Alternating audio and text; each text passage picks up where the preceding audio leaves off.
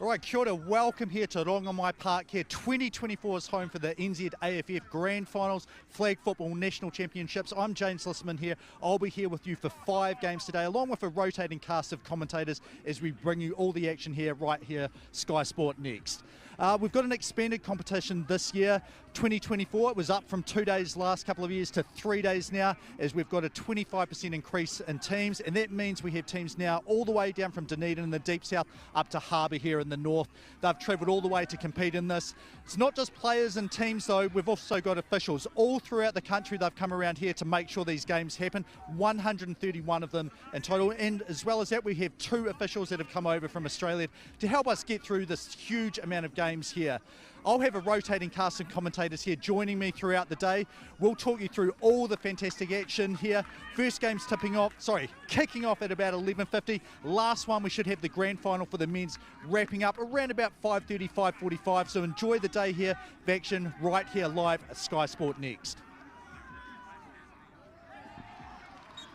Right, kia ora. We're now in the broadcasting truck here. James Lisman along with Adam Blake, and 5 games in a row, 5 for me. You only have to do 1 of them here though, Adam. What are you looking forward to seeing between these 2 teams here that have made it through to the Legends Grand Final? Yeah, it's a pleasure to be here, James. I'm looking forward to watching these guys all weekend. They've been sort of the energy of the competition. They're out there and showing everyone that they're not past it just yet. And they still got a little bit left in the tank. So I'm looking forward to seeing some of these older gentlemen rumble down the field, mate. Yeah, no, the only bad thing about this from my perspective is this is the grade for me, but when I'm officiating, when I'm commentating, it means I'm not going to be out there on the field as well. So, you know, I'd love to have like a Masters competition at some other point. And how about these guys here that we just saw on screen, the Tauranga Tridents? You said they've made it through to 4 of the semi-finals in each of the grades that are being offered, the 4 grades, and there's actually a chance that they could finish top 2 in all the grades.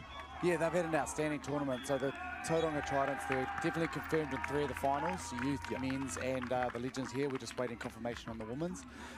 Hell of a tournament for those guys. And, you know, Tauranga Tridents have only been around for maybe 2-3 years. It's awesome to see the growth of the club, and that's just a testament to the growth of the sport in the country at the moment. No, it definitely is. They picked the right time to jump on the wave with the Olympics, Los Angeles 2028, flag football being there in New Zealand. We got on the curve pretty ahead of the curve, so we've got a chance to actually be competing there for a medal. We can just see in the white hat there, referee for this Legends Grand Final, Rob Goodman. He's going to be joined by Roy Tinai, Ben Freeman and Nefa James as the officiating crew for this game here. And it looks like they're just discussing, like, what are the rule changes here, because it goes from just straight running clock to now we actually have a proper coin toss. You know, to decide who starts with the ball and which way you're going, and then a bit of stop clock stuff which can make it a bit more tactical towards the game. Yeah, absolutely. You know, when you're stopping the clock inside those 2 minutes, you can almost create a couple of extra positions for both teams. So really important that you understand the rules and how you're going to use your timeouts, whether you want to start with the ball, you want to be defense first. So many things can dictate a game, and when flag football can change in, you know, an instant, it all comes down to those finer things, especially in a final with 2 great teams here. No, we're really looking forward to this, and a good, strong we've got 5 good, strong officiating crews, and that's what you need. You don't want any sort of contentious or 50-50 call where you're like, I'm not really sure, so I'm taking my best guess at it. So having people that work really well together, understand the positioning to get to be able to help each other out and make accurate calls. So I think we're in for a treat of games here. Who's your pick for this game, though, Adam? Oh, that's tough. That's tough. I know a lot of the guys on both sides, and they've been the pick of the tournament so far, both these teams. But I'm going to lean the way of the Tridents. Yep. Just watching a few of their games, they've been pretty exceptional, and definitely a player to watch is the centre there, Alex Hatwell. He's showed up on highlight reels all over the place, and he's been barnstorming down the field, mate. So, but yeah, could go either way, but I'm going to lean Tridents on this one. Yeah, I had some trouble looking at the results. I think it was a 14-33 game. Wolves favour, I think, but then the Tridents were the #1 seed going into the semi-finals. So they played each other once in pool play. Then they both obviously won their semi-finals. Tridents beat AFC, which was, I think, as we just see the coin toss there from referee Rob Goodman. And it looks like the Wolves have won. And both said we want to go this way and that way, but no, the actual decision is, do you want the ball first or second half? If you win the toss, and then the other team gets to decide which way they're going to go. The 2 captains there, CJ Berry for Wellington, he's a stalwart of the flag football Wellington, and he's had a lot to do with their successes over the last few years. And on the Tauranga side, you've got Sean Hatwell there, who's been heavily involved in the Trident success too, him and his brother Alex. And Sean is also the manager of the New Zealand Mako, so I no doubt he'll be trying to put some film on tape here so he can show the boys when they get into camp next month. No, that's I mean, it's called a Masters grade, and Legends grade, but kind of the Masters age group. But as you're saying, there's a whole lot of connections to the New Zealand national teams. This is not going to be walking up and down the field. There will still be some bombs, and I mean, it really is. Like any grade of flag football, you're trying to pick where your advantage is. If you've got a one-on-one matchup or a gap in a zone that you can attack. And these guys, with the experience, will be really, really good at that. And then I think there'll be some guys which will surprise, or maybe not, seeing as they've played each other, but athleticism will surprise you, especially with these guys knowing this is their last day. Like, they can go all out and ice up after this. Well, I mean, these guys are veterans, right? They've been around long enough to understand how to look after their body, get themselves right for the final. Yep. They've probably been holding themselves back a little bit just in case they were playing in the big one. So for them, they've probably got the week off already for next week to recover. So they'll be leaving it all around the field, no doubt. I think that is a fantastic idea. Not the case for me. I'm back at work tomorrow. But, yeah, my legs are sore. Partially, I knew that was going to happen, but just standing out there, 131 games. So we're getting down to the final, probably 20 or so in today's action. You can see, I think the semi-final for the men is still on behind this field, which you'll see in the background, bits and pieces, and that's what the cheering is before this one kicks off. But looking like we're getting very, very close to game time here, and it is going to be Tauranga starting with the ball at their own 5-yard line. They'll have first and half, 4 downs to try and get there. And in this situation, do you normally have, a script for the first couple of plays, or you like, we'll just see how they come out and then adjust on the fly? Generally, from personal experience, we like to have a couple of plays lined up ready to go, and that way we know when we get into the field and into the huddle, we know what we're going. So as we get underway here, as we say at the centre. Yeah, and there's the nice reach there. So the flag was grabbed, but it's not actually the flag where that's grabbed, where the markers, you can see just there at around about the 11-yard line, so a gain of 6 there. It's where the ball is when the flag is grabbed. So if you're looking at American football, contact there, this will be second and half. We'll just get that graphic fixed up for you very soon. It's where you're tackled, where you hit the ground, where the ball is here. In flag football, it's where the flag. So a 4-pass there, just the underhand pitch, and the flag is grabbed there. Short gain there, round about 4 yards. So they'll be 3rd down and halfway here. Round about 15 yards to go to try and get a first down there. It's Chris Caudry, the offensive coordinator for the New Zealand Mako, so he'll have a big say in the plays that are being called today.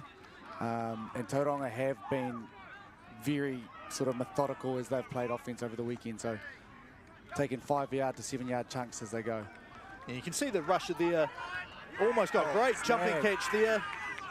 And then the turn up field, and yeah, you are best to keep on running until you're 100% sure that you've been deflagged there.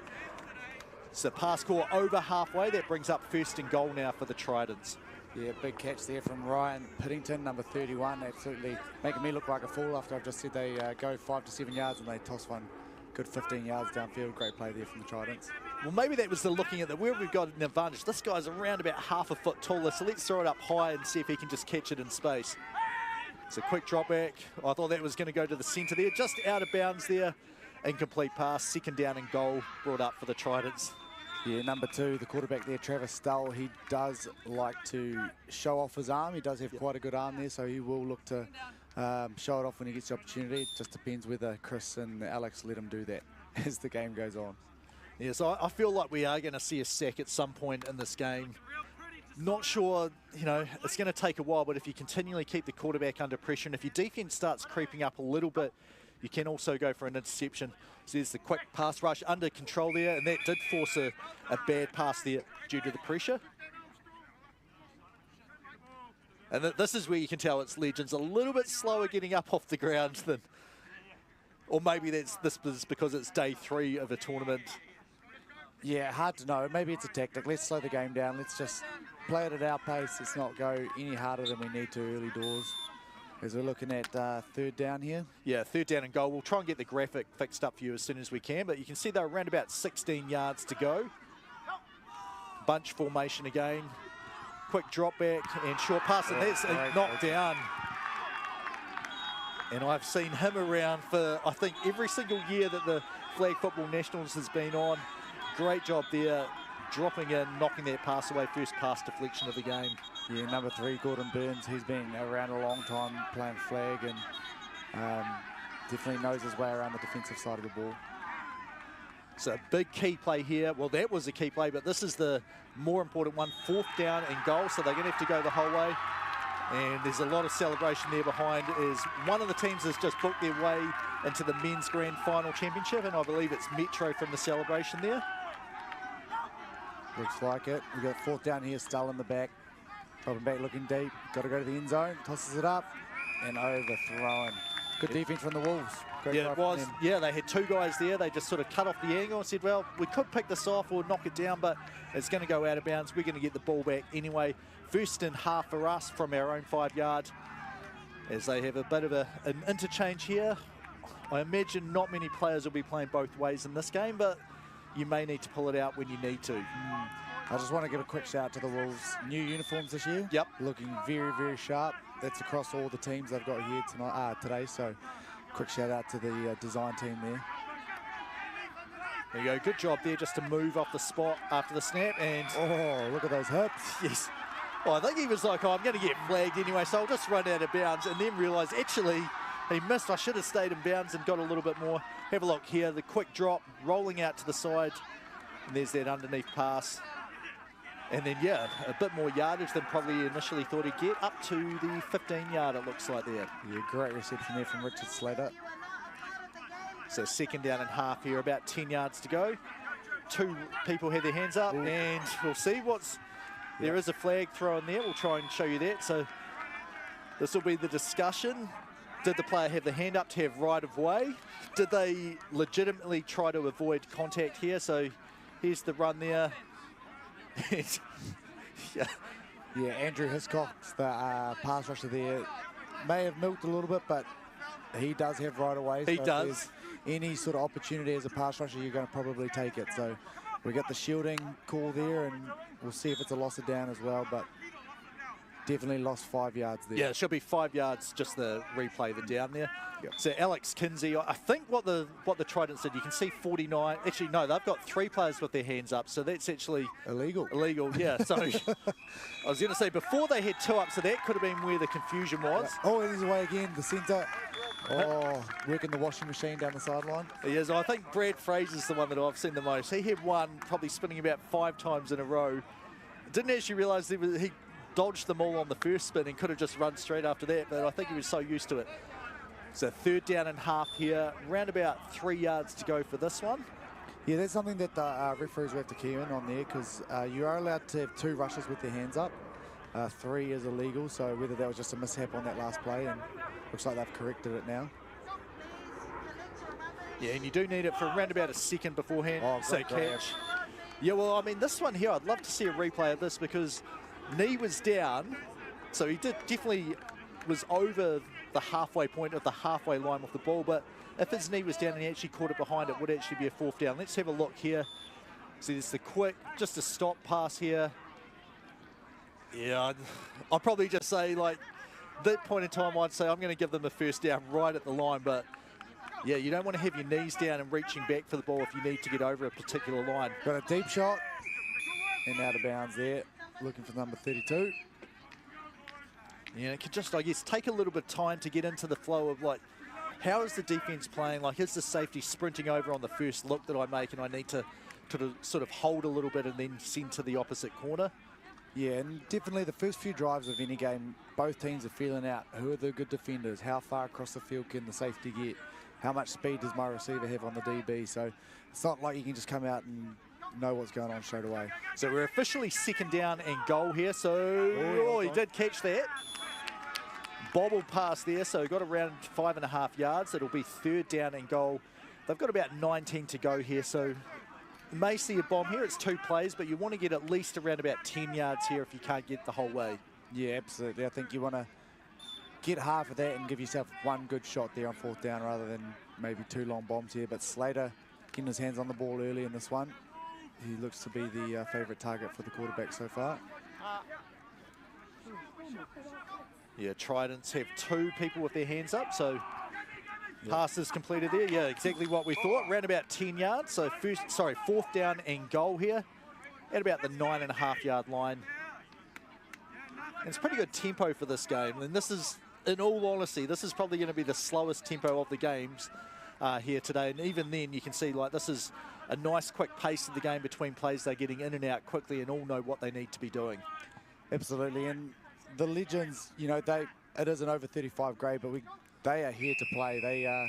They want to be a part of this and they want to win these games. They take it very seriously once the whistles, you know, between the whistles and inside that 40 minutes, they take this very seriously as we have an offside penalty. Very rare this. I called one yesterday, so offsides on the offense. It's usually when you've actually lined up well ahead of the ball, the line of scrimmage. So this will be 4th down and goal from around about the 14.5-yard line here. And I should have told Rob before the game, the referee there, that this field's actually really nicely marked, so you don't have to pace it out. You can actually just look and see where you've got to. So 4th down play here, 2 potential rushes, 1 coming. And the pass is up high, and it is intercepted, so a chance for Tauranga to return it here, and they do just that, getting deflagged, I think around about the 11-yard line there, so good decision to run that back after getting the interception. Yeah, Ben Reynard on the pick there, number 30. Probably have to say that one was a bit of a gift, falling from the heavens there, and able to get himself out to the 10-yard line. Good starting position for the Tridents offense. Yeah, it was the pressure from the pass rusher that just forced the throw to be earlier and shorter than desired. You probably would have wanted it to go to the back of the end zone to fall incomplete if you can't get it. Instead, it did give the Tridents a chance to catch it and make a bit of yards. So 1st and half for them, a little bit shorter than they normally have to go here. There's the quick out, the spin, and you do have to be very careful when your hands are down low. Even if it's a natural motion, if it makes it hard for the defender to grab the flag, you can be whistled, well, have a penalty thrown for that. Yeah, it is hard. When you get in that spinning motion, you just want to throw your hands around a little bit. Got to keep that ball high, as not to defend your flags from the defense trying to get a rip there. Number 44 with the catch, Josiah Hansen. So 2nd down and half now. Double snap, no, it was a sideways, well, backwards lateral there. I thought they were going to pitch it back and see if they could run. Instead, he just popped it forward a little bit of yards there. 3rd down and half brought up. And pretty short here, only 3 yards. So in this situation, what would your team be doing here, Adam? 3rd down, we'd have a play where you can hit the long shot, yep, but also take something sort of in that intermediate range, knowing that you got 4th down to come back and get that 1st down. You want a great position here to take a shot, see if you can't get halfway to the goal line. So there's the snap. They just go for a short one. And Chris is going to make a few people miss. Caudry, number 35. I am amazed at people wearing beanies, and like the weather is like been crazy here. Like we had torrential downpour yesterday. Just before I started filming the opening, it was beautiful sun. Then the rain started, then it went back to sun. It is hot regardless, and a beanie, I feel like I'd be overheating if I was out there running around with that. But 1st down, goal here.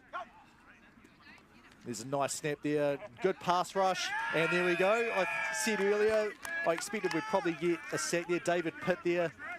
I feel like I mentioned his name a lot last year. Yeah, David, he's a good pass rusher, and one of the things you won't see here turn up, but he gets the pass rush against Jackson Tahuki at training for the Wellington Wolves, and Jackson is one of the best quarterbacks in New Zealand at the moment, part of the New Zealand Mako squad. So he gets to go up against that talent, and he's sacking Jackson, comes down to a Masters level, and you know, it feels easier, right? Probably his training is doing him the world of good.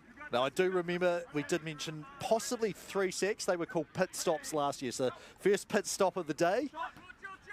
So even though that went behind halfway, it's still an end goal situation. So despite getting around about halfway there, this will be a 3rd down and goal. You can hear people saying you've only got to get halfway. That's not the case. No, they've got to get at least half of this here. Don't really want to have a deep shot on 4th down from this position. So get yourself to the 15, you'd be happy with that. See if they got something over the middle. Oh, well, that's absolutely not what you want to have happen. And a chance here. All the way. Yeah, so we had a pass deflection early in the game here.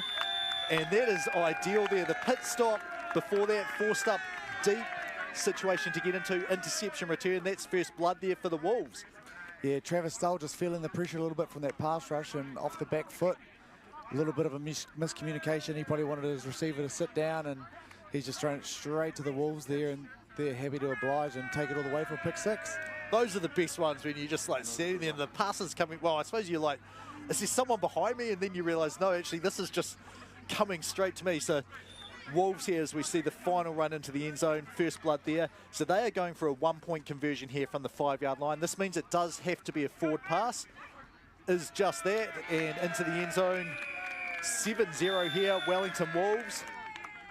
Ideal, well, not the ideal start. Both teams weren't able to find pay dirt there, but they get the key stop and return for 6 points, tacked on one more there as well.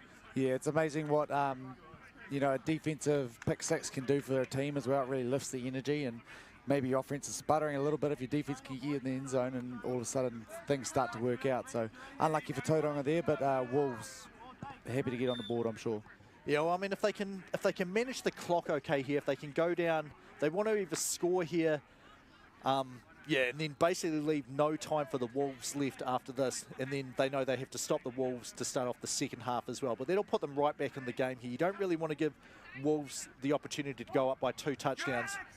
And good catch there, losing his balance, so it'll be down around about the 11-yard line there. Alex Hatwell, he's had some safe hands all weekend, number 13. Bit of confusion. There is confusion in the public whether that is Alex or Sean. Can confirm that is Alex. Right. Sean, you will only find Sean on the defensive side. Stays away from the offensive side of the ball. Is that hands related, do you think? Oh, I don't want to go that far. I don't want to get involved in that. But okay, all right. Potential. Let's put it in. Is it who's better at reacting to stuff, and who's better at knowing, like, this is where I need to run to? More clinical, I guess, is probably the way you could do. Quite possibly. There he is again. And good point there. You see Hatwell reach the ball out as he's about to get ripped. Sometimes, if you know you're going to get ripped, if you just extend, there's an extra couple of yards for your team, and rather than making someone miss. Yep. Great way to get some more yards. Now, the only thing you have to be careful with that in flag football is you're not making it hard for people to grab your flag. So if there's someone right in front of you, you can't basically use the ball to make it hard for them to grab the flags as well. But you could see there, he was through the gap there, knew he was probably going to be flagged from behind, and then just reached out. So 3rd down and half, around about 6.5 yards to go. Quick drop and set, and that was a pretty looking spiral, but there was no one in the vicinity there. Falls harmlessly, bringing up 4th down. So big key play here. Yeah, it's amazing as well. Like, we've had 3 drives and we're at 15 minutes in the game as well. How quickly that 20 minutes can disappear when teams are taking a lot of downs to progress down the field, and yet we're sitting at 7-0 on a defensive pick six. I'm just wondering if the Tridents will go to any 2 QB sets. They had that one sort of sideways pass but didn't throw it back, and just to see if they'll do that to slow down the pass rush, the pit stop. Just a regular drop back, quick pass there. Did reach 4, but he was short about 1.5 yards, so turnover on downs here. Wolves, awesome situation for them here. If they can score here and they get the ball back to start the second half, they will be feeling very, very good. Tridents, key stop is needed by them here.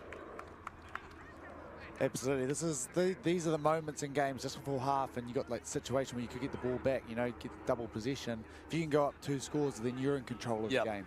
If you let a team hang around within 7 to 8 points and it's only a 1-score game, anything can happen. Flag's a crazy game, right? So big opportunity for the Wolves, and important that the Tauranga defense steps up here. So we are looking like an underneath pass. It is just that. So smart. I mean, if I'm the Wolves, that's exactly what I'm doing. I'm looking for short, safe passes. Worst case, we just run the clock out and we don't give Tauranga a chance to get any points on the scoreboard. Best case, we actually get all the way down and get a chance to score, and they still don't get the ball back. But safe passes, you know, worst case, you want to be up 7-0 and getting the ball back to start the second half. Yeah, absolutely. And 4 minutes is a sort of a great length of time to have a full 8-play drive. You can milk a lot of the clock, so there's no need to hurry. Plenty of time for them to go down and score. And they're kind of saying to Tauranga, if you're going to give us number 5 Slater open all the time, we'll keep taking it. Because they miss out on the pass there. But until a defense takes something away, you might as well keep going to it.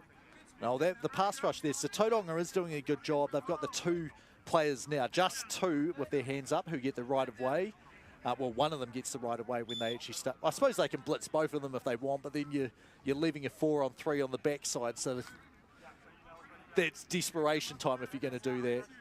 Yeah, no need to panic. I mean, 7-0, plenty of football left to be played. Just want to go through your process. As Slater's hit over the middle again. Oh, good rip there. Yeah, great defence to rally to the ball there, getting the flag. 2-minute warning, just the call there. So we're about bang on with the clock. So that will stop officially, and then in these games we should now be stop clock on, I think, out of bounds and incomplete passes. So this last 2 minutes can take a long, long time if we have incomplete passes. We'll try and do our best. We do have a game clock over there on the opposite side of the field, which they've tried to set up to be the official clock for the game. And we'll just see if we can. So that at the moment is 2 minutes, and that'll be counting down if we're right. So double backwards pass. Legal as long as that's behind the line of scrimmage, which it was. And that, you know, teams do that to sort of, well, what does your team do there? I know you guys are one of the almost originators of the double back pass. Oh, definitely not the originators. We've stolen that, and but 2 reasons is it allows our quarterback to run. Yep. As soon as he gets a second pass, then he can take off if he likes it. Also kills the clock for the throw. Yep, Instead of there being a 7 7-second limit, yep. You can take your time. It just makes the defense have to pause for 1 second. If that creates an opportunity for someone to run deep because they're looking at the 2 quarterback stuff, then that's why we do it. So plenty of reasons, and those reasons pop up differently throughout different games. So anyway, that was, we had it down as 3rd down. It was actually 4th down and half. So that was actually a turnover on downs. It's now 1st and half for the Tauranga Trident. So they got exactly what they needed. They have a bit of time here, just inside 2 minutes, I think, after that incomplete pass. Here we go, the first snap, looking for a relatively deep one. Round about halfway, great catch there. And it was flagged, lost his balance after that. So 1st down and goal, ran about 16 or 17 yards to go there. It's a great grab from Josiah Hansen there. The big 4-4. Alex Stull just standing strong in that pocket, not affected by that pass rush. It's a big play when your clock's ticking. Short time to get down and give yourself a shot at the end zone here. Well, I think Tauranga's advantage is probably the hot, you know, those not jump balls, but those passes where the defense can't really go up to contest. So if you can find 44 in space, he is the one that they're going to be looking for. So quick dump pass there. Nice grab there. A bit of yards, so that brings up 2nd down and goal. Ran about 11 yards to go. And clock will be one of the issues here. Just to keep an eye on that, making sure you're aware you're not Tauranga's point of view here. They want to score as by far number 1 what they want to do, but they want to make it as hard as possible for the Wolves to come back into this game and have a chance to score again. So there's the snap. Pitt is rushing again. Gets there and deflagged at about the 8-yard line. Yep, now, and both teams have a timeout. They may even have 2 in the... Yeah, I need to double check that. So, I mean, there's plenty of time. You can call a timeout where you think fit, really talk about the plays you want to have. So even if they're ripped short and inbounds here, they can call a timeout and have 4th down and goal. So 2 plays at the end zone here. So you can just see Pitt with his hand up. You know he's coming. I think we'll be surprised if he doesn't come on a time. Roll out there. What a pass. Grab. And his knee was down. Yeah, that's a great spot there. So half a yard short, 4th down and goal. And this is where, if I was Tauranga here, if there was, you know, a reasonable amount of time, I'll probably run the clock down. You see the catch there, knee down. And unlike the NFL, it's when the knee is down, same as college where the ball is at that point. So 4th and goal, a forward pass is needed. And, well, that looked like in this... right now, I'd say taking that timeout would have been what you needed to do to make sure you're on the same page there. Yeah, I totally agree. I think in that situation, they obviously had a play that they wanted and it didn't come off, so you got to live with that sometimes. But I think a timeout in that situation just to go, what's our best play? What's the play we want to run? Because that's a big stop from the Wellington Wolves there. It is, it's huge. Defense coming up huge. And it's probably one of those, you know, like, you go in practices, what is the most boring thing in practice? From my experience, it's working on snap and handoff, snap and handoff. You see there, if you don't do it though, they were probably, let's bring this guy in motion. They'll think we don't know the rules, and then he's just going to pop it.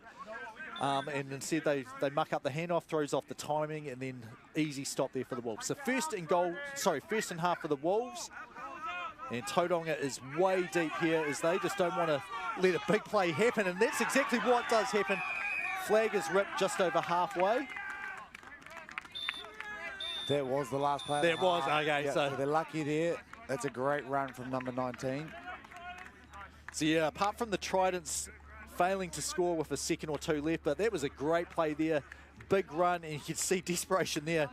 The diving flag grab, and that was just enough. Otherwise, it might have been a touchdown and just would have been best case scenario for Wolves, worst case scenario for the Tauranga Tridents. But anyway, we're stopping half number 1. We'll be back here in a handful of minutes. Tauranga on 0, Wellington Wolves on 7. We'll be back very soon.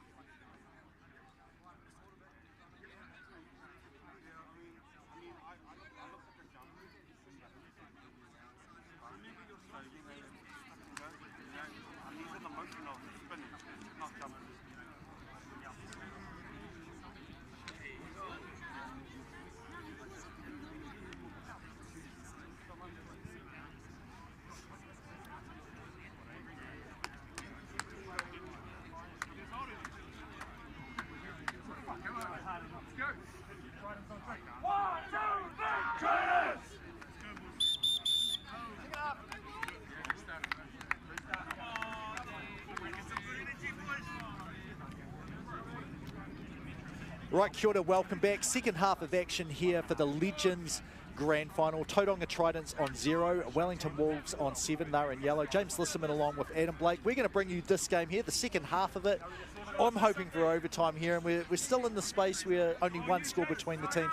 We do have a chance for that, but it is the Wolves. They've got the ball here to start the second half. First down and goal at their own 5-yard line. And a little bit of nerves there. Not sudden enough for a false start. And then that's their easy money play, isn't it, there? Yeah, Slater's been in great form in this game, catching everything that comes his way. His quarterback, Scott Walker, can't get nothing from him apparently. So, like I said in that first half, if the Tridents aren't going to take away number 5, might as well keep going to him. Yeah, it's a nice, I mean, I don't think I've seen him drop a pass. Like anything which is catchable, he's getting his hands on it and making that first. And then gets like more yards than what you think. Look at him like, I'm open. Well, something like, yeah. Remember, I don't drop it. If you pass it to me, I'm going to catch it and get some yards. Yeah, it's interesting. I'm trying to figure out exactly what sort of defense Tridents are running. They've got their 2 rushers on the left side. I think they're interchanging who's actually going. But and you've got big Sean Hatwell playing single high safety over the top. So very interesting defense that they're running here. And I haven't seen Wellington go deep yet, so you wonder whether they might make a change there. Yeah, it does almost seem like the, kind of like the Baltimore Ravens. We're just going to drop back into zones, try and force the short pass and then rally to the ball. But, I mean, like even that was a pretty easy pass, whole lot of yards there, and it's ideal situation for the Wolves. Almost at halfway here, so they've got the chance for a half-yard pass to get a first down or a run, or they get the chance of the deep shot. Sorry, one yard to go. Absolutely, I think you referring to Sean as the Ed Reed of the Tauranga Tridents defense. He'll take that one every single day of the week. But yeah, it is something, when you give up a 5-yard pass, you don't want them to be running for another 10 after the catch. You're going to be swarming and getting that rip. So big down here. So they go short. CJ Berry, calm, collected, and straight back to Slater. Yeah, no, well that's easy first down. That's where I'll be going, like, right, who's the guy that catches everything and he doesn't need a whole lot of yards? Wolves knowing here, if they can get a score here, they'll be like feeling like we're close to getting the engraving, putting on that trophy, guys. Yeah, big 4 downs coming up for both teams here. Wolves, if they can go and make it a 14-point game, you can put it into cruise control. Whereas Tauranga, if they can keep it to 7, they just give their offense a chance. There's Slater with another catch. And he just keeps moving those hips and keeps making people miss.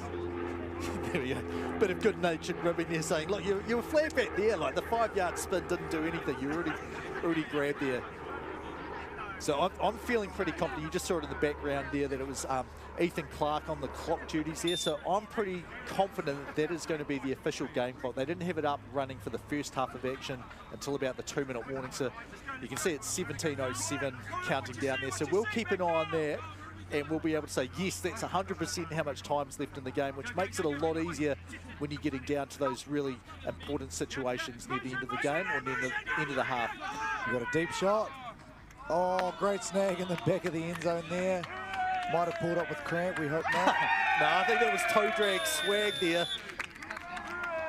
And I'd like to see a birth certificate. I'm not sure if that's the 35-year-old person who's able to manage that. So there's the deep pass to the corner. Kalen Everest, great snag in the back left there. He's the one who had that great run to end the first half there. Great pass, great catch, great football. Yeah, so a difference between NFL and, well, basically college, flag, international football. We only need 1 foot down to have a completed catch. NFL's 2, so he definitely got the left down. I'd say the right was probably a little bit late, but it doesn't matter in this one there. Great grab, great body control and awareness to be able to get the touch. Big extra point here, and wide open Slater in the middle. He's been making his living there today. Well, if it's, I'd say anywhere up to about 7 yards, he's a safe bet to throw the ball to. 1-point conversion there, good for the Wolves. So 14-0, just under 16 minutes to go here in the game. Tridents, this is pretty much, they've got to score here, otherwise they're going to be finding it very, very hard to, they need some, some turnovers and lucky breaks to go their way. Yeah, still plenty of time now. They can just go down and make it a 1-score game again. But like we said in the first half, the game can disappear on you pretty quickly, and before you know it, that 20 minutes is over as we have a couple of misrips there. Big number 31, Ryan Piddington. I mean, the hardest thing I find as a referee, sometimes they make the pop sound, and then I'm like, oh, well, he was popped, and then I'm like, oh, actually, the flag's still on there. It somehow didn't come out but made the noise. So I tend to wait a second or two, and that's why I don't blame players to keep on running after they have been flagged, just to be 100% sure. Absolutely. Second down here from Tridents. They're looking deep for it. Oh, and it's picked off. There he is again, making plays on both sides of the ball. Well, Everest. Yeah, I said there probably wouldn't be many people playing both sides. I guess when you've got the toe drag swag and an interception, let's have a look here. Jumping, yeah, he definitely got 1 down in the second. Did step out of bounds after that. Have a look at this here. Down the sideline. 2 grabs, feet in. Yeah, I can't see when he stepped out, but it must have been, I think it was right after the catch, 1, 2, and then stepped out on the 3rd one there. Yeah, that's a big play for the Wolves. Great opportunity now to go and ice this game, going up 3 scores. Tauranga just looking for the deep shot, looking to get back into the game. Taking a shot to their wide receiver, Chris Caudry. Not coming off. You see Wellington going to the fake 2 QB play and a deep shot to CJ Berry. Looks like Wellington's found their groove now. They have now. Like Tridents, I think, are going to have to alter their defensive strategy and just, they've got to get something where they're getting pressure and getting stops. But Wolves look like they've solved this puzzle here pretty convincingly so far. Yeah, they've gone, and this is the beauty of flag. Within 40 minutes, you're playing games within games, right? And you've been hitting Slater in the middle underneath, and now all of a sudden we get these 2 QB plays and we're taking deep shots. You manipulate the defense, and when you're up 14, you get to open the playbook a little bit. Well, I mean, yeah, exactly. You could be like, what's the worst thing that can happen? We throw an interception that's returned for a touchdown, and we still have the lead. There's a fumble there. Fumbles in flag football, immediate dead. And the only decision here is, did the quarterback have control and then fumble it, in which case it'll be back there, or did he never really catch it, in which case it'll go back to the snap? And that looks like what will have happened. Calling an incomplete. So down there, I just missed the number. I believe it's not 3rd and half. I think it's 2nd down and goal here. So quick fake shovel, and Good pressure there from number 48 on the defensive side there, Philip Rubino. Putting some pressure on Slater. It's the first time I've seen Slater on a shoot there, so good pressure from the Tauranga defense, especially as we have 3rd and goal here. Big stop for them coming up. Yeah, I'd like to see if that ball actually got knocked out of his hands like that. You're just expecting him to make those passes there. He's just hands, I won't say the opposite of stone hands, just he doesn't have stickum on him, but that's pretty much how he handles his business. Yep, Tauranga Tridents showing 4 across with 2 rushes in the middle. One of them coming, they're playing some sort of diamond defense. It's going up, and it falls harmlessly to the turf. Yeah, well, they were in a pretty good position there. It looks like the Wolves actually mucked up. You can see the 2 players there discussing, like, hang on, you weren't meant to be in this spot because that's where I was. Yeah, Tridents had a chance to actually get a pick there if they could react to the pass a little bit faster. Yeah, but good opportunity here for Tridents. If they can get a 4th down stop here, it's still only a 2-possession game. Anything can happen. Whereas the Wolves, they get in here, that's one hand on the trophy. So big down coming up. I think if you're the quarterback of the Wolves, you're probably looking for Slater at the front of the end zone or CJ coming around the back, I reckon. There we go, the snap's good. Just moves off the spot. Yeah, you said the back of the end zone. Look at that. He loves it. Just as it was drawn up, oh, that's not what we want to see. Slater going down. Yeah, so the clock has stopped there. Officials timeout just to check on the medical needs here. Here's the drop back here. The pass as he's fading to his left, and you can see there, yeah, the collision just behind there. You know, hopefully it's just the upper leg there that's a bit sore. Yeah, hopefully nothing too serious. You never want to see an injury at any level or form of the game. But he's walking off on his own accord, so hopefully just a stinger there, hopefully a knee into the thigh. You know, I'm wondering, like, even if he can come back, does he want to keep playing as centre where you're having to bend down? I think now that the team's up 3 scores, you probably bring in your backup centre and just wind the clock a little bit. But there, going back to that play, CJ from the slot working his way to the back of the end zone. Good coverage. There was plenty of Tauranga defenders away, but CJ just the taller player on the field and got up and went and got it. I should have checked this if we had, well, if I had time, I would have. Yeah, wide open pass there. Just great play call, good execution from the Wolves. 21-0. I think we could probably, I think Wellington could be engraved now, and we'll just leave the Wolves until the end of the game. But under 9 minutes to go here. Sorry, under 11 minutes to go here. It's going to be almost impossible for Tauranga to come all the way back and force overtime here. Yeah, look, it's going to be tough. They need to probably get into a little bit of tempo here. Avoid huddling. Just when you get a catch, get to the middle of the field, get the ref the ball, and just call your plays. You want to sort of score now with 12 minutes on the clock, so 8 minutes left, and at least then you know you can probably get 2 stops with your timeouts included, all the clock stoppages and that. But the first things first, they got to get on the board. Yeah, they do. Like, I think I'll probably be playing it, like you said, around halfway. You're looking for the deep read first and then come back to a short one if it's not there. I mean, you can't throw an interception, so that's number 1. Pitt's looking like he's ready to come again. He's only had 1 stop today. If he gets another one here, there would be a chance for a safety. Quick pass, though, that negates the chance of that. Good hands. Grab there. About a 6-yard gain on the play. Yeah, Caudry obviously heard what you were saying in that first half, and he's swapped the beanie out for a backwards cap.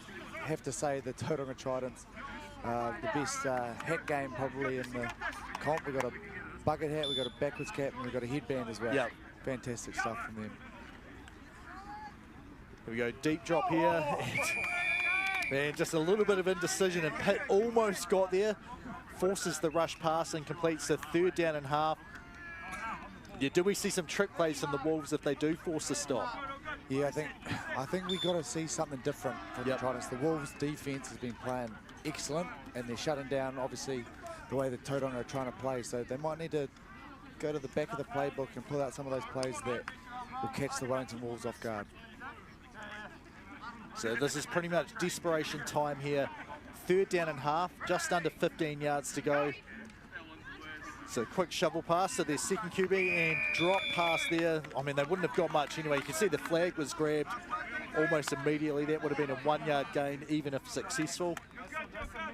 But yeah, I probably would have gone to the 2 QB stuff just to see if you can slow down Pitt a little bit, and that might give you the time you need to get someone open further down. So I think there's a few spots of rain, it looks like, have come in. It's nice for me now. This time I'm inside. Yesterday had to grab the hairdryer to dry out my cleats after a couple of games, and just a downpour. There's a deep pass. Looks like it's going to be a little bit out of bounds, and it is just that. Good coverage. Yeah, Wolves have been excellent on the defensive front. Forcing a 4th and long, never easy for any team to convert that. But they've locked down the receivers and known exactly what was coming, it looks like. So full credit to the Wellington Wolves defense there. Yeah, the weather's been a bit crazy all weekend. We've got 4 seasons. We've had some hot weather. We had torrential rain yesterday, and in the space of 45 minutes it clears up and the sun comes out again. So never know with Auckland, but hopefully it stays dry for our finals throughout the day today. Yeah, I hope so as well. So you just saw the body language and the faces of the two teams. The Wolves like really happy. Like I think we're going to see some exciting plays here. Tauranga, you can tell they're like, man, we did an awesome job to get this far. Relatively new club, all teams in the top 4, and a chance for all 4 of them to be in the top 2. But this is not going their way this game here. So okay, that's not a trick play. That's just a regular play there.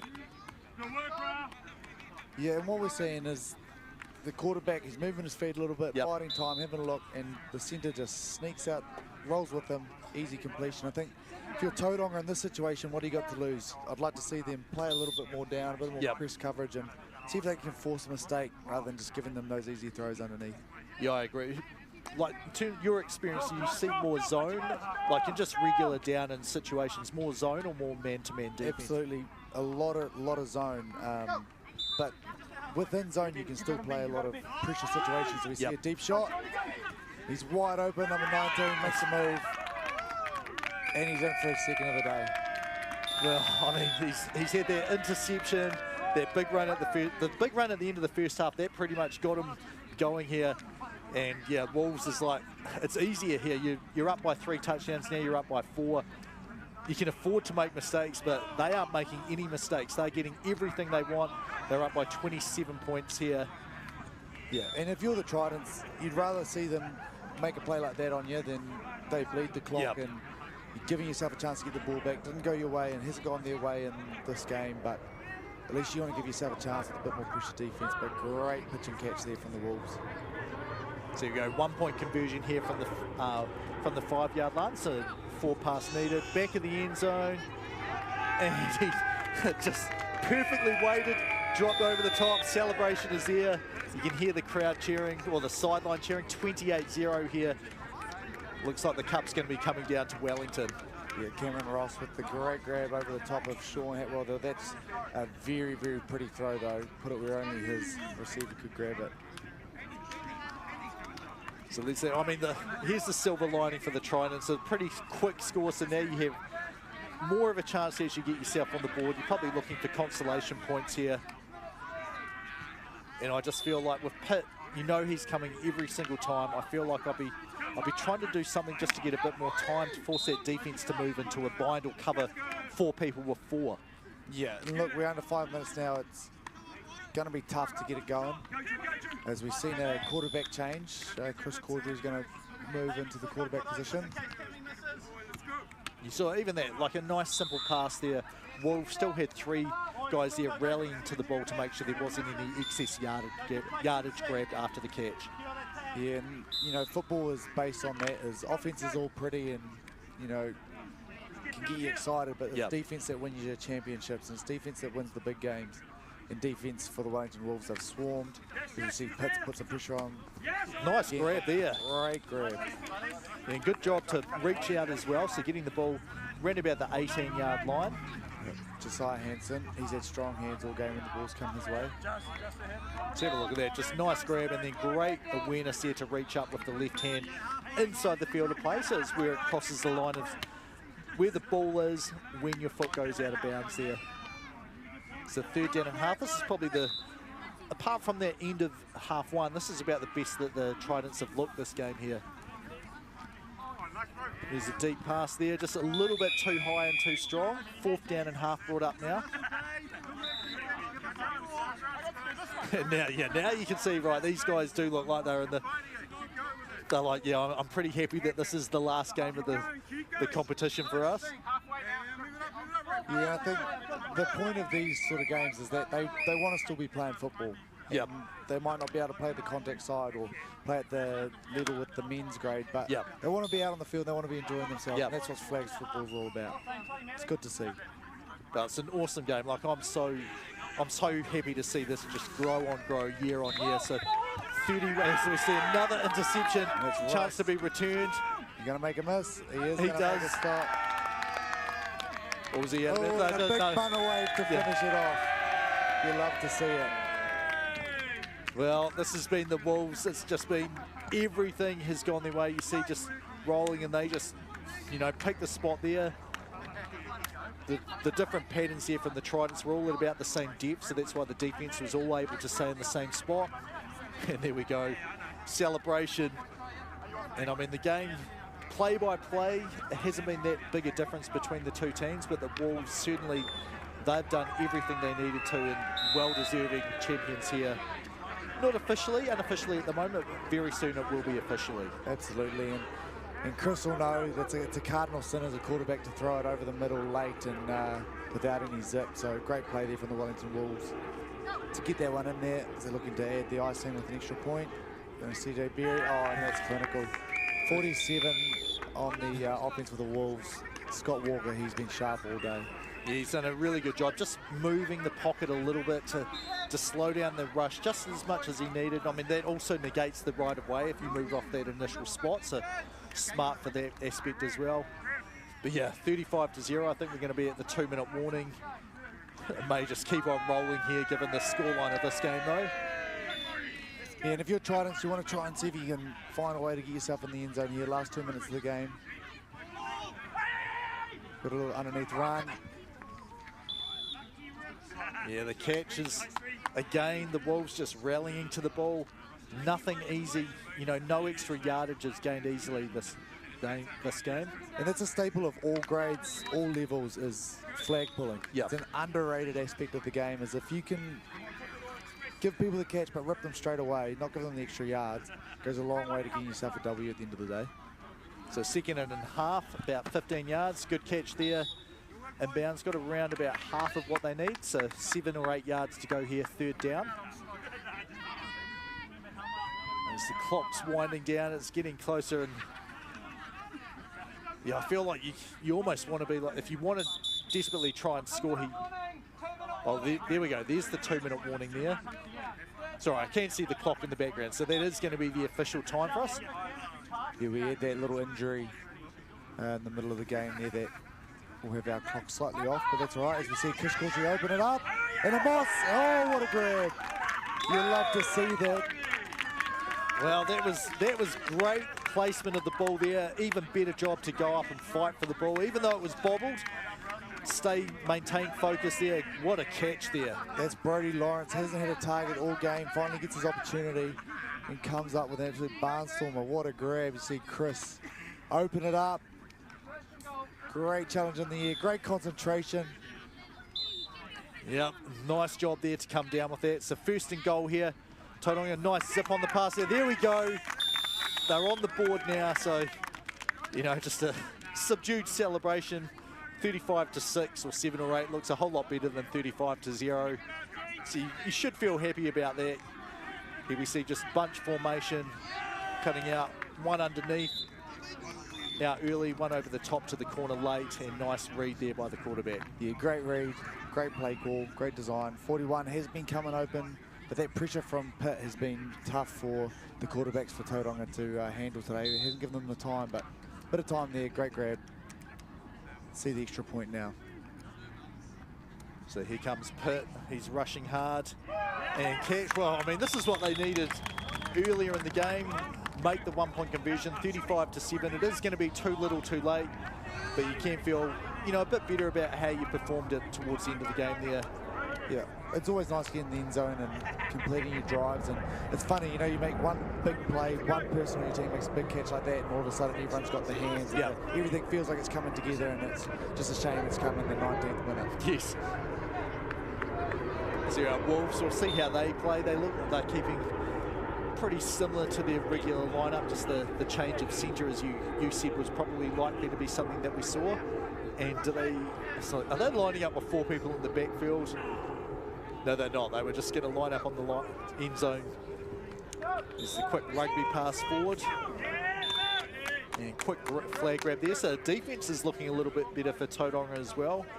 Yeah, and I think Wolves have just made the decision. If we don't get a first down, as long as we use all 4 of our plays and milk the clock, I mean, can't be too long to go now. So, yeah, I was hoping we might see a triple reverse or something going on there. Have a bit of fun with it. They might do it now. They're a bit away from the end zone, but yeah, good opportunity to have some fun. So your team just about set. You can see he's waiting there. Yeah, just got back on side before the snap. Oh my God! Oh, all of a sudden, do you dare to dream? Well, I'd say maybe if the problem is you've only got 2 timeouts. I mean, Wolves could just hand it off and honestly take a knee each time, so they can. It's not really something that people, you know, do when there's a reasonable amount of time of flag football. You just keep playing, and you know, that's nice for the Tauranga Tridents there. Great, you know, their hands have improved there. That was bobbled, caught, returned for 6. And yeah, double figures looks better than single figures, doesn't it? Never easy as a quarterback rolling to the left and throwing to the right across your body like that. Gives the defense heaps of time. Great play from Tauranga as they call a timeout to stop the clock. And they bring on Sean Hatwell, the brother of Alex, the centre there. So wonder where the brother combo play coming up. Yeah, I think they need the timeout to get the change of personnel and actually talk through exactly what they're doing on this try. It looks like they are just going for 1 with the ball spotted on the 5-yard line. Let's see if they're going to have some sort of handoff and pass. Looks like that's not going to happen. Just one player in the backfield. All right, Pitt is ready to rush against the bunch formation. He's got an open lane there. Deep pass. And yeah, bang on the money there. So great answer from Tauranga. This minute of the game, this is what they should clip and say, like, have a look at our highlights here from the last minute or so of the game. Yeah, they've been saying if score was only taken in the final 2 minutes, we'd be the champs. So if they could have just converted throughout the game a little bit more successfully, then it might be a different story. But it's been Wolves' day, and they've played the better football for 40 minutes. So their time to enjoy this final drive and last few seconds of the game. So there we go, a bit of a change of defense there with 1 player close. Backwards pass, and he's big rip. Sacked there, I think, just out of the end zone at about the 1-yard line. You know, it's momentum, isn't it? Like, you get one good play there, bobbled catch, the deep one, and then they score a touchdown, get an interception. Now they've scored after that, and now they've got a sack as well. So, you know, it took a long time to come around for Tauranga, but they're proving right now this is why they got to the final and why Wolves were, you know, knew that they were in for a battle. It's a 2nd down and half on the 1-yard line. And we've got a flag here. We'll just see if it's on offense, which would be half the distance to the goal one. It's a little hard to see who it actually was. Yeah, offsides on the offense. So this will be a half the distance penalty. See a little bit of gamesmanship there, and he might have got himself an extra half a yard there as the ball's been placed. Yeah, I mean, not much. So I would be setting a blitz here. Potentially even 2, like this is the one where there's the pop pass. No look. Nice little play. CJ does go out of bounds. Might have stopped the clock. No, there we have it. The 3 whistles. So there we go. Wellington Wolves, champions of the Legends grade here. First champions found today. We've got to find 3 more plus the men's bronze medal game. And there we go. They've got a bit of a celebration there. Adam, it's been a pleasure having you in the booth with me. You've got to go out very, very soon and actually find someone that you can get to talk to you. Who's your target to talk to first of all? I think I'm going to go and grab CJ, the big touchdown there to go 3 scores up, and I'll have a chat to him and see what he has to think about that one. No, well, it's been a pleasure having you in the commentary booth with me here. You go and find CJ Berry, and it was just an awesome job there from the Wolves. 35-14 the final score. It was only 7-0 to the Wolves at half-time, and then you remember the Tridents right there just failed on that 4th down conversion. Wolves just made all the stops when they needed to. It was only inside the last 2 minutes where the Tridents really found their groove, managed to get the things going. Just great first game for today's action here. We have 4 more games coming up. Next one after this one, due in around about 15 minutes while we still wrap this one up, is the men's 3rd and 4th place game. I believe it is the Tamaki Lightning playing up against the Otago team. And then at 2:10 we'll have the women's grand final. Got to find out who the 2 teams are in that. It'll either be the Wildcats or Raiders, and they'll be going against the Metro Lionesses or the Tridents. 3:20 we've got the youth grand final. Canterbury Panthers unbeaten last year, unbeaten this year. They're back in the grand final again. And the Tridents is the team that they'll be going up against. And then following that we have the men's grand final, which we think will be Metro going up against the Tauranga Tridents. So Adam's just found CJ Berry. He's going to be talking with him very soon. Well, I believe it's CJ Berry. He'll be talking with him very soon just to find out how he thought the team did, how he enjoyed the game, and how happy they are to be champions here, 2024 NZAFF Grand Final champions for the Masters competition. You can just see the team there, like posing for their photo. 2 teams, grand finalists here, and that's what you love to see. Just the real camaraderie in the sports here. 131 games here over the 3 days of the competition. 41 different teams from all throughout Aotearoa here. Referees from North Island, South Island, Australia, they've all come to help be a part of this and get this competition. Just an awesome game. Awesome number of games here, and we've got overtime here. If we have any tie games here in these games that are on the live stream here, right here on Sky Sport Next. Also like to mention 4Winds have been key funding partners here of NZAFF to help get all these competitions going on and making sure everything's ready. All right, so Adam Blake, he is here ready to interview CJ Berry and just find out how they're feeling now. Over to you, Adam. Yeah, thanks a lot. I'm joined here by CJ Berry. CJ, talk us through that. Obviously a good win for you guys, and how you feeling after that one? Pretty tired, man. Pretty tired, to be honest. But hey, we came out of the blocks real well, put the pressure on, and it just allowed us to hopefully just take it a bit easier in the second half. It was good feeling. They're a good team, great club. They do awesome things. So good to have a dub against a pretty good bunch of guys. Yeah, tell me, how does it feel on a Sunday, last game of the tournament? How does it feel for you boys, and how does it feel to still be running around on the field at this age and stuff, mate? Yeah, it's pretty good. I was saying earlier that having something like this helps keep the fitness up, having something to aim towards. If we didn't have this, I probably wouldn't be as disciplined. So it's pretty good. It's a tough couple of days, but we had fun, and I think the boys the win will take all the aches and pains go away. And celebrations, what are those now? Hooray! Cheers, CJ. Right, thanks for that, Adam. So we're going to take a quick break here. When we come back, just before 1 o'clock, we'll have the men's bronze medal game. It's the Tamaki Lightning going up against AF Otago. 2 very, just high-powered offensive teams here. So take a short break, come back in around about 8 minutes' time, and we'll be back on the live stream here as I'll be joined with Ariel Metakini, and we'll talk you through that game.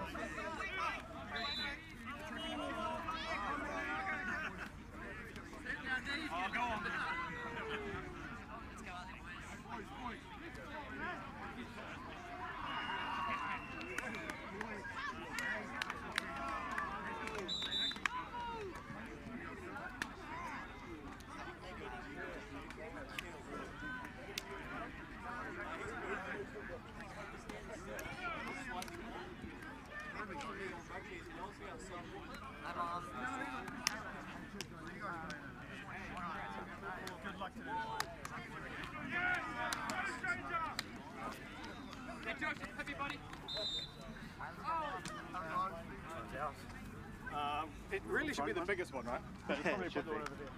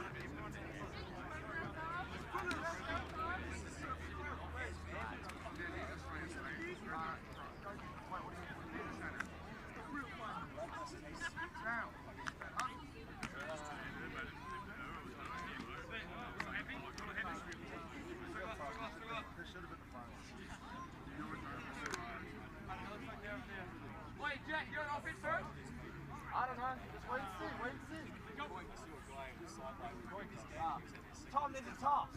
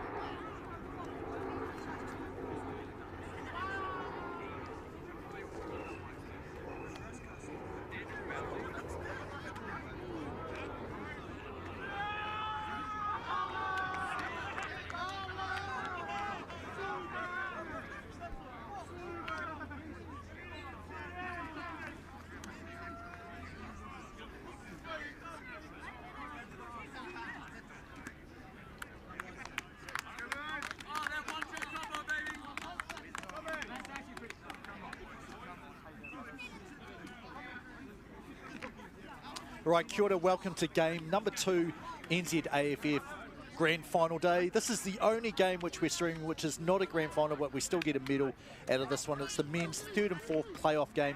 James Lisserman here, along with Ariel Metakingi. We have the Tamaki Lightning in blue. They're going up against Otago in white. This should be a cracker of a game here, Ariel. Yeah, looking forward to it. You know, probably a little bit tough for the boys out here to play in that 3rd and 4th match, but you know, be a competitive match nonetheless. Yeah, so referee for the game here in the white hat, Murray Orr. He's joined by Jim Hunter, Zach Pentecost and Jeremy Yu. So, I mean, I feel like I'm saying it for all of them, but the squads, the referee and official squads that they have for each of these 5 games today that are on the live stream, all excellent.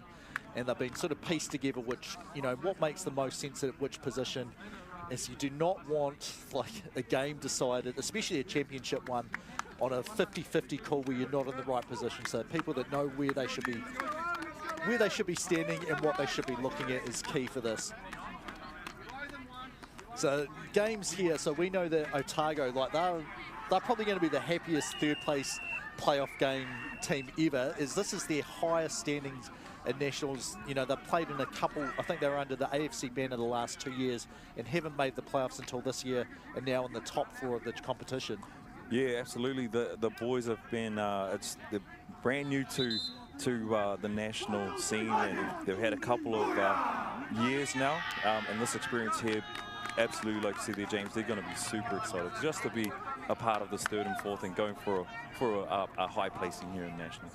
Yeah, so just one of the things to watch, we just saw Jono Entwistle coming onto the game for Tamaki, but I want to see is Anthony Suakai. He's down as a QB as well for them, isn't he? Yep, Anthony Suakai, he's their young athletic quarterback here. He can get out and run around and make people miss. So You know, he gives you that Lamar Jackson type feel if you're looking at it from an NFL perspective. Yeah. He can make you miss, and he can throw that deep ball. So first down and halfway here for the Lightning, and just quick pass drop there. Yeah, a little bit outside there for Entwistle. So yeah, back to Soakai. So he actually has a scholarship, I think, is at New Mexico Military. He does.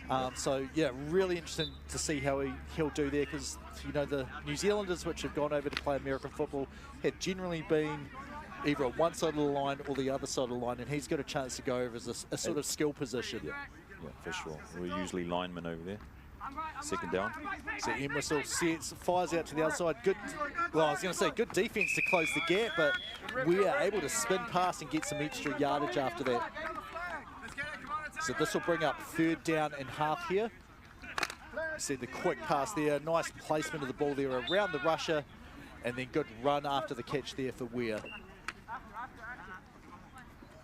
So third down and half. Not a huge crowd here, as you know, this is probably not the game that the Tamaki Lightning were, well, it definitely wasn't the one they were hoping to be in. No, I think a lot of the energy was in their previous game. Yeah, against Metro Lions, and then you got to turn around a pretty quick reset, and you've got another game to go. Jack Preston open, a few misses, that's what he does. That's why he's in the New Zealand Mako team, Jack Preston. Yeah, just some subtle moves there, wasn't it? Like he didn't have just a, looked like he was going to be flagged pretty easily, and said, you know, about 5 or 6 yards downfield. First down and goal, about 18 yards to go here. Really good tempo of this game here. Lightning getting their plays in very quickly and ready to go. Otago probably, like, we're having a bit of trouble just pulling the flags at the moment. Snap to Entwistle, 1 or 2 step drop in. Pick. What a pick. There we go, and the run, and just flagged there. Just so like that. I mean, that was just, the pass was rocketed out there, just a small deflection, and Otago, and look at this, there's the celebration. They are ready to go. Here's Entwistle, steps back, and just a little bit too high. Tips there, and straight into Jack Scherzen. Yeah, and he had some nice big strides here. So he's actually an American from Memphis, so you know he's grown up around the game. Yeah. So there we go, first to see Harrison Jolly out there at quarterback. And they have another player in the backfield there as well, so look for them to have sort of some 2 QB options here. Yeah, he's staying back if needed. Jolly, pass got tipped there, it looked like, and he's able to go down and score it to make the catch. Second down and 10. Yeah, those are, it can be tough there when the pass just isn't as pretty as normal. It can just be a bit tough to catch. Bobbles a little bit, comes out a little awkward. So here we go, second down and goal here. Around about 10 yards. Fake the sort of jet motion. What a ball. And, well, yeah, I was going to say the pylons. Yeah, so good call there. He made the catch and then kicked the pylon there, which is part of the goal line, same as in contact football. And as long as that ball crosses the plane there. Which it definitely was. It was in front of him there, so great job. Yeah, I mean, Otago, like it looked like lightning, everything was rolling, and then all of a sudden, tip pass interception, 6-0, going for 1 here. And just the timing on that, yeah, that was a... Oh, what a snag there. Tom Rance. I mean, that was like a... He just kind of like let it roll off his head. That up the back there and straight to his man. Tom Rance, not even sure what to say. Look at that, like back. I've seen Tom do that pass, never seen it in a game. Lungy is like, what? Hang on a second, what was having fun. Well, they're up 7-0, so it's not Tamaki up 7-0, it's actually Otago. So the score is officially 0-7, Tamaki in blue, Otago in the white. And it is AF Otago is the team. So there's the shovel and then quick pass there. That was quick pass out to Jack Preston there. So that there didn't really happen very often in New Zealand until Daniel Thompson went away off the Mako team to, I think it was Miami. Yeah. Yep, and then it's like actually, a couple of teams are doing this. I think we sort of build an offense around this. Last year, very successful for Canterbury until the final game. And now you're seeing other teams sort of starting to use it more and more. It's just a quick way to get some safe, easy yards. Deep pass there. To Manai. Yeah, Ent was also, you know, Chris Manai, he's just that receiver. He can get to the side, gives his quarterback a chance, put it up there for him. Yeah, and Entwistle, I mean, he threw the pick. He's probably like, yeah, I mean, it should have probably been caught. The pass wasn't that great before, a little bit high. I can't, you know, focus on that. I've got to move reset. on. Exactly. Got to get to the next play. So first down and goal here. Tamaki down 0-7. Just remember, we'll get that score fixed up for you as soon as we possibly can. Here's Entwistle deep, set there, pass, and that's out of bounds there. So excuse me, I'm sorry, that was Jack Preston. Jack was split out wide to the right. And so with him being split out wide to the right, you're looking for a one-on-one matchup out there with him. And that's where Jono was looking for to go. It was a little bit high, but he was looking at that one-on-one matchup for Jack. I'm always like, you know, when it's second down or third down, and you don't want an interception, so you can be a little bit out of where you think an easy catch should be made, but it means it's no chance for an interception. And there's rugby pass. We do have a pass flag thrown. So I think this may be for impeding the rusher. There might be a discussion, just was the pass actually thrown before the impeding the rusher happened? Doesn't look like. Looks like Murray's backing them up there. Here's the replay here. Yeah, it's hard. I mean, it's hard for me to watch there. Like, Murray's in the perfect spot there, right behind the quarterback to see. And you can see there just one of the Tamaki players, hadn't we already like thrown the pass? So therefore, so he was asking that. Yeah. He's split out to the right. So players redone. So double pass here. Entwistle still throws it and wide open. Wide open in the back there. There's that Fedor there with the catch. Easy one for him. And I think there was just that double pass. Just froze the defense for a split second. You see here 1-2. Just enough time there. Gives Jono just enough time to kind of get out and give his receiver that opportunity to get to that back corner. I mean, that looked like he was going to pass it out to the right from his body language and said all the way back to the left there. Tamaki a chance to tie the game, going for 1 point here. And that's a tough throw to throw it across to the opposite corner. So great throw by Jono there. So he's about 7 yards deep. The snap, drops another 3, and then the quick sling, opposite corner, and just got 1 foot in before the line there. That was, if you were looking down the line there, it looked like his toe was on the outside line, but hey, the referee was on the spot there. Yeah, we'll see. Hopefully we get a down the line camera there. There's the pass. This is going to be pretty good here for us. Yeah, you called it.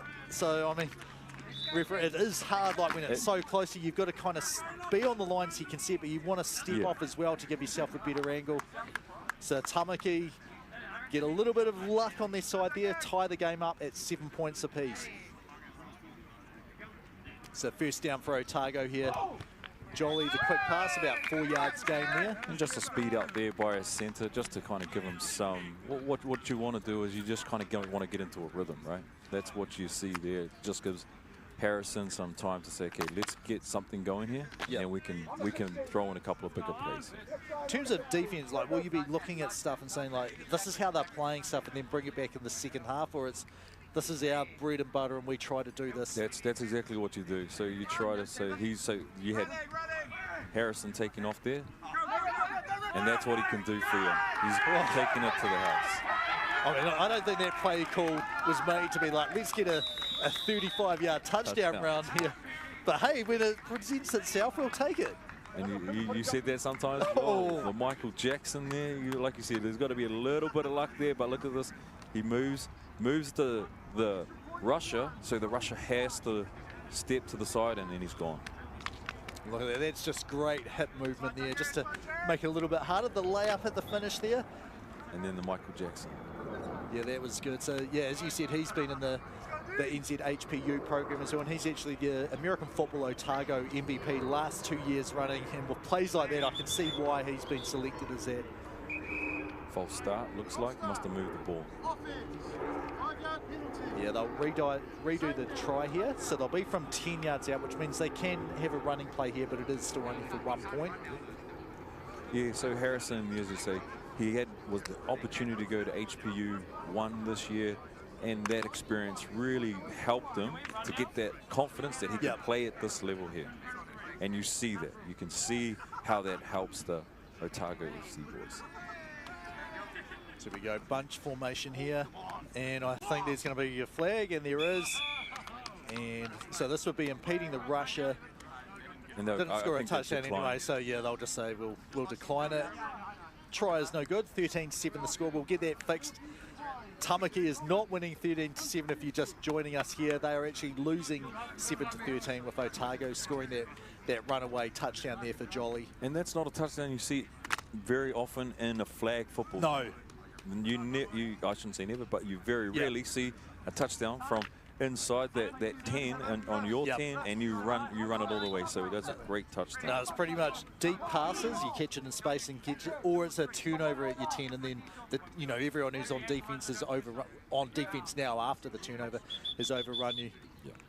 So we've got a false start here. We have another false start. What's happening is so their setup is they have a bunch formation in the middle there with one set out wide to the left. So this will be half the distance to the goal. So only a 2.5-yard loss for Tamaki. And yeah, I mean, it's been called on both teams. So, it's one of those ones where, like, I try to be like, are they trying to be set and, let a little bit of movement. There's the shovel pass there from Entwistle. Flag is grabbed after about a 5-yard gain. Brings up second down and half. Around about probably 17 yards to go here. Yeah, and from here, what you're looking at is you're trying to get a play kind of that hopefully hit something in the middle there. What Jono likes to do is look outside first and works inside the inside reads.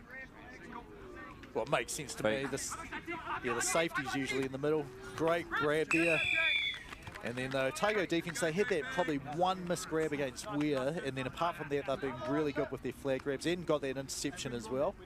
Yeah, just the way that they're doing this, their defense is more of a, I'm not going to say a prevent defense, but what they're trying to do is make sure that they don't let anything get behind them. Because if you let it get behind you, it's you, unless you've got speed, and Tom Rounds has speed, but not everybody has the same speed. So what you have to do is be able to let the plays happen in front of you, and that's what they're doing. So third down and half here, about 6 yards to go. Great pull. Yeah, that was grabbed quickly, but just at the first down line. And if you want to pull it somewhere, and you want to pull it fairly close to that first down, that halfway mark, so that now he's got to go all the way from halfway to score. So yeah, it's almost like we don't mind you getting this. Yeah. There were some stuff I've been reading or seeing about teams deliberately taking a defensive penalty to give 5 yards for an automatic first down, and there's like lots of discussions about, is that fair? And you're like, well, the offense can decline it, but then if it's running clock, it kills some. Entwistle looks deep to the left, just a little bit late to get his head around and look at that. That was 99, so I've seen him make some tremendous catches. Yeah, unfortunately, name's not on the list there, so we can't shout you out and family watching, but I saw him make just a tremendous catch in the playoff game against Metro. Double coverage, just up high, pointed it, came down with it. And they had that same bunch set up in the inside, and he was split out to the out wide. So they're bunched now. Deep drop this time. Entwistle over the top, a little bit wobbly.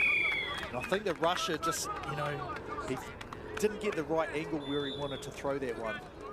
Yeah, so what you're seeing with Johnny, like we were saying, you see Johnny would go to an outside read, and then Jack made that cut to the inside there, which opened up the middle. Yeah. So it gives him that opportunity for, as you said, that rusher made him able to get it just off just a little bit. All right, so this is actually third down and goal here, right from the halfway line. Entwistle looks through it all, and great defense here. That was just over the top, didn't let the receiver, as you said, unless you've got speed, you want to stay on top of them at all times. And that's exactly what he did there. What was great about that is he didn't allow that receiver to get too far. He was right on his hip, stayed right next to him, and that defense there. Because there's no separation, it's hard even if there's contact, because for referees to see that, it's hard to see. So both of them have this equal rights to the ball. So if you're in the better spot, the offensive pushes off, they're going to see that really easily. So fourth down and goal here, 25 yards needed. Entwistle back to his own 15-yard line. Plenty of time sitting back there. He's got to get rid of it though. Oh. And there's a Hail Mary, and Rance just comes in and says, yeah, I might be able to get a pick, but I'd rather just take the incomplete here, force the turnover on downs. Yeah, and that's the kind of play you kind of put it up there and you just hope that maybe one of your receivers comes down with it. But as a defensive player also, when you knock that thing down, just make sure it doesn't somehow get bobbled back up and someone's able to catch it. I know, well, the NFL games where they're like, you know, what do people get told? Knock it down, and then there's been 1 or 2 catches in that, so then they're like, actually knock it back and out, like out of the back of the end zone, if you can. So there we go, double snap here. This is where they scored a touchdown last time. And not this time, though. Great pull by Douglas Swap there. Great pull. He was trying to run that joker where it went straight to Tom, and then he pitched that ball back to Harrison, and he tried to take off there. So great defense though. Yeah, it was. I mean, he scored once, so you can't say like he's never going to run it, even if you don't think he wants to do that. There's always a threat to take it to the house now and then. So we go motion. They throw the jet sweep there. Great run by Nick Korku there.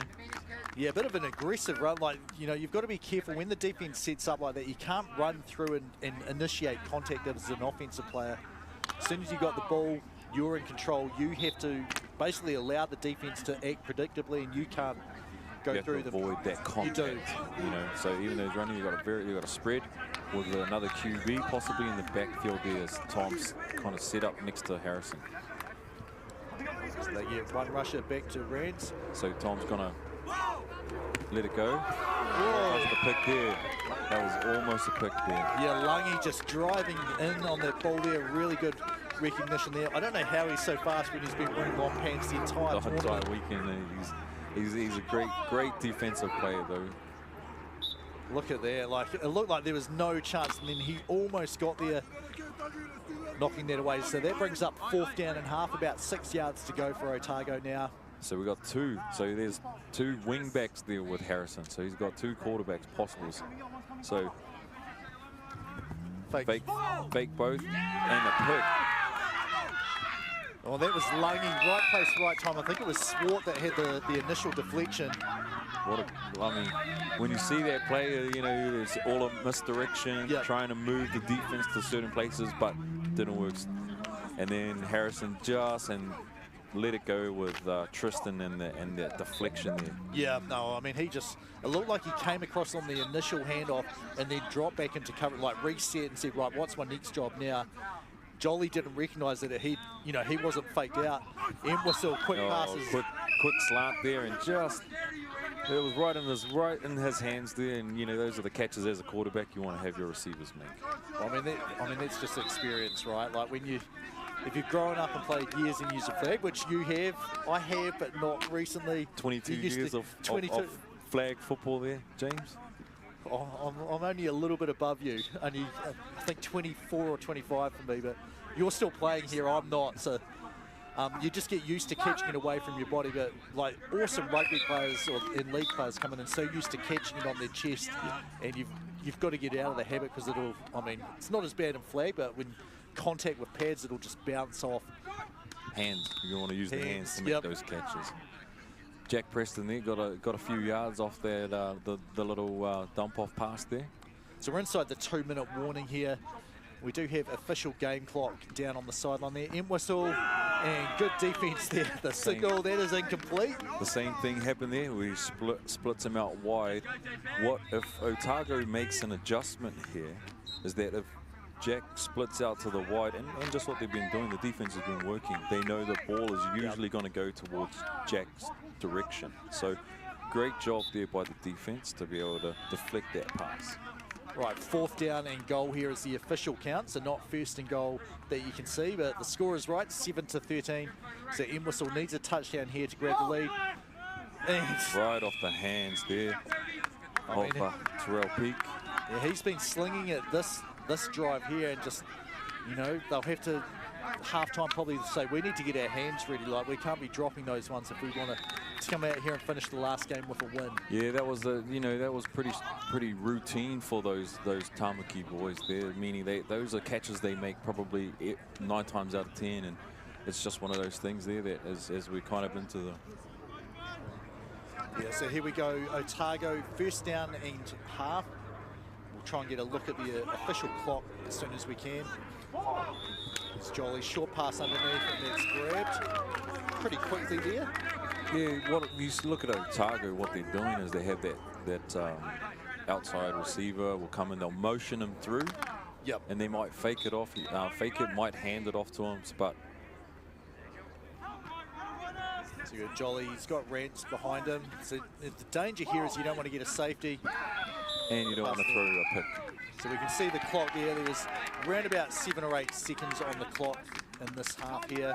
So that'll bring up third down. Both teams do have 2 timeouts though. So there will be the chance, they get the completion here, probably an immediate timeout, and then they've got a chance to go for probably one more play for a touchdown. Although I kind of wouldn't mind if they get an incomplete here and then it's we are bombing it from our own 10-yard the entire length of the field. Yeah, and Harrison can throw that. Drops back and just like we said, let it fly to Tom Rance. What a touchdown. Tom Rance makes it look easy. I mean, he just got on top of them there. We can see that actually was the end of the half in terms of the clock. With the backflip there. Well, I can't do that. Have a look at this. And he got behind them, and that's the problem. When you let him get behind you, that's what's going to happen. Yeah, a little bit of a push there as well. Yeah. It didn't even matter. Tom adjusted. He looked inside, looked outside, and then the ball was there. What a great pass by Harrison to Tom there. So no time on the clock here. 19. It's not. Yeah, it is 19-7 here. So Otago, I believe, going for 1 here. Yeah, they're at the 5-yard line here. So this will be the last play of the half here. They'll be feeling pretty good here, especially if they can make this one. We'll see if it's as crazy as their first 1-point conversion they had. Oh, yeah, absolutely. You just look at the way that these boys have played. I believe they played yesterday as well in the round robin games. The ball was deflected there by Douglas Swart. So, end of the half there. Yeah, so Otago up in front here, 19-7. Just wait until we see the official signal from the referee to say that it's half-time. Because the game clock that we had said it's 0-0, but... And it looks like Otago's lining up on the opposite side here. They're out there on defense. Okay, right. Well, so what do we know? Like, we're going off the information we're given, but apparently there is a little bit of time here left. So quick catch and grab, run out of bounds here. Just some nice, easy yards there for the Tamaki Lightning. Yeah, just trying to see if he can kind of get a little bit further there for Jono to maybe throw a deep ball. So second down the call here. And because that pass went out of bounds, it does officially stop the clock, but doesn't help us much. We figured there were 8 seconds before Otago scored. So I'm imagining there's probably 1 or 2 seconds here. And Jono's got to let it fly, but right to the middle there. Settle with that. With the catch, settle with the catch there, and then right in the middle. Looks like they might have time for another play. Yeah, it's hard. I mean, I was like, this is so good. We've got a game clock here. We're going to be able to tell people exactly how much time is left. 29 seconds is what I've just heard. Sounds like I heard Murray say it was 29 seconds left. And he's just, look at that. What a He's helping referee with there. the equipment there. I mean, that's preventative officiating there. You want to help the teams out so there's no... When people are flagged for something, they know what it's for, and, there's no complaints about it. Murray's been playing for a long time as well. We go quick pass, end whistle, and I think that was caught. Yeah, quick out there. Again, what Jono wants to do is get it down closer to as close to the end zone as you can. Looks like it didn't count though. It didn't. Because yeah, he must have stepped out of bounds and bobbled it, so he didn't secure the catch before he went out of bounds. Yeah, I figure, the getting closer and closer is good. I like I probably feel like about the 15 yards almost the sweet spot for stretching the field vertically enough, but also, you know, you can throw it anywhere really easily. Yeah, no, and Jono there tried to have Jack run it out for him a little bit down there in that 10 yards out from the end zone there. So Jack was running a deep out route there and just didn't quite connect up, just a little bit over Jack's head. So I think 3rd down and half. Sorry, 3rd down and goal here. Two QBs out here now. You've got so Anthony Solkai that's sitting out there as well next to Jono. So now he can run or pass. And he can just... And he threw it straight to Tom Rance, who's got pulled by Jack. What a... when you look at Otago, they were prepared for that. Yep. Because when Anthony Solkai comes out there, you're aware that he can either throw the ball or he can run. So now we'll assume there's around 20 seconds or so here. So, you know, Otago just, they look like they've been prepping for this game, making sure they're ready for everything. Like, I mean, I wouldn't be surprised if Harrison tries to throw another Hail Mary here down to... Well, I mean, if Tamaki's going to let Rance get on top of them like that, I would as well, like, because he's really good at just holding them off. Wants to end it. Well, what do we know? So that is... Clock's going to run here. 2nd down. They're ready to go into halftime, so they're just going to let the clock run out. Yeah, I'm just kind of surprised because they had that deep pass that you said before at their own, you know, with 2 timeouts, 5-yard line. They could have gone for 1 pass and then the second one after that if they'd managed it properly. But hey, like if they're like, we're feeling pretty good, we want to start off the second half well. I believe they start with the ball as well. Yeah, so I think maybe we just wanted to conserve maybe some of the energy going into the second half now, because you got, you know, Tom ran a deep go, then they just had to play a whole drive of defense there, and Tom drops back to get the pick as well. So, you know, if they're looking at just trying to conserve some energy, that's probably why they knew they were getting the ball to start the second half. So it was probably a little bit easier to say, you know what, let's just run this out and then get ready for the second half. Perfect. Right, we'll wrap up here. Half 1 of action.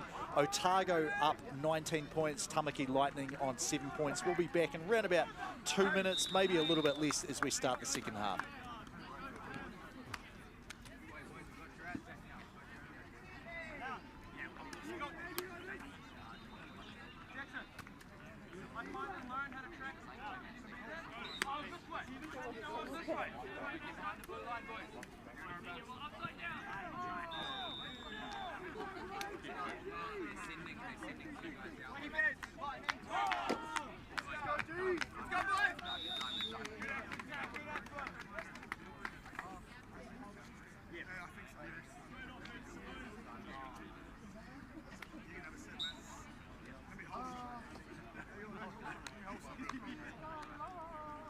Right, kia ora, welcome back here to the men's 3rd and 4th playoff game. James Lissam along with Ariel Metakingi. So we said it would be 2 minutes. It wasn't even that because these two teams are ready to come back out here. Otago in white, they're up 19 points to Tamaki Lightning on 7 points. And we've seen some big plays in this game already. Yeah, Harrison there just looking for that outlet to Tom Rance, wasn't there, and he went to a centre. Yeah, nice safe hands. That's what you want from your centre. Angus Broach. And what's his notes there? Gus the Bus. Gus the Bus. Gus the Bus. We need to make sure we give a shout out to that nickname there to Gus the Bus. But he's done a great job at centre there for the AF Otago boys. Oh, I'm impressed. So you normally play centre for AFC now that you've shifted down to us. And I'm impressed that you play centre because that was my least favourite. You know, you got to get bend down and snap and then also run after that as well. Or sometimes you get to wait if you're like, oh, there's a rusher, so I'll just stand my ground here until they've gone past. And you know, that's the thing though, you know, we've been playing for so long that those might be the only positions left on offense that I can play. So looks like Nick Koku there got a few yards on that second down. They're looking at 3rd down now. Yeah, and this is one, look how close they are. So just 2 yards from halfway. So What's your philosophy here? Get the first down or look for a deeper one first? So you got 2 shots here. He can either take a shot here and go, or because you know that you could probably pick up the first down. So Tom's going to try and run, Wow. but Tristan, great defense by Tristan, not letting him get out and containing him there. So AF Otago took a shot there, seeing if they could get something deep. Didn't work out. Now what they'll do is they'll just look at getting over the line. Yeah, I think he should have just, like, the rusher was coming, just throw it out a bit. Like, there's no intentional grounding in flag football, so you can literally just spike it to the ground. You can just get rid of the ball just so that you're not stuck there. So 4th down and half. This is where we'll probably see something a bit closer to the line to game. Double Harrison pass may back. run, so he's got it. So Tommy has to run. So Harrison knew, great job there of field awareness. Harrison was going between Tom. He looked at him, and it gave him just enough time. He froze the defender or the rusher just enough so that he could get outside. I mean, it's like, I feel sorry for the rusher. Like, I've been in that spot as well. Like, you're like, I'm going full speed, and then like one little hesitation or jerk, you have to reset, and then they're gone, and then you're chasing someone. Like, it is. And especially someone like Harrison, he's such a quick quarterback there, you know. So it's tough. The rusher has a tough job trying to defend him. Outlet pass there to the centre to Gus the Bus. Yeah, he's got sure hands, doesn't he? He's just that quick. I don't even know if it's an option or if they're always saying you just pop up and then go to your left each time. But yeah, it seems to be the way he goes. Yeah, he runs that shoot out to the left there because it looks like for Harrison, what he likes is that he knows where he's going to be. So as long as you know where he's going to be and that centre's going to look out there, look into the quarterback, he knows he's got an outlet pass. Yep. All right, here we go. 2nd down and goal. About 19 yards to go here. Jolly, the quick pass, but yeah, Korku wasn't watching for that. He was paying attention to the defender in front of him. The defender was right there as well, so that could have, you know, there's a lot of plays, and even though it's flag and it's not supposed to be contact, there's a lot of contact in flag football. Yes. So we have seen a lot of hits, even though they're incidental, but they still can be. No, it's like, well, it's actually less contact than basketball. But you know, when people say basketball's not down as a non-contact sport, I'm like, it's not a non-contact sport, it's a non-collision sport, and flag football is also a non-collision sport. So, but yeah, you know, to be whistled for a contact foul, it's got to be forcible contact or contact with an impact. Tom Rance there, what a play, the double QB. Harrison flicks it out there to Tom. Tom throws it out there to our mate Jack from Memphis. Yep. And he's out there celebrating. What a great play. Not sure Tom liked that pass. I hope there's some family in Memphis watching us. So, you know, what's the time? 1:30 New Zealand. I'm not up to date with the daylight savings in America, so I think it's probably about 8:30 or 9:30 at night there. Saturday night, so this is probably perfect viewing time back in Memphis for them. Unless everyone's come to Otago. Then and here he is out here making a play like that. Great, good play call. Result in a touchdown. So 1-point try here for Otago. They're up 25-7. There's the pass to Rance back. They still need a forward pass here to complete the play, and I think that was actually deflected there, falling incomplete. Regardless, try is no good. Score will stay 25-7. And you know, I'll be honest, I live in Canterbury. You live in Canterbury now, but you have lived in the North Island as well. So Otago's closer to me, and they were actually under AFC the first couple of years that they entered the competition before they had their own official recognised association or club to compete here. You know, looking at AFC, looking at Otago and the way they've done it, they've just been watching them grow. And there's Jack Preston, he's taken off. That's the same thing he can do. He can do what Tom Rouse can do, but you know, going back to Otago and the way they've grown the game, and just the enthusiasm and excitement that they have. That's what they really have done a great job at growing the sport down there. Of all those university students that live in Dunedin down there. Well, the thing I want to see is, I think we've got 2 QB with, is it Sawakai? Yeah, it is here. So he can run or he can pass. Now Jono was going for the old Nick Foles. Yes, yep. But he just looked like a sniper might have got him. Yes, I think so. That looks more like when Tom Brady ran that one as well. Yeah. The idea was great. The idea was great. Maybe just might be a little bit high for Jono, that's all. Yeah, Sawakai, his numbers not great for this game. So 0 of 2 with 1 interception here. So again, 2 QB set, it looks like. They want to get him a positive play here. There we go. And they're like, that's one that I'd judge as incidental. Yeah. Tom probably just needs a break. He's been on the field since on the whole game, playing both offense and defense. So he got there. Yeah, it was incidental contact there. Yes, if there's sort of forcible and it's on purpose there, that's when a flag would be thrown there. But you know, he's just made the catch. And yeah, he hadn't turned. He hadn't turned. You know, so he didn't really know where Tom was. Jono dropping back, going to Anthony here. Same thing, right? So our quarterbacks either can run or pass. Oh, they did it this time. They made the completion. Finds his man open there. Yeah. Jono and whistle out there. Maybe he needs to change to receiver now. Yeah, well, Charlie Dew for Canterbury. He's played receiver for a few years, and probably him and Sawakai probably have the best arms that I've seen. Actually, and Jackson from the Wolves as well. They can just sling it their own back corner of the end zone to the opposite back corner. Yeah, those boys can throw it there and in the wind. Oh, here we go. Oh, Nick Corky with the deflected pass back to the quarterback and pulled the flag. So officially goes down as a reception for Sawakai. A pass from Sawakai, reception by Sawakai, and a tackle for loss there as Corku was rushing the quarterback, and he's like, well, actually, I'll just stay here and flag him on the reception as well. You don't see that too often where there's that deflection back to the quarterback, but also that the pull was made almost instantaneously. So we go. Every play until that one had been like a 2 QB, like they'd changed position of who had the ball. That one there's the first one where Whistle had it and maintained it.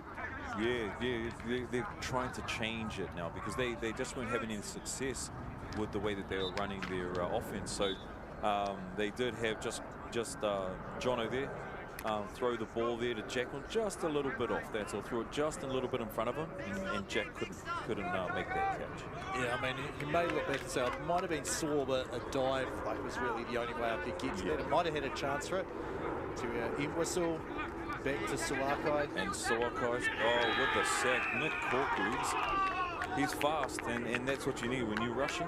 You need quick, and he's got good length. When you look at his arms and legs, he's got long limbs that make it that rushing, and his speed really helpful. When you've got someone you have to rush like Anthony, he's so quick. Yeah, no, he's twitchy is the word that comes to mind. Like I feel like there'd be some embarrassing plays if I was the pass rusher against. It might be almost like, he's open now, guys. You four have to cover him. That's most people though. Yes. You know, so that was a great rush there by Nick, and AFC did a great Otago did a great job.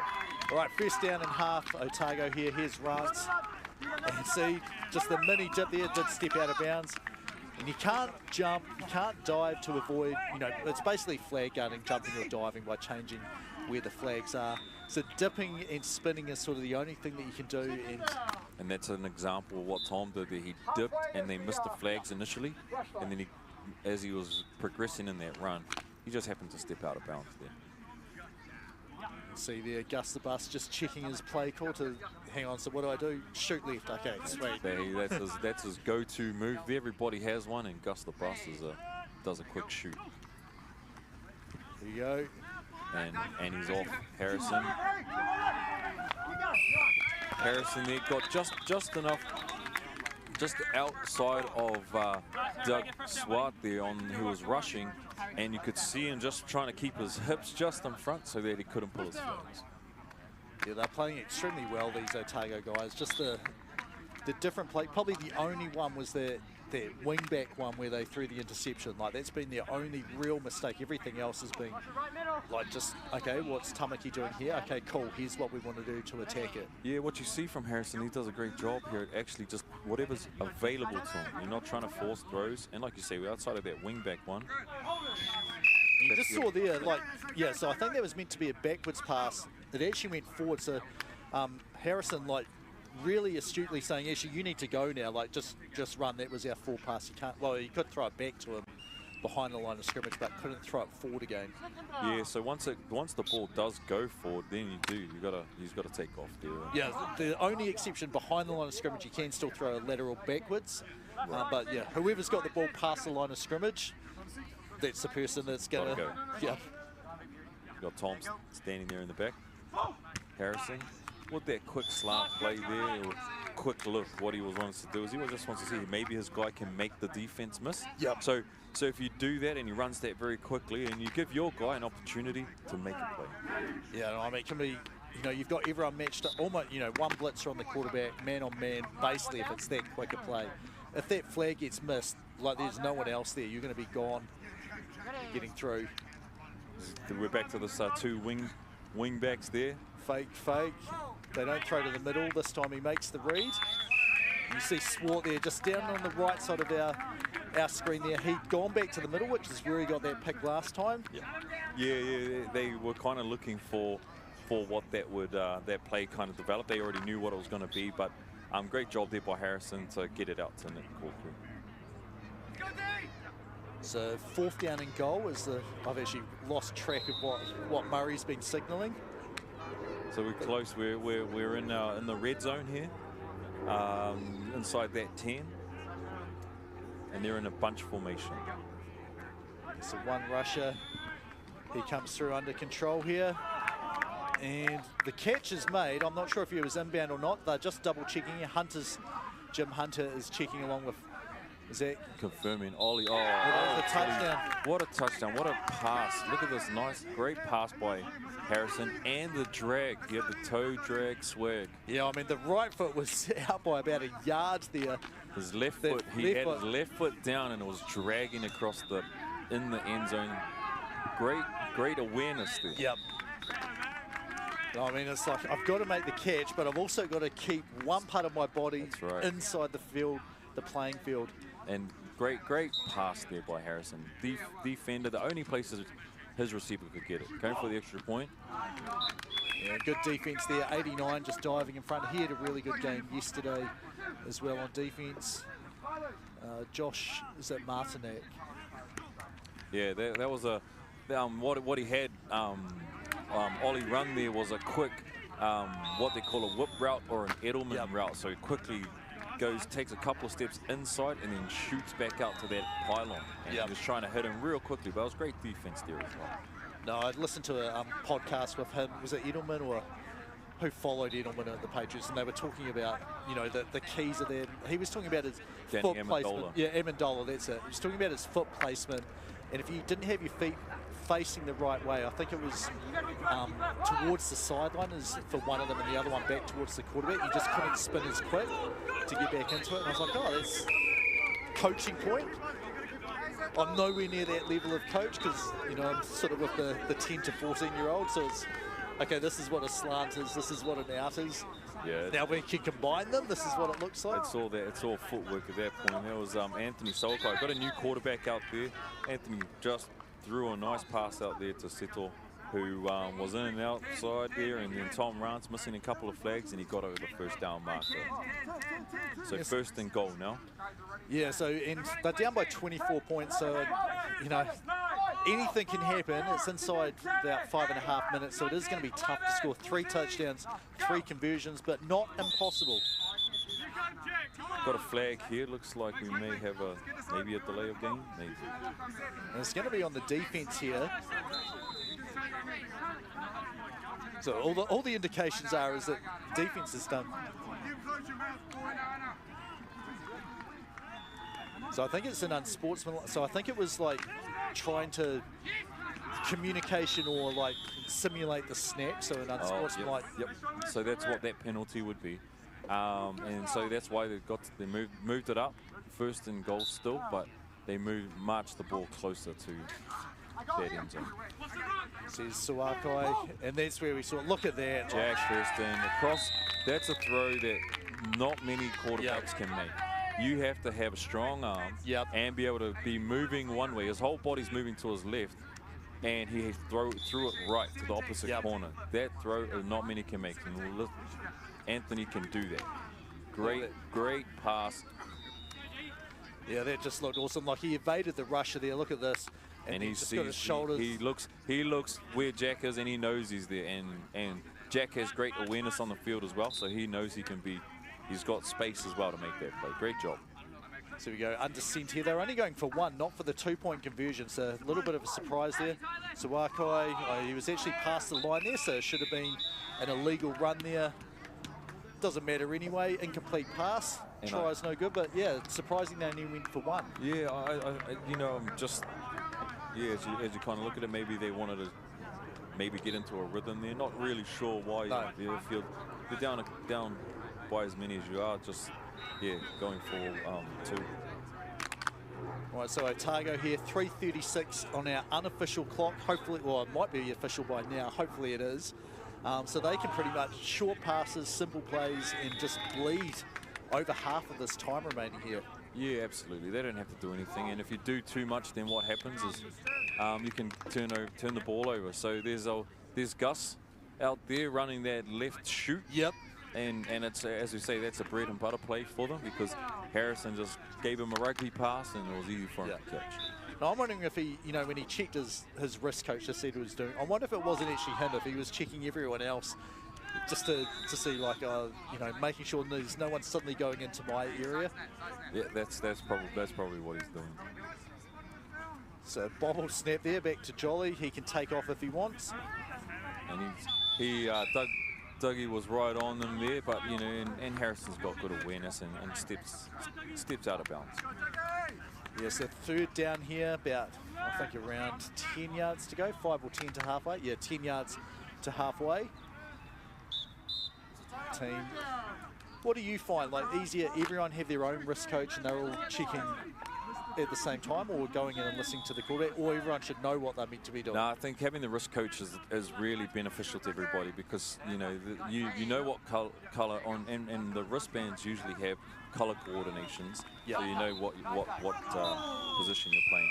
A little bit overthrown there, but yeah, you know, kind of going back to the armband there, it is a lot easier for everybody to be able to know where they're supposed to be. So 2-minute warning here, so we'll get our clock fixed up just to match that. So this does have stop clock here in the semi-finals and finals. Actually, I'm not sure for this. This is a third and fourth place game, so it's not actually officially mentioned in the rules. So maybe you have to mention that to be clarified as well. So officially 2 minutes left on the clock. You can see it just in the background. So our 149 will be corrected as soon as we can. Here's Jolly. And pass is incomplete. Outside of his receiver there, and it was his centre. He was running a shoot out there to the right, so he put it just outside.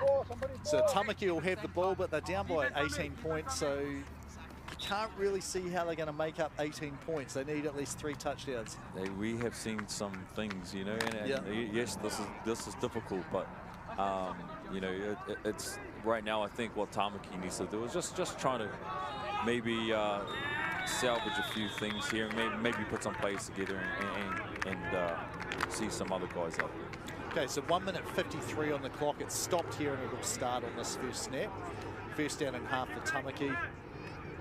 So yeah, Sawakai is in. Drop into his own end zone. And he wants to let it fly. And that's the kind of play you want to do. You kind of want to go deep and give yourself a chance there. I mean, I think his Rance is there, like, you know, he had probably a better shot at getting that. And the defense will do that, right? So the defense is going to sit all the way back. They know what you have to do. And even if you do make a catch, it's still going to be tough because you're so far behind. So 1 minute 47, second down and half here. I'm thinking you're going to be interviewing someone from Otago. So who's your? I mean, you can have more than one, I guess, if you can get them together. But I think we'll go have maybe a catch up with, if we can, Tom Rance. Christopher Manai, he makes someone miss there, and he does that to everybody. Or maybe Harrison Jolly, one of those. You know, I think just being able to talk and catch up with one of those two guys is really gonna be great. No, it should be good, and I think they're going to be. You know, before the game, I was like, one of these teams will be happier than the other. You know, depending on if they win or if this one wins. I think Otago, you know, as that pass falls incomplete there. Yeah, you know, Otago did great, got to the semi-finals, and they had a great chance to be able to make it through. You know, so they're still happy with the result. You know, not taking anything away from Tamaki either. They're a great team. They've been around for a long time, and they're a staple. You know, in terms of flag football within the New Zealand community. So No, I think you know, this- they'll be back. Jalen Rose, happiness is a function of expectations. Tamaki's expectation is probably we've got to be going for number one. Anything less than that is a disappointment. Absolutely. So, you know, they'll be like third, fourth, where you don't feel that different between the two of them. Absolutely. Anthony lets it fly. Otago's like, we've never made the playoffs. That's right. Like, you know, if we can make it to that, that's an awesome goal. And then we're, you know, top four.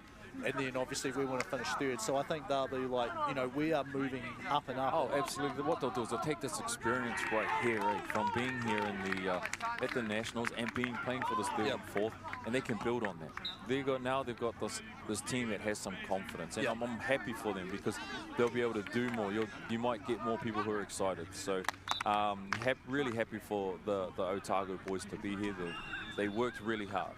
Yeah, so change of quarterback here. So coming in, number 12, Joseph Gray. Normally they're pass rusher for them. Oh, lets it fly up there to, of course, the safest hands out there to Gus the Bus. Yep, out on the left. That's his As home. left shoot, he knows where to be, and that's it. Well, anytime, even if you got a new quarterback, much like Joseph out there, you know, you just want to be able to give him some plays that he can make, and that's a play he can make. So 40 seconds or so left in the game clock.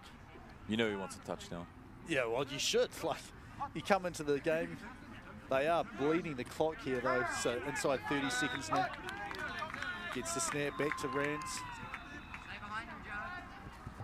And I mean, he's got another completion there. Good safe pass. Oliver Tilley out there, just you know, he doesn't need to run out of bounds. They want to run it out as well. This game for them. For this is all over. Yep. No, it's been a really well done job by Otago here. Just excellent going through. Just they had all the answers. Every question that Tamaki put to them, they had the answer, except for that one interception. That's the only real mistake that they've made the whole way through. Otago's done great. They had a solid day and came with a great plan. And incomplete pass. Yeah, it is. So this will be second down. They're over halfway now, I think. So this will be second and goal. You know, and I'm sure for our Tamaki boys, you know, and as much like Otago, both maybe a little bit deflated from not being able to go on to that final, but you know, as you say, happy for the AF Otago boys to be able to make it this far and to get into that third and fourth and going on to be third place. I mean, the negative thing for them is Otago is such a university town that people are in and out, year in and year out. But hopefully this success here, and I mean how long they've had their program. They won the Alpine Bowl, as you said, in Canterbury back in September, which is why they've got a patch, you said, on their jersey. Patch on the left side of the jersey there is representing their Alpine champion back in 2023. Yeah, so I mean, I just think that this is going to help them just say, right, we are now, like, you know, every year we're proving that we belong to stay and compete and be able to draw players in and, you know, have a proper program in place.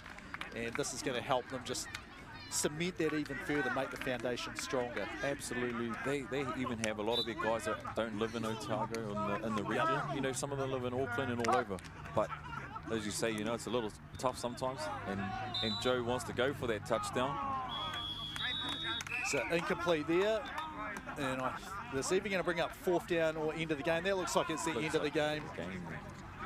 So I think we did get the official clock there. So thank you so much for joining me on commentary here. I'm going to send you out to find someone. You're coming back, though, later in the afternoon to talk through the youth game, which should be awesome, shouldn't it? Oh, no, game is not over yet. Sorry. The game, we've been thrown out. There's 1 second on the clock. We can see it here. So final play here for Otago, it looks like. Bunch formation, and they kneel it out. So that is going to officially end the game. Otago will be the bronze medal championship there. Final score 31-13. Like, they just had every answer in that game there that was needed. Similar to the first one where the Wolves just came out on top against the Tauranga Tridents. You see the smiles, the happiness for the two teams as they exchange pleasantries towards the end of the game, as it's been a number of games for these two teams. started off in pools of 5 or 6, so they each had 4 or 5 games there, and then it went into the quarterfinals, which were just some amazing games, semi-final, and then the 3rd and 4th place game. So across the 3 days, they played somewhere between sort of 7 and 8 games in total across the whole thing. And you know, as Ariel and I have been saying, Otago will be just so happy to come through, finish the final game of the competition with a win there. And I'm pretty sure it's going to be Harrison and Tom that'll be the 2 interviewers for Ariel, as he's running around trying to get them to get some thoughts on how they felt the competition had gone and how much they enjoyed the game here. So anyway, we've got Ariel. Let's see if he did manage to get both of them. Ariel, over to you now. Hey, look, we're here with Tom Rounson, the QB, winning QB, Harrison Jolly here. Look, boys, we want to give you just kind of get your thoughts on a couple of things. First thing though, boys, you guys made it to this 3rd and 4th place game here. We'll wait while we're got a few celebrations as they absolutely deserve. But boys, you guys did a great job. Came out here first. You were able to make it to the semi-finals. How are you feeling, Harrison? Yeah, great, thank you. It was always a big goal of ours to come out here and show the country who we are, especially being the little guy. So it's awesome in just under a year and a half, 2 years playing football. So yeah, it's been amazing. Couldn't be more proud of the guys and couldn't be more proud of the best player in the country. So pretty awesome. Hey, good, look, watching you boys out there being able to play and like seeing the excitement. Everybody was, as much as it was great to play against the Tamaki boys, seeing you fellas be able to make it all the way through here. Tom, what is it like to be able to have your boys from Otago make it all the way through to this game right here? I know you're a little bit short of one game you guys wanted to play, but this was got to be a great consolation. Tom, how are you feeling? It's an amazing finish for the guys, and I've been so proud of them on their journey up here. They've been putting in so much work, and they didn't just walk through the fire to smell the smoke. We've come here, we've won some games, we compete at the highest level there is in the country, and that's all we can really ask for. To come 3rd in the country for our 3rd nationals, pretty impressive result, and I can't say enough how proud of these guys and the work they put in. It's good to get some recognition. Look, boys, I'll let you get back to the celebrations, but congratulations, boys. Well-deserved win out there, and you guys did a fantastic job. Right, thanks so much for that, Ariel, and great job to get those 2 guys. And as we thought, they'd be very excited about that and super proud of their efforts. South Island coming through, getting a medal there. So we're going to take a short break here. We'll be back in around about 10 minutes' time.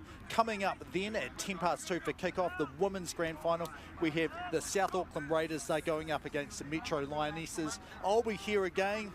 3 more games, that one and 2 more, and Ethan Clark, he'll be joining me in the commentary box to talk through this game. So sit back away for about 10 minutes, and then we will be back to find our 2nd gold medalist of the day.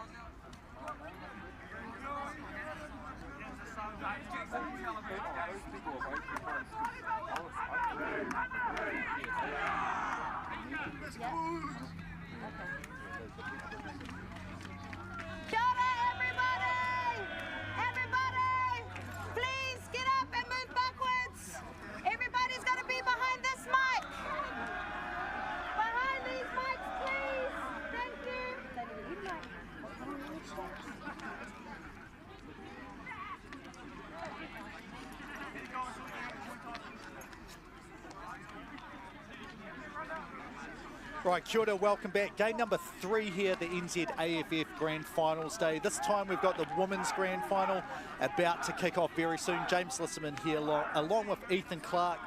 You know, there's been more and more women's teams competing in the flag football competition. We've got 8 this time. You can see the entry tunnelway is almost complete. Yep, staple of the Lions club there. Tunnel of Honour. Yeah, so we're going to have the 2 teams matched up here in this game. As soon as we kick it off will be the Metro Lionesses. They're in the black and white there. You can see their last minute, you know, getting set and ready to rock and roll. And they're going up, I did write it down, they're going up against the South Auckland Raiders, who'll be in purple. So you can see there's their club mates getting ready to go as well. Both strong family sort of clubs. Both obviously historical clubs in New Zealand as well. Two of the oldest still going.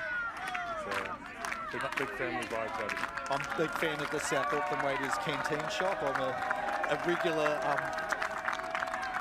just a regular consumer of their food over the flag football tournaments each time. Yeah. All right, so let's see. So that's a pretty impressive start there for Metro. Like, they look like they're ready to go and super into it. Yeah. So we'll have to compare. So that's probably up around an A.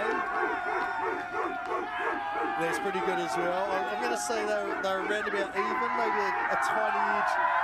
Oh no, actually, yeah, they're about even. Yeah. They're even. I was going to go Metro maybe, but I think the M is good for the Raiders as well. Yeah. No, both these guys are feeling behind those Raiders. It's going to be...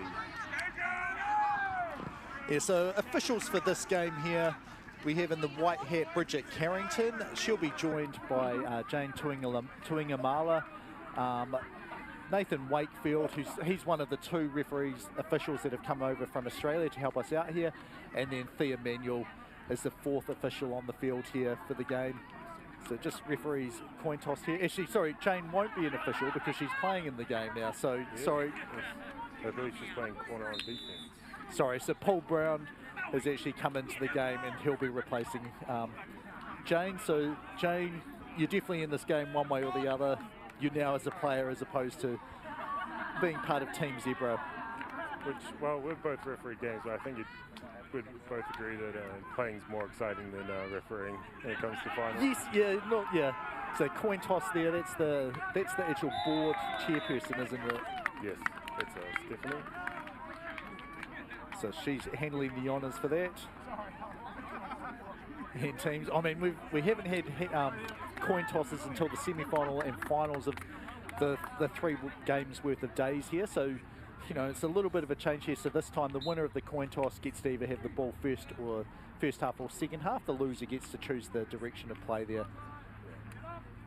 And Bridget's actually a relatively new official as well. She's down from Canterbury as well, same as me, and done it for I think just over a year now. So yeah, progressing really, really rapidly, and it's awesome to have, you know, we've got 2 good female officials here on the crew, and would have been 3 if the Raiders if they had managed to lose their semi-final instead of winning it. Oh, it was a close game too over the Wildcats. It was a 1-touchdown game. So I'm pretty sure Jane's still stoked that they made it to the final. Yeah, I think so. I think honestly, it's probably like, oh, it's cool that I got picked to be in this final, but I'd actually rather play in it. So it's kind of the best of both worlds. Exactly.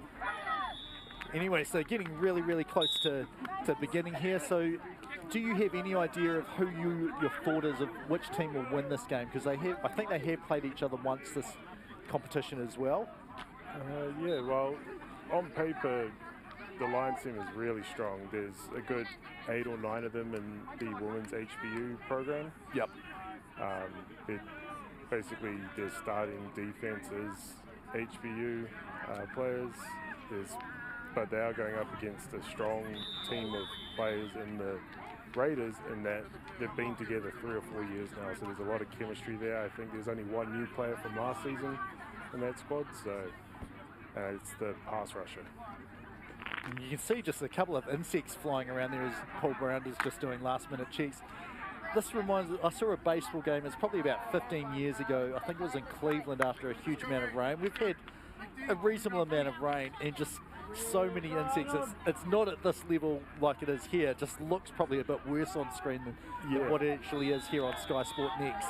Yeah, definitely wasn't this bad yesterday, but the sun seems to have brought them out of it. And you can see Shona Lee brushing the way there.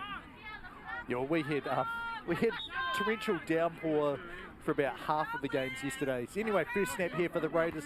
Quick pass out and just pass not caught cleanly, incomplete. It will be 2nd down and half for the Raiders in white. Yeah, and she's one to watch. Liz, number 4 for Raiders. She is a speed demon.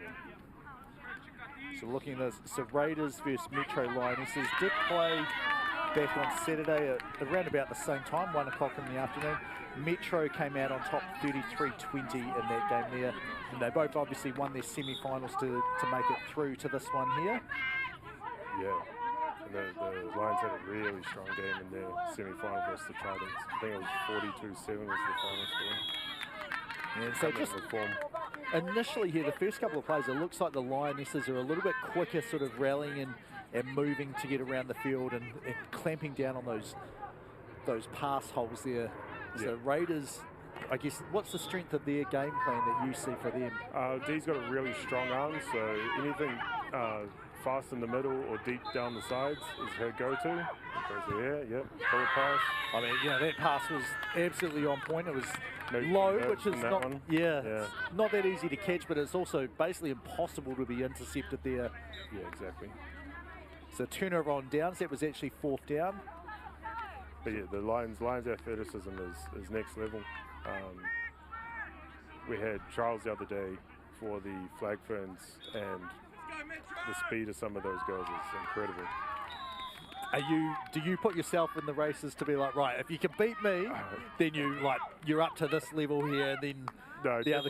definitely do as I say, not as I do. Okay. When it comes to speed, Well, okay. not my then. strongest aspect. Maybe you put yourself as like, I'm the absolute minimum bar. If you can't beat me, this, maybe and then- maybe I do need to enforce that. and then you get all your coaching staff and you get your order of like who's the fastest and like, okay, you're the level of Ethan, now you're the level of whoever else, Ben or whoever else is in that as well, and just see how, you know, who's the fastest. But yeah, you have some speedy players in your whole contention for your squad. Nice little pass there underneath, great hip movement there, and here's a chance for the Lionesses. They do get around about 11 yards there on the game. Morangi, she's the starting centre for the Flag Ferns in Malaysia. I think she caught the most passes of the team while we're over there. Safe hands. Centres usually have that lower under route, so Yep. always a safe bet. So this was their quarterback last year, wasn't it? Yeah, so they actually got like a 2 QB. Oh, here we go. system. Yeah. Oh, it's unfortunate. The Dalmavia, the starting quarterback today, she was actually playing at the Hamilton Hawks last season, but she made the move up, state 01, has chosen to play for the Lioness. Right.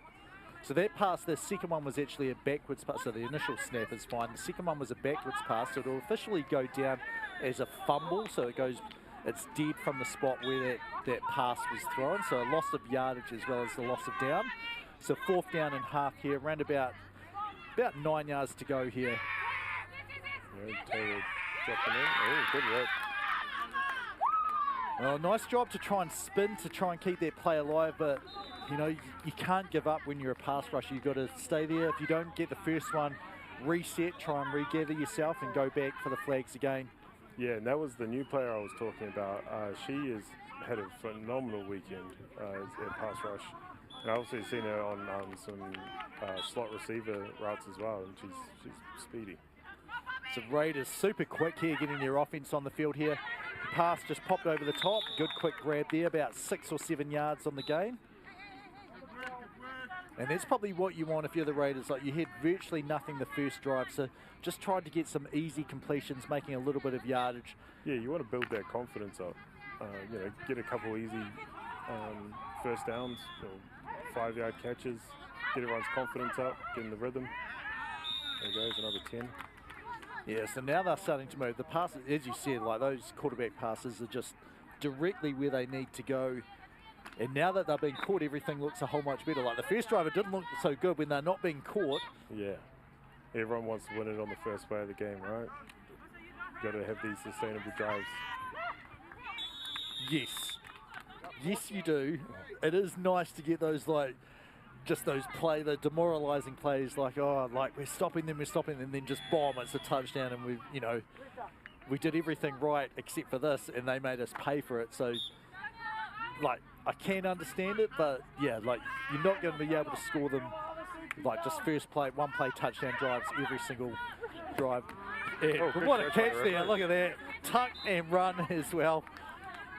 Oh, I think you can tell you've had a bit of experience playing there, just reacting to the ball straight away there. I was talking to him earlier. I think he said he played 16 years for the New South Raiders. Wales. Yep. Yeah, over in Sydney.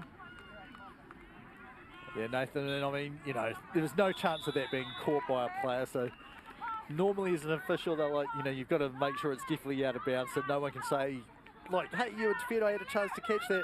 No chance there. Look, what a pass there. Bit of contact on that one, but... Yeah, it's one of those ones you've got to decide, was there forcible contact which made an impact on the play? She got the flag, which probably gave her the,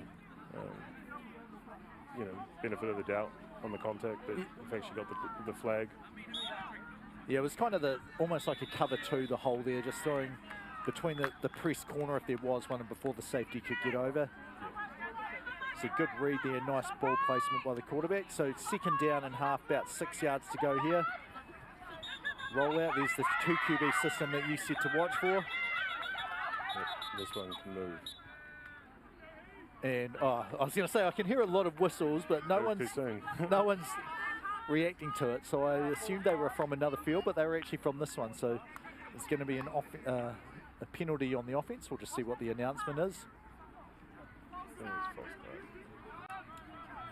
This is referee Carrington, Bridget Carrington. False start on the offense, so there is no play there. It will still be second and half. They'll have about 11 yards to go this time. There's the Metro fans. Very proud of their club, Metro members. And so they should be. There we go, second down again. Snap, climbing up in the pocket, and honestly, you're probably better off just letting that. You don't want to complete that with your knees down because it's dead there anyway. So yeah, better to take that 5 yards up. Oh, actually, no, because it's an incomplete pass. Well, it's a backwards one, so it goes as a fumble. True. So, but it goes from where the fumbler standard. So it goes back to them. So loss of yards on that. You can see they've gone back about 2 yards on that. I'd say watch out for number 8, top of the screen, Metro. All right, it's gone the opposite way. That's a great catch. So there we go, the signal there from Nathan Wakefield says, yes, that is a catch, and it's a first down. Oh, that was like, is that going to be intercepted? No, it's going to be caught. And then, did they catch it in bounds? The answer is no interception, yes catch, yes in bounds. Have a look at this. There's the deep pass, up high, adjusting to the ball, catch here. You can see the left foot there, stayed in bounds as the camera guy was like, surely that's been intercepted. I'm going to stay with the defensive player. That was a Julio Jones-esque sort of catch. There's Alma underneath her right. Oh, she's through. Yeah, just right through the hip shake there at the end. Metro goes on top 6-0. They have a chance to go for the conversion here. And that was kind of just a safe play. We want to get a couple of yards, and instead they get all the way to the end zone there. First blood for the Lions. Yeah, great play, great design. And good play calling by coach not to try bomb it, just taking the safe route and letting the player do the work.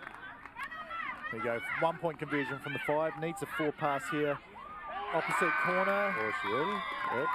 Well, she got all 7 points, didn't she, on that drive? Okay. So the Lions, we'll have a look how the Raiders respond here. Have a look at this. Here's the conversion. Back of the end zone. You can see the right foot there just inbounds before the line. No challenge flags in this version of the game, but no, well, you might have seen one before. You might have seen one if there was. Yeah, we've got a good crew, so they would have had someone there's not a sack there, but a very short gain.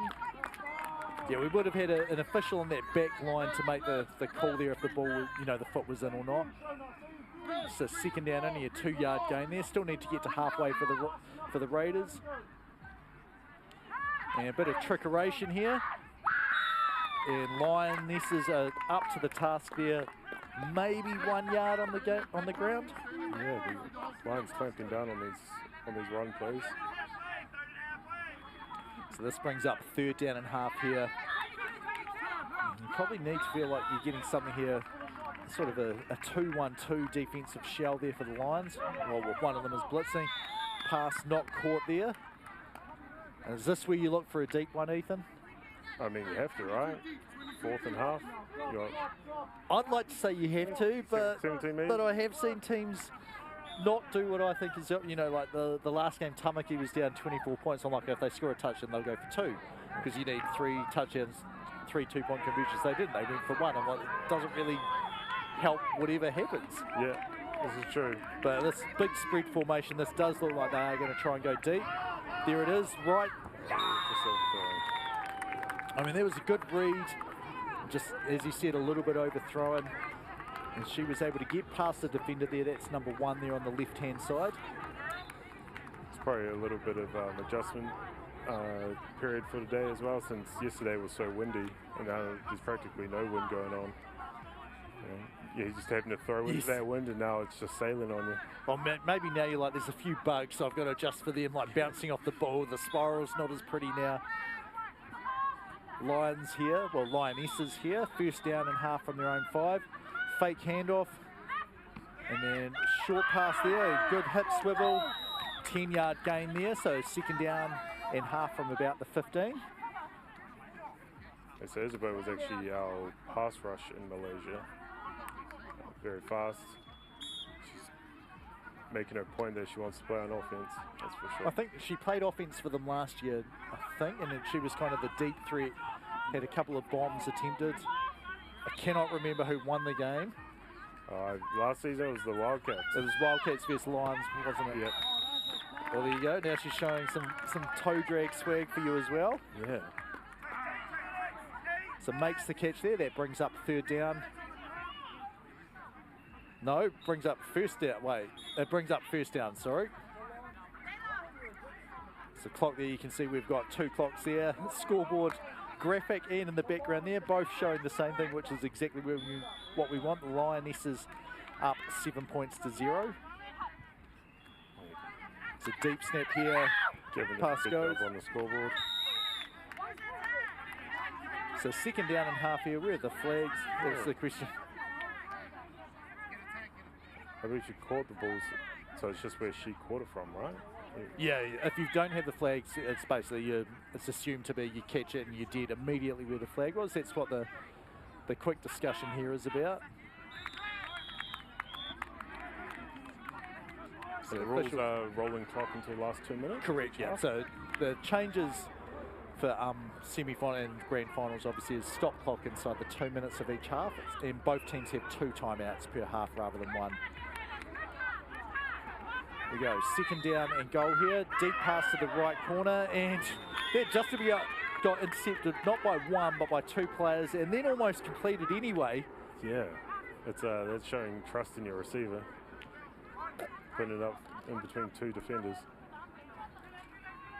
I mean, just looking at it looked like the Raiders went too close to the front of the end zone, and you know, if you've thrown that right to the back pile, and might have had a chance for it. They get the stop though, bring up third down and goal. Short pass, get about half the yardage here, or have 2 looks at the end zone. Well, that's gone forward. Yep, so running it. Oh, she's still going. And still going. Okay, so when a flag comes off, so this is something I need to check. I thought if you had a flag on your belt and that comes off, that basically acts as basically a third flag as well. I'm not 100% sure. What came off? Oh, glove on her belt. Yeah. So the pass was definitely forward, so it was a really good idea to run, and then 1 spin, second spin, yeah, you can see the glove came off. And obviously during the spin and then people trying to go for the flags, that kind of made them rotate a bit as well. So that's unfortunate on defense. They've got to be on their hips at the snap, and then after that, as long as you're not on offense moving them around. So 1 point conversion here. Quick passes dropped. So the score will say 13 points to 0. Lionesses up on top. They're in black against the South Auckland Raiders in white. Here's the snap. Should be disappointed in herself in there. Should have taken that. She knows it. But, still up by 13, so it doesn't hurt so much when you're up. It doesn't, no. You just don't want to get down the end of the game and be like, man, that 1 point conversion, that's would have been really helpful. So Raiders here, 1 pass rush. Pops in the middle there, 3 defenders around, but it doesn't matter. 10-yard gain there for the Raiders. Yeah, showing his speed there. And there's not really the tempo at the moment. Like, neither team, both of them have been pretty careful of what they're calling, making sure they're all on the same page here. But as the game progresses, that's something where we may see that a little bit more. Yeah, I guess a lot of them are playing together. Or did she catch that? Yeah, we'll see what they call it. It looks like... It looks like they're calling it an interception. So Lionesses, they've got about 4 minutes left in the half. Here's the snap here. We'll have a great angle for this. There's the pass over the top. Yep, that is a catch. Oh, I mean, she shouldn't have dropped at the end. Yeah. I'd still say that's a catch, but you don't want to leave any doubt, so you want to just hold on to it and then put it down. Yeah, she probably completed the action of catching the ball, but better safe just to hold on to it. We go snap, back behind halfway. And there from left to right and through the middle. And I think both flags came off that time, making sure it's not gloves coming off this time. Yeah, I'm sure Marek would have been talking to them, the coach of the Raiders. They would have been given talking to her about tag security and flag security. So play callers in here, second down and goal. About 11 yards to go here. And here comes the pass rush, 2 QB, so they do have a second one. That's pretty good. Nice job there, defense. Jane Tuingamala gets the sack against the second QB, so good adjustment there by the Raiders. And it's got, like, you've got to recognise that quickly, right? If it's the 2 QB, the joker options here, are you going to have one person who's constantly sprinting back and forth and you've got someone who comes as soon as they start running? Or do you then immediately devote a second player and everyone essentially one-on-one, or one person's got to be responsible for an average of one person?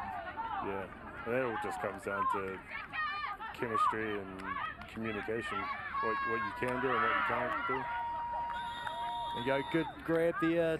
Once again, the Lioness is just able to get that sort of yardage after the catch, like a missed flag grab, then they go up the field, 4th down and goal. And they're in a really good spot here to catch, to be able to try and add to their scoreline, up 13-0. We're getting close to the 2-minute warning, so we'll see if the snap comes before or after.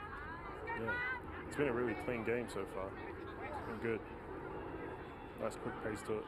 Yeah, I'd say given the length of time to get the play in.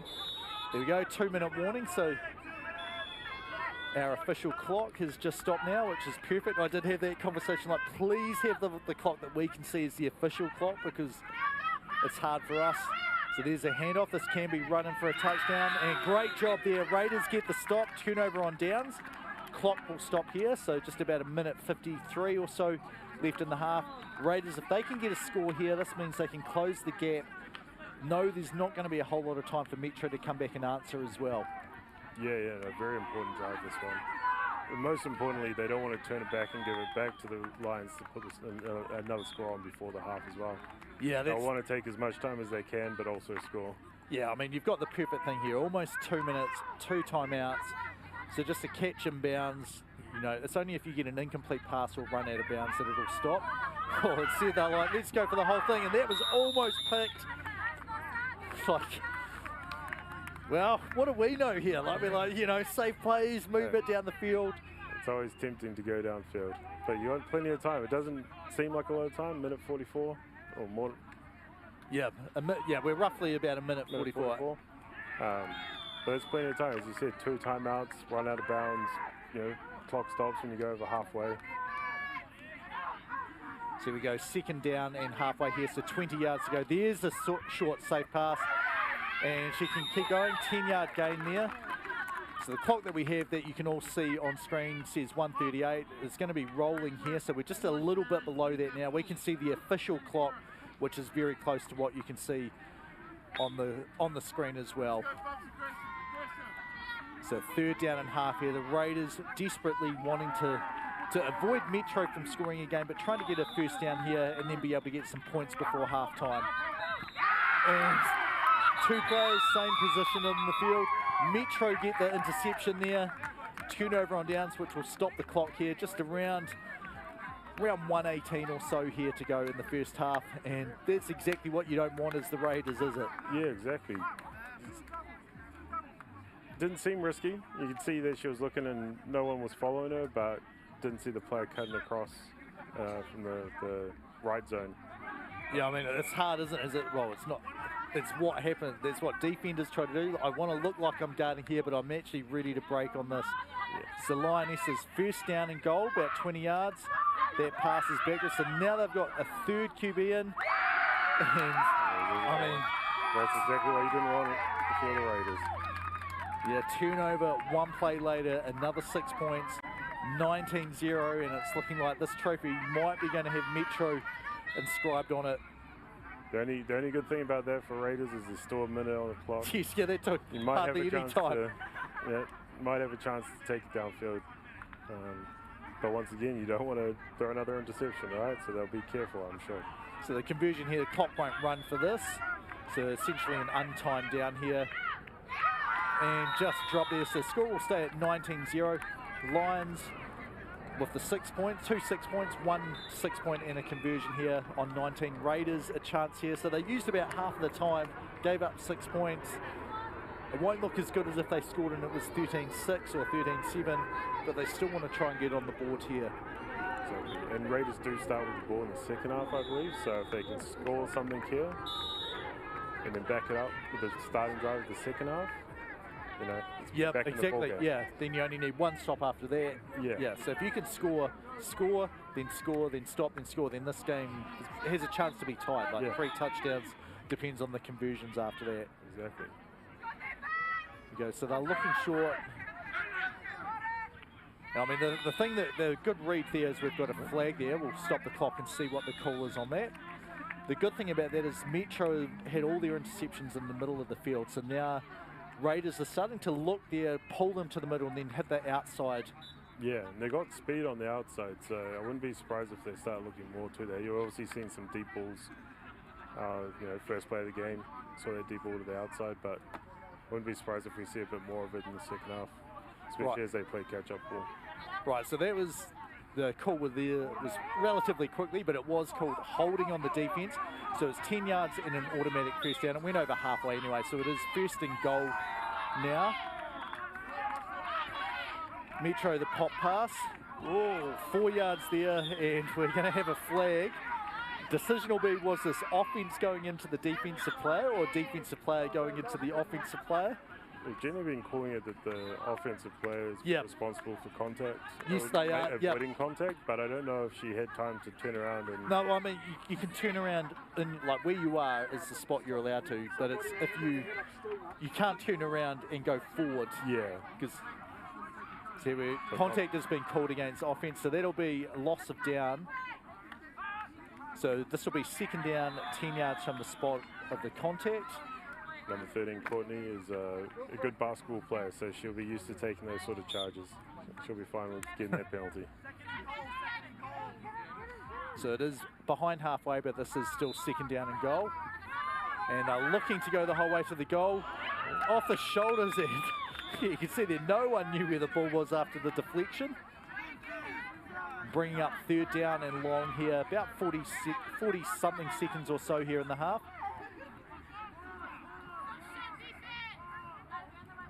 There's the signal there from Paul Brown, who's helping out on this game as the replacement official. Yes, you got 3 plays. What would you do? Would you be looking to piece together a few bits or 3 deep shots? This is third down here, so they actually only have 2 plays. Okay, there you go. Are you taking 2 deep shots, or are you going 1 short in the field? Like, if you've got the speed, I would look for probably 2 deep shots if you can, but or else if you can catch them, you know, if they're all dropping back, then throw it underneath and try and run after the catch. Like, that was a pretty good opportunity there to catch and turn and go. So now you're pretty much hamstrung. Now there's like, we need the whole way, or we need someone just to make an awesome play here. So expect to see a bomb, either to 1 or 4 for Raiders on those outsides. So play calls in. This is taking a long time to say everyone run deep. Dee's got a big arm, so she won't be too worried about the distance here. And pass rush still coming. And there may have been, she did hesitate for a little bit. Well, I don't know if she caught it in bounds. She did catch it. It's a turnover either way, but... Yeah, well, yeah, you're right. It's going to make no difference if she went out of bounds at the 5. Let's just have a look here. Does she get the stat? And I think there was also a chance for pass rush. Yep, 1 foot in. Yep, no, so great call there. So out of bounds at around about the 4 or the 5. Yeah, impeding the rusher was another one as well that you saw there. The blitzer had to slow down. I didn't see if the line that she took changed, which may have affected it as well. But yeah, everything coming up trumps the Lions here. Just over 30 seconds to go in the half. They've got a chance to add to their score. Well, it was 13-0. Oh, looks like they're just going to take the time. So they're happy to go to half time. Yeah, I'm somewhat surprised because they've been able to, to move the ball pretty easily, and the Raiders have had a couple of opportunities, but they're not able to really consistently get stops on defence. Yeah. Maybe they just don't want to make the mistake of throwing an interception, and letting Raiders score before the half, so that they don't need that situation where they get the ball back. Sorry, our clock is actually frozen. This will be the final play of the half here. And flag grab is made there. And this is, I've been tricked by this before. I do want to try and see referee. Oh, we've got a flag. Right. Okay, so that's why it's potentially not the last play of the game. The defense.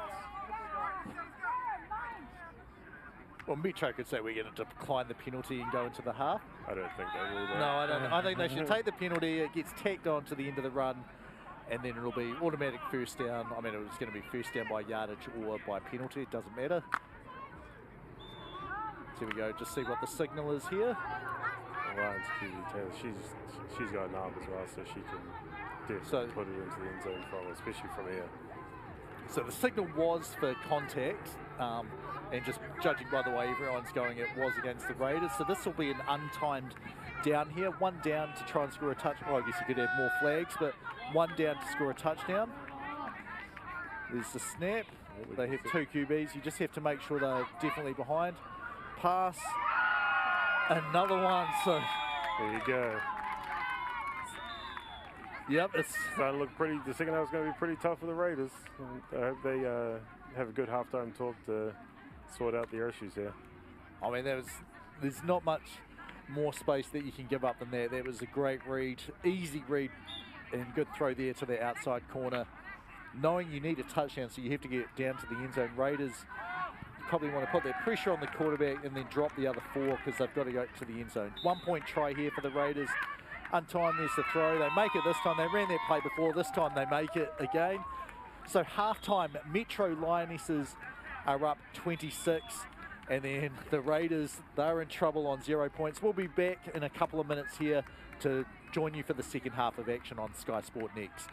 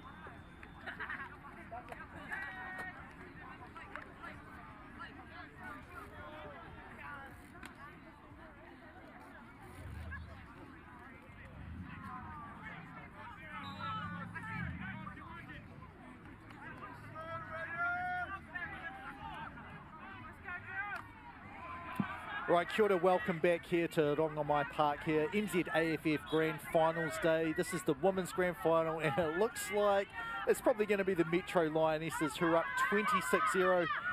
Trick play there, and they've got another chance to run about a 15-yard gain. James Lisserman along with Ethan Clark. We're going to try and talk you through as much as we can, but we may go off topic a bit given what the scoreline's at, Ethan. Yeah, we'll try not to, but it is starting to look a bit like a blowout, so hopefully the Raiders can get a turnover here. And I thought the Raiders were going to start with the ball, but they must have started with the ball. No, yeah, they did. Yeah, I remember it now. And I just like... This doesn't feel like they've had much ball, really. Yes. Those Lions have had everything. Good diving catch there, short gain, and the flag grab as well. So Raiders, they've got to come out with renewed energy here just to make sure they grab all those, you know, no chances. They've got to force some turnovers and just see if they can get some quick scores and get themselves back into the game with a chance. Yeah, and coach of Lions, Eugene Meredith, he's an experienced head. He'll know what to do here. He'll know how to control the game. Oh, that was a rocket of a snap there. The catch is made over halfway, bringing up first down and goal. You saw that, just like the snap came back and the quarterback was like, oh my gosh. That just knocked about. Yeah, that was Domavia Hidaweni. Is that how you say your first name? Oh, Dalmarvia. Dalmarvia. Yeah. As I said, she played with the Howland Hawks, my club, last season. And the season before. Yep. Good player. And then she's moved up here. Yeah. Yep. She made the move up, transferred to the Lions. Stacked formation here for the Lions. They break at different depths and different positions. Good play there, but well defended by the Raiders.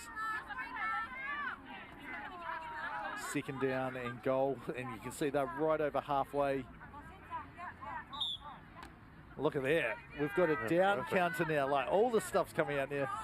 You can see Gavin Graham and his yellow bib there to make sure, you know, he's part of the officiating crew, but not the on-field officiating crew. He's the off-field white cap.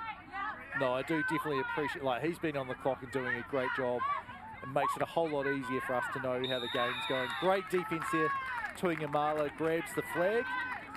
Short gain there. So this is looking like the best defensive play for the possession for the Raiders. It is still, regardless of how well they're doing, it's still taking about 2.5 minutes.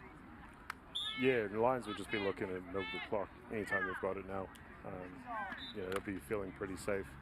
They'll just want to be moving the ball out the field methodically, taking their time, reducing any chance the Raiders have of getting back into this. So stacked formation on the right. Deep pass, wide open. Oh, it was wide open. Great coverage there, coming across to break the pass up. I mean, just in time pretty much, otherwise that would have been another 6 for the Lionesses. I'm sure Eugene will be talking to her about, you know, getting back and jumping up for that ball. Would have been probably some hefty contact in it, but she should have been going up for it. Yeah, if she'd come back, because, I mean, the DB was just turning around and hustling to the ball, and she did a great job of doing it.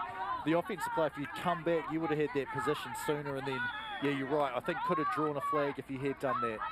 So 4th down and goal. Look for a deep pass here. There it is, left-hand side. Nobody's there. Good ball placement, though. Just no chance for an interception. Yeah, that's the main thing there. And Raiders, you can see them, defensive team exiting the field, offensive team coming in as the Metro Lionesses do the exact opposite of that. So what do you think here? Dink, dink, dunk, and look for the shots, or you've got to try and score quickly, so which means big chunk plays? Yeah, I think you've got to build that confidence up, get a few quick ones, and yep, that won't help with the confidence. And then once you start getting those, you know, inside plays done, drawing that defense, and then you look to your outside. Yeah, I think you're there. Like the defender, I saw like the outside receiver come open, because you can see the slot corners going in straight away as soon as the quarterback has the ball and looks to the middle. Everyone's sort of going to the middle, so the outside is open if you can throw it there. Yeah. Then all you have to look at is, right, is the slot corner going in? Cool. Now are the safeties, are they coming up, or are they staying relatively middle as well? Yeah, and lots of number 5 for the Lions. She's sitting way back. She's getting a lot of respect. obviously Lions don't want to get burnt deep. That's the worst thing that could happen for them. They'd rather the Raiders have to take their time moving this up the field. You see what, 4th down now?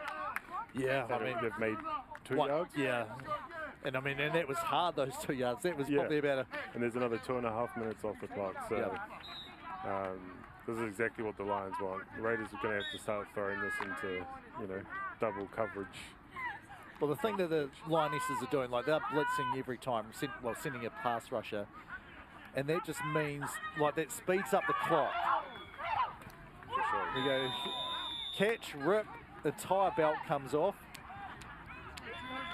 That has happened a few times. I mean, I guess technically you could say, like, it's contact for pulling the equipment. Like, I haven't done it because I'm like, I haven't seen anyone pull the belt. So I'm like, if the flag doesn't come out and it has enough tension, newtons, that it pulls the whole belt off, that's fine. I don't think I've ever seen it flagged. You know, just it's usually a tackle. Yeah, it's obvious. It's usually when people are holding onto the flag, you can, the belt. You can see them pulling that away.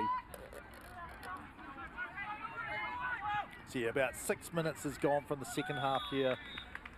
I'd expect to see run plays, you know, short passes, 5-10 yards. All right, let's see what happens here. Let's see if it's a 50-yard bomb instead. No, you were right. 5 yards, run after the catch. And the Lions know they've got such skilled players that they don't need to make big bombs because their players can make the yards on the ground. You know, it's safer to just get them the ball 5 yards from the line, let them make 10 yards on the ground. Yeah, it's a short Wilcox, the short pass there, and she went downfield, got around about, not quite 10 yards, but pretty close to it on that one there.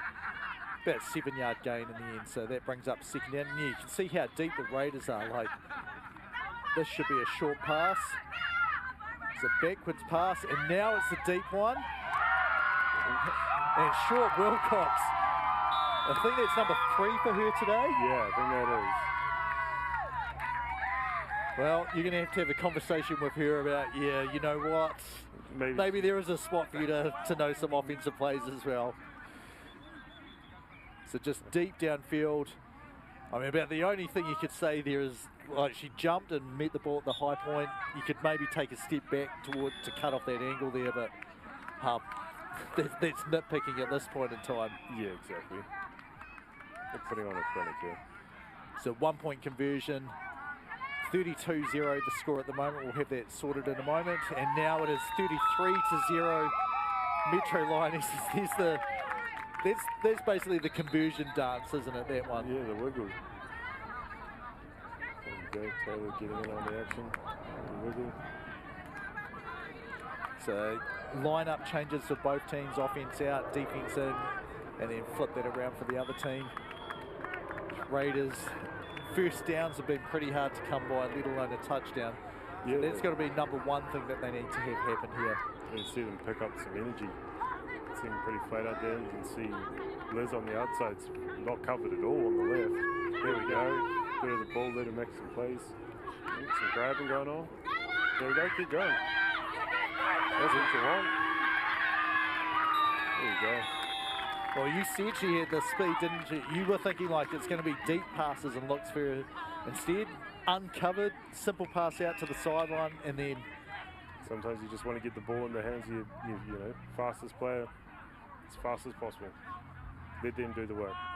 There we go, good quick read here. You see up, in, dodge 1, dodge 2, dodge 3, and then quick enough to regain her balance and then beat everyone down the end for 6 points there. So there we go. Like, the thing, it's still probably not going to be your day here as the Raiders as we see the end-on camera view of that. A little unfortunate. The first tackler pulled her t-shirt out, and that actually I think helped her get out of the next tackle or two, covering those flags. A bit unfortunate there for the defense. But. So we just saw the end of the conversion there. I think it was no good. We'll try and have a little look if we... Here we go. We do have a quick replay of that. So here's short pass. This was the 1-point conversion over the top. I mean, I can't tell. It looks like she didn't quite have control. The ground is allowed to touch the ball, but it's not allowed to impact the catch. Good effort, but I think just hit the ground before she could secure it. So yeah, I can see the scoreboard says 6:33, the official timer, which I assume they have checked with the referees on field to say 6 is the correct number as well. We go deep pass here, open, good catch, good defense there, but it's just over halfway, bringing up another first down for the Lionesses. It's becoming a bit of a shootout here. It's deep passes both ways. Well, it wasn't a deep pass for the Lionesses. It was short, and it ended up being a deep run there. Here we go, first down and goal here. Metro Lionesses just over halfway. Deep drop again. Passes high, and yeah, just able to evade the defender. Ripped flag inside the no-run zone here, bringing up third down and goal for the Lionesses. Making a couple of changes to their offense now, personnel. Must be feeling confident. I would be. Like, you're up 27 points. It's 3 touchdowns, and you still have the lead no matter what. And with 9 minutes to go, I think you're pretty safe. Yeah, I'm not going to say never. There are just time and score, and you need a lot of help from the other team if you're going to have that happen. So we go, taking time here, out to the opposite corner, and that looked like that went through the defender's hand, like just about got knocked away. Incomplete pass.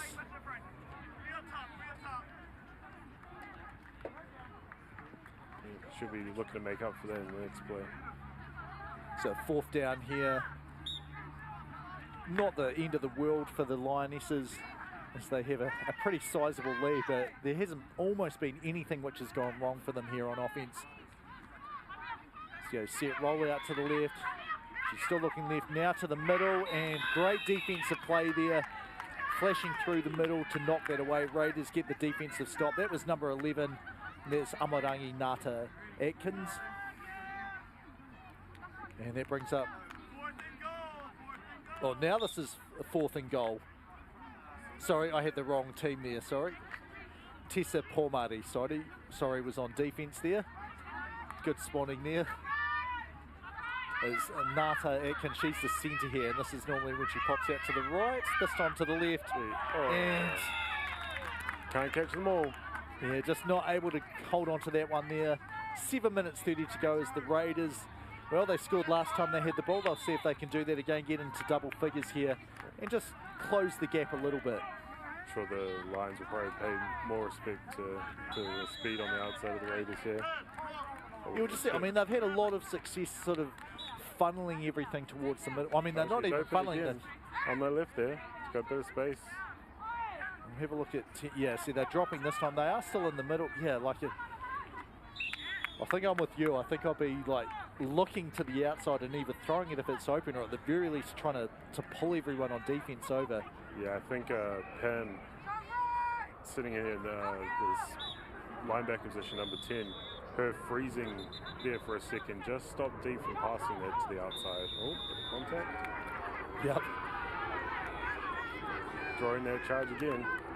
Yep. Oh, I mean, so the basic rule of thumb is defense is responsible for contact until the ball is past the line of scrimmage. Then it's offense is responsible for contact. It's the general, like, not to say you know, you can't have offensive pass interference and defensive pass and whatever, like, but that's just generally, once you have the ball past the line of scrimmage, you've got to assume the defense is going to behave predictably.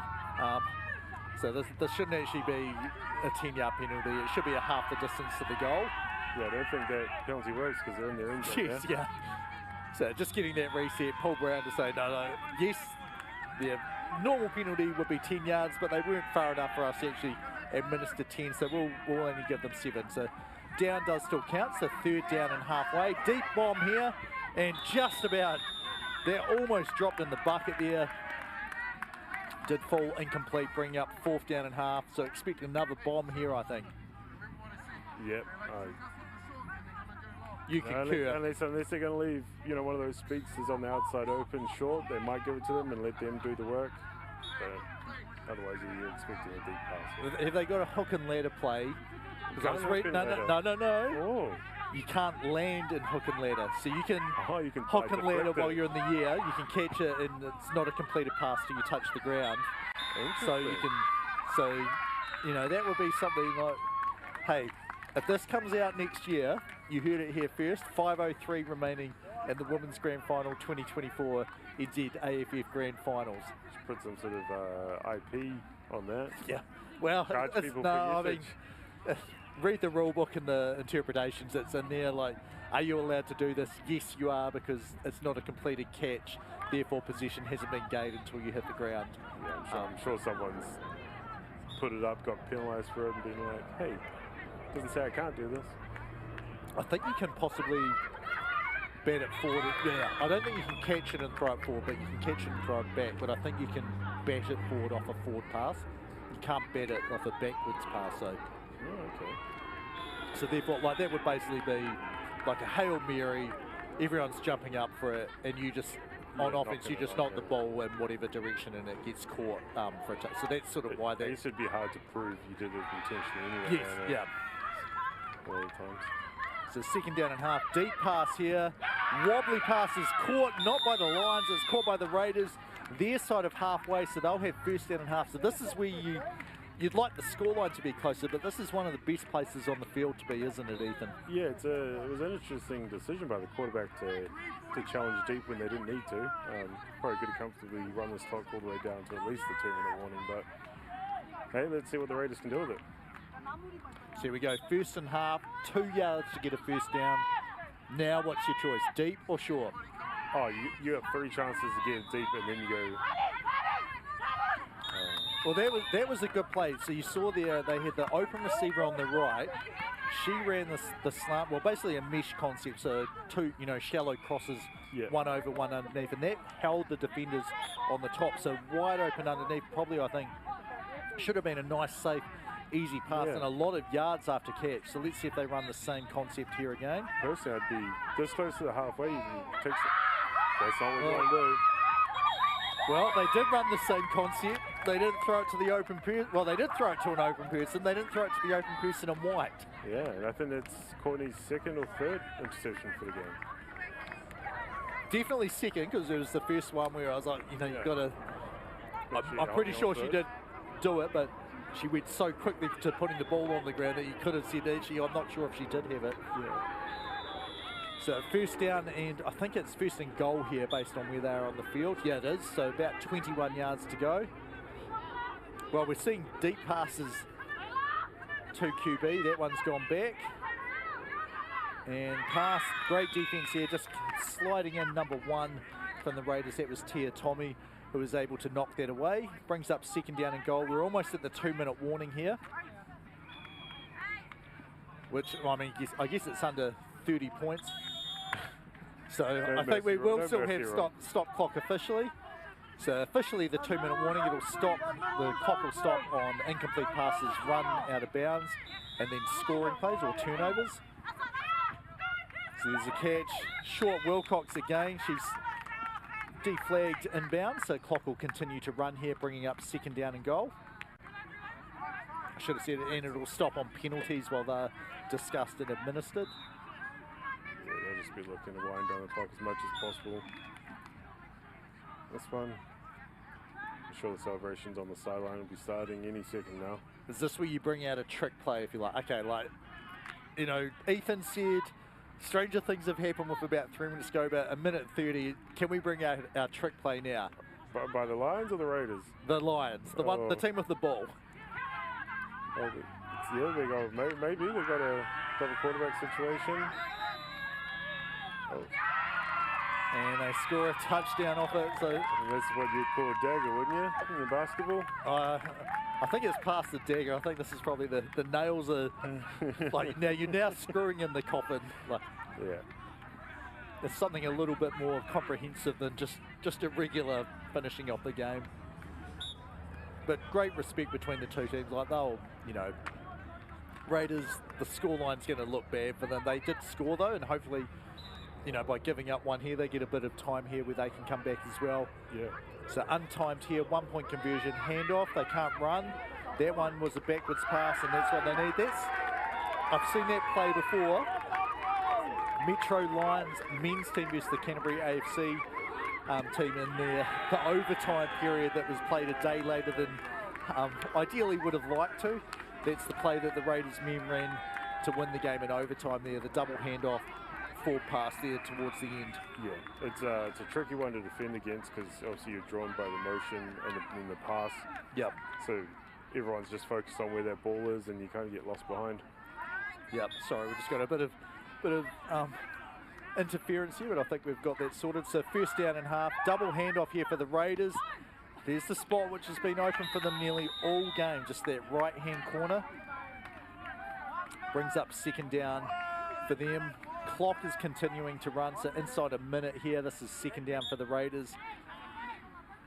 They do have 2 timeouts, so they need to get everyone set before they snap. They're good to go. Now, yeah, you can see just how middle heavy the the Lionesses defense is. Yeah. And this is the sort of energy that Raiders needed to come into the, out of half time with. A little bit too late to be showing it, but. Well, it's been a pretty long tournament for these teams. They were in pools of 4, then they went through to the quarterfinals. And that pass, I think, is incomplete, so clock will stop here around 21 seconds. Oh, look at that. You can hear him quietly. I can hear Paul Brown announcing the exact time there for us. How polite. And down counter here, so this is 4th down and halfway, about 3 yards to go. Raiders are now set. Double pass, they can throw forward, and they almost answered the Lionesses back with their own play. Just not able to hang on to it. 17 seconds, so this is where you can literally kneel the clock out here. Yeah. One will do it for the Lionesses, or they may want to have a trick play here. Line-up change for the 2 teams. We can see the Raiders there. We did well, proud of teammates there to get all the way to the final. It didn't go the way we wanted it to, but we fought hard. Got on the scoreboard is the key thing. Like it's not what you want if you end up on 0. So assuming, this doesn't look like just a kneel play, does it? Given the amount of time. Maybe they want to run the play just to make sure they don't give a safety away. Yeah, there it is. Yep, so good call there. Just wants to stay in bounds, and that'll probably be the last play of the game. I think it will be. So, Ethan, I'm going to send you out. Thank you so much for talking to me here. If you can find, you can find whoever you want. You can leave it as a surprise, just to talk to 1 or 2 people from the Metro Lionesses, just about how they've enjoyed this game and the season and the tournament so far. So, thank you, Ethan, for joining me in the commentary box, and we'll catch you down on the field very, very shortly. No worries, thanks for having me. And just you can see that there, just the celebration. Lionesses, they come through, do one better than what they did in 2023. I think there'll be a microphone outside there for Ethan already with the camera person, so as soon as he can find someone or some people to talk to, he'll do that. But Lionesses come out on top there, just a comprehensive win. Now I have to keep track of the score. I believe it was 33-6 was the final score as the Raiders were just shut out. 46-6 was the official final. And there's the champagne or the Gatorade shower there. Metro Lionesses, #1 women's team 2024, the NZAFF Flag Football Grand Championships. There's the 2 teams. You can see their coach there. He's pretty happy with them as well, Eugene Meredith. And they're just getting ready to shake hands like that. Great respect between the 2 teams, sharing a bit of love after a hard-fought competition. And I can only hope that, eventually we get some more teams coming in from around the country. But it's great to see just the understanding and the ability level. And a number of the players in these 2 teams, as Ethan said, have played overseas as well for the New Zealand Flag Ferns.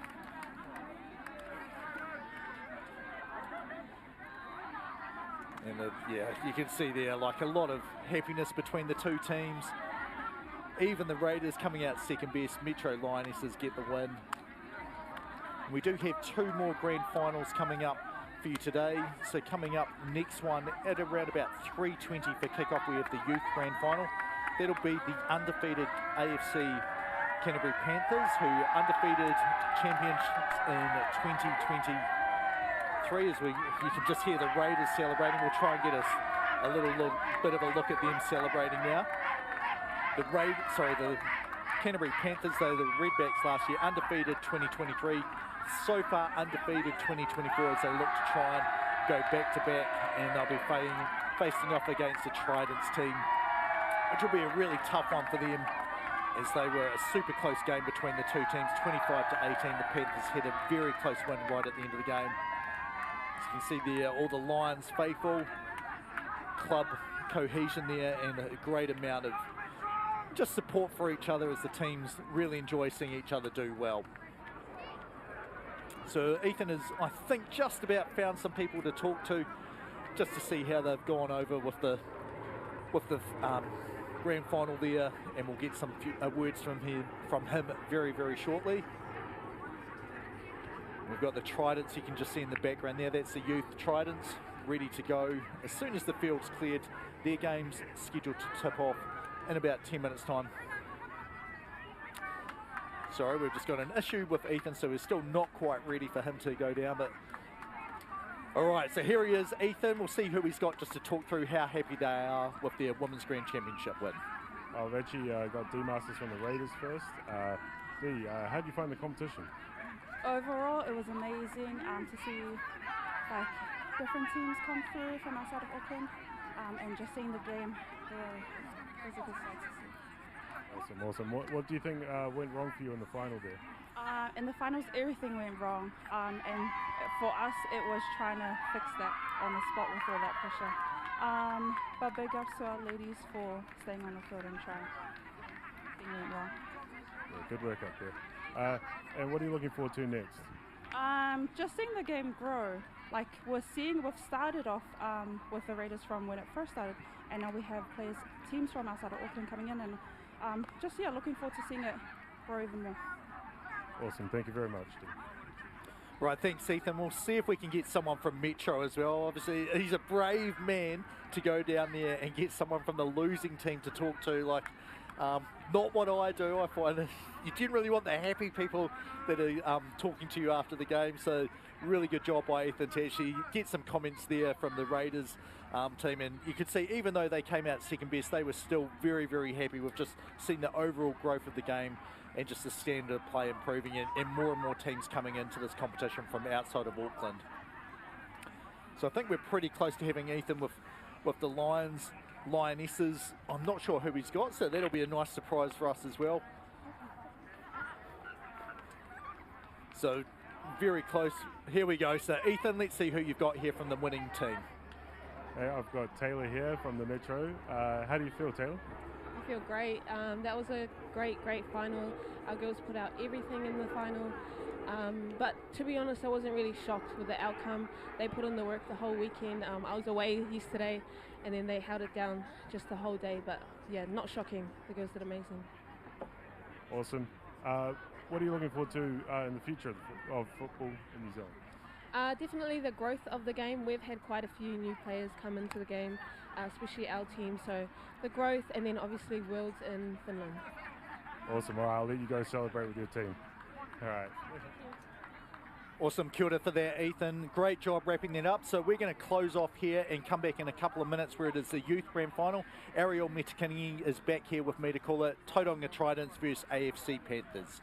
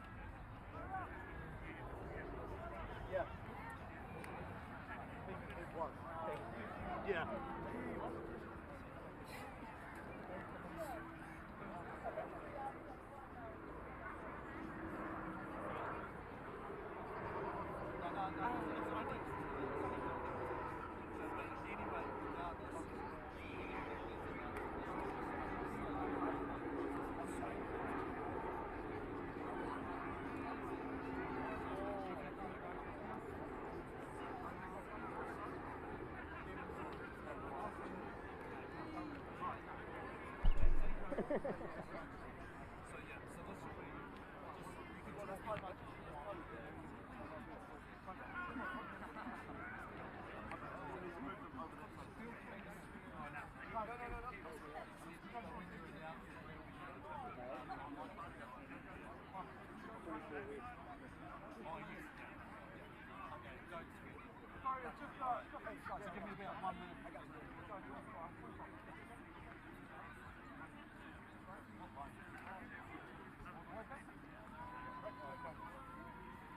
going to have you two on that side.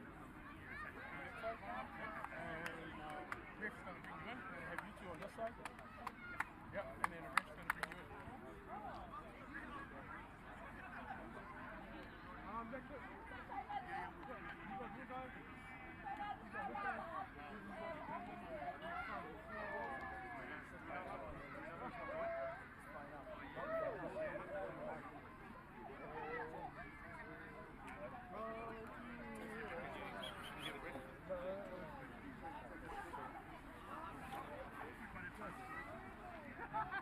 Test.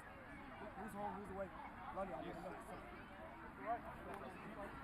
Point toss, but the away team toss.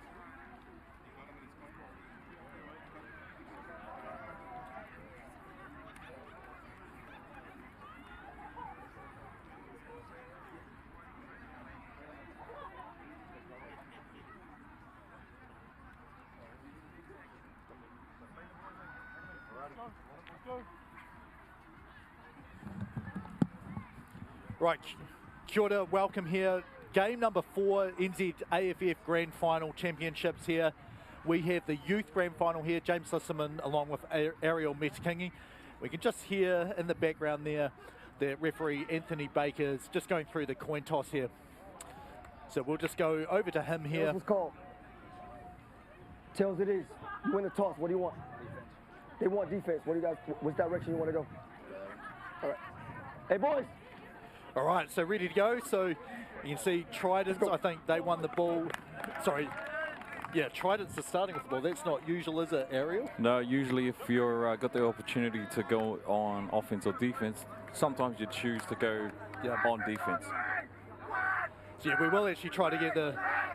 I'm sure people can hear him possibly through our microphones as well, but we'll just try and get Anthony Baker's microphone down a little bit for us. He was nice and quiet when he was doing the testing, but now that he's actually talking to players, he's quite a bit louder. No, actually, we were wrong. So Tauranga is going to start on defence. AFC Canterbury Panthers in black will start there. The other officials for this crew, field judge is Jake Hogg, down judge is Lani Ikapati, and side judge is Vladimir Tolangi. So this should be an awesome... This is the undefeated back-to-back opportunity here. Canterbury Panthers. Canterbury Panthers, the youth team there. And there we go, it's Archie to Archie, more to Cliff there. And the first catch is made there around, what was that, like a 1 yard Maybe gain? a 1 yard gain there. As you see, that's always that quick shoot to the left there from centre. And Tauranga, they've sort of got a 2-2 shell with a blitzer down the middle as well. This time they're doing it under and over, and I think that was Mitch Murtha with the catch there. Is that him, number 15? Nathan Olsen. Oh yes, sorry. And I know Dylan, his younger brother from the junior flag football. So third down and halfway here. Canterbury Panthers probably, like, this is not normal for them. They're able to throw it down pretty deep. Yeah, I believe their starting quarterback, Ben Stewart, is out sick and unable to play in this final. Right, well that's a massive loss for him. Like, he is a huge player. I'm not going to say 100%, I'm pretty confident he's the youngest player in the New Zealand high performance unit. Yep, he did. He attended the high performance this year and has done a great job. And it's just sometimes that's how it goes though. So you got to play with whoever you have available to you, and so that's what the Canterbury Panthers are doing here. So we're fourth down here. What a catch there! What a great grab!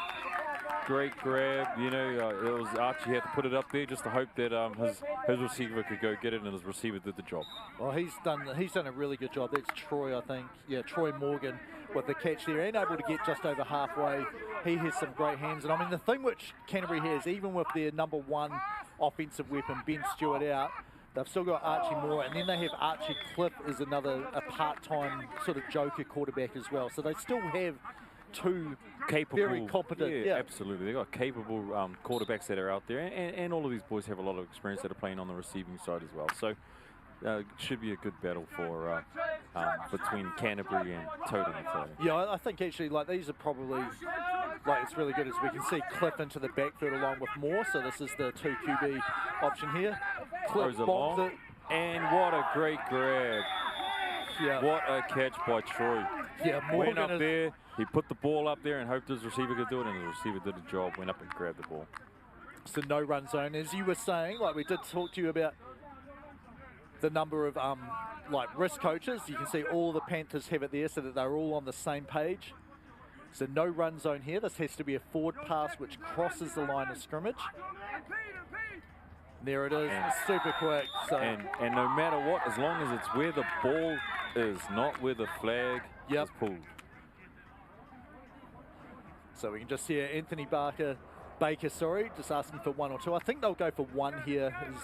This seems to be what virtually every team does. Yeah, you want to be somewhat conservative here, and ensuring that you're giving yourself the best chance to score. So great job there though by the Panthers on their first drive. So we go set up, similar formation. It looks like Cliff's a little bit back. They go for a regular drop back to Moore. Deep pass, right hand, intercepted. So the try will be no good. 6-0 the score here for the Panthers. And after saying the official clock will be on the game clock on the sideline, looks like someone's pulled the power plug out of it. Yeah, it looks like they're probably looking to see if they can get that plug back in right away. It definitely makes our life a whole lot easier having it. Anyway, first offensive series here for the Tauranga Tridents. And just about intercepted. Great strong grab there by 51. And he is deflagged after a little bit there. We're going to have a flag here. And we'll just see what they call it. Like this honestly could go almost, actually there's 2 flags here. Like did the defender, so the offensive player go into the defender at first, but then the defense held on to him? Yeah, so the defender had actually set himself up, just much like basketball. If you're set, you can't run through him.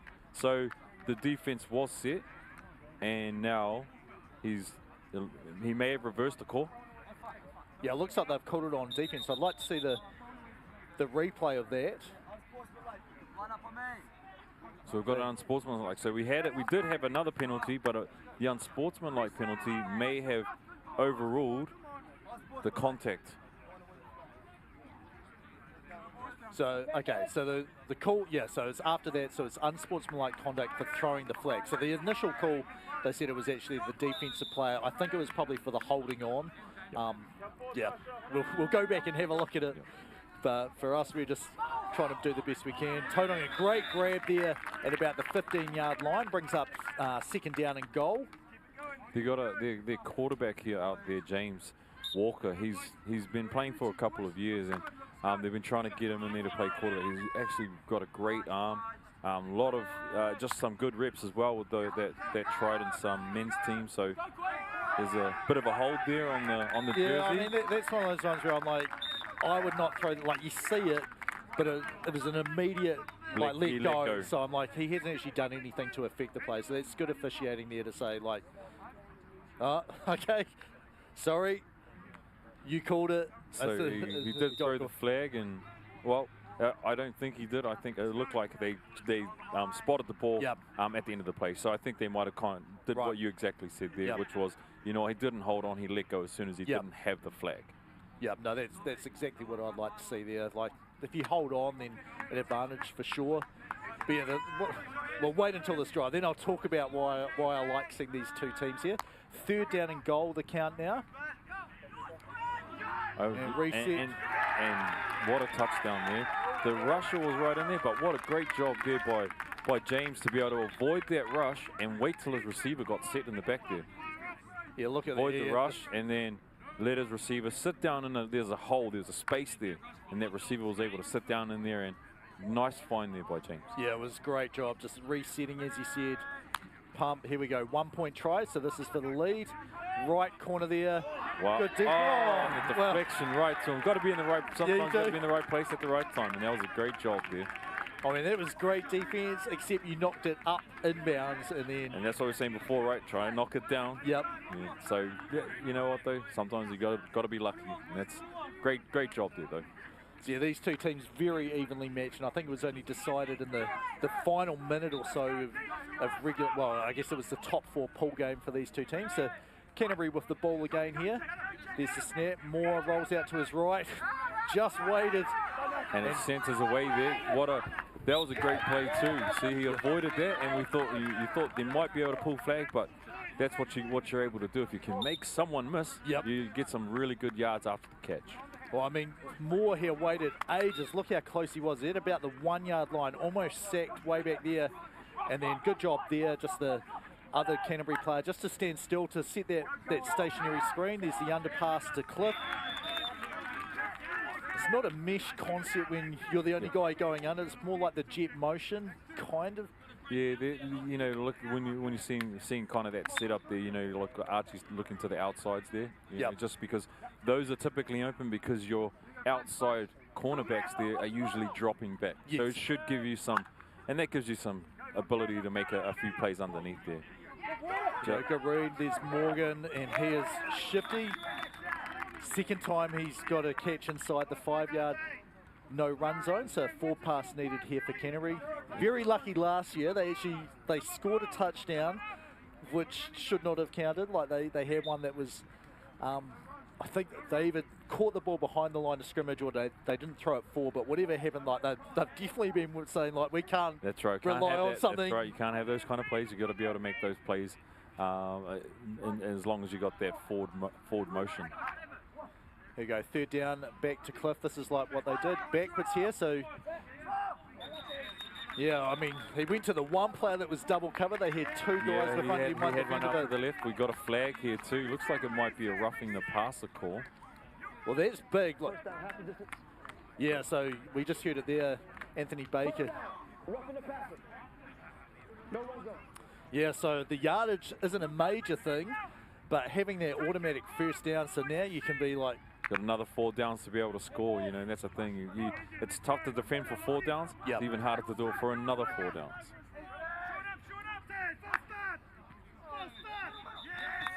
Well, this isn't the worst thing. You could hear someone appealing for a false start. I'm like one of those, like, you have to, like, there's always a little bit of movement. Like, we're not professional players. The NFL, yeah, those guys stand almost stationary. So it might have been, looks like it might have been a false start on the centre there. And again, sometimes the centre looks like we've got to play it down there. And so that's just an official's timeout there, just to... Yeah, he's just asking for a sub to come in from Tauranga. Yeah, what would you rather have first and goal at the 1 or first and goal from the 6, where then you can run? It's you know, I think honestly for me, and at this part, I would rather have it from the 1, but it is easier to open it up. So you're for the playbook for these young youth team, they can run it. Now you've got a new player out there, Ben Stewart. Right, so he is healthy enough. He's healthy enough to be set. Yeah, that was a great rush there, you know. So Ben's out there and just trying to make some plays happen here. His shoulders heavily strapped up there. So that's a great play there by the Tauranga boys, getting that sack. Right, second down and goal is the official count here. So from going backwards, they were first and goal at the 1, and now they're second from the 10. Pass, yeah, that's just I'm throwing this out of bounds, so I don't want to risk an interception here. Yeah, I think he thought that maybe his receiver, like he threw it up there and hoped that if only his receiver can get it or nobody can get it. So he kind of put it into a space there where, he might get a catch or at least it goes out of bounds. So third down and goal, 11 yards to go here. Want to get a score if you're a Panthers fan. I am, you are. Yep. We're fans of the game, but living down there in Christchurch, that's support the boys there. Great job to avoid that and look at Morgan fighting for the ball. He secured the catch. It should be down at that 1 yard. Well, I'd love to see this again. So I think this, like for me, I'd give it to offense. Like I don't think the defense had it and maintained possession on the ground. Let's have a look here. So he's more evading. He hit Cliff open easily. So one. And then he pulled, then it dropped in there, and so the receiver should get the ball, and it should be at the 1 yard, which it is. Great play there, though. The Tauranga defender there, he was right there. He was right on the spot. It was just a great play there. So this is 4th down. Forward pass needed here. They're looking for the same players before. This time, Cliff, great jump ball there. And he goes up and he just grabs the ball. That's a great play there. Just put it up where his receiver. He hoped his receiver can go get it, and that's exactly what he done. Yeah, and they faked their initial play that they had, and that's just one of those ones you look around, who's got our athletic advantage if we throw a jump ball? That's exactly it. You want to see your athlete versus their athlete, and you hope your athlete can go up and get it, and he did a great job there. But maybe in a penalty after the touchdown? Yeah, no, I think it's it'll be the walking over. So it's a second unsportsmanlike. Yeah, but it's on each player. So they should be at the 15-yard line. So this is, looks like it's at the 12, which doesn't make sense. So the touchdown's good. This is a 1-point try. Moore escapes, throws short. Cliff is fast, but gets caught just short. Yeah, so it was I was going to say, like, I saw the standing over, but I felt like it was the momentum. If he'd looked at the player, I would have said, right, that's taunting because you're looking at him. If it was the stepping over and looking down at the guy. When it's just both their momentum was going that way and he stepped over, like, yeah, it's one of those, like, an unsportsmanlike foul is a massive one to throw, so you want to be sure that it's warranted. Yeah, and that's it. That's the nature of the game. It's very quick and very reactionary to things. So, that could be, that's a hold there, it looks like, because he didn't grab the flags and had grabbed the shorts instead of the flags. See, that'll tack on a bit of yardage here. Should have another first down again.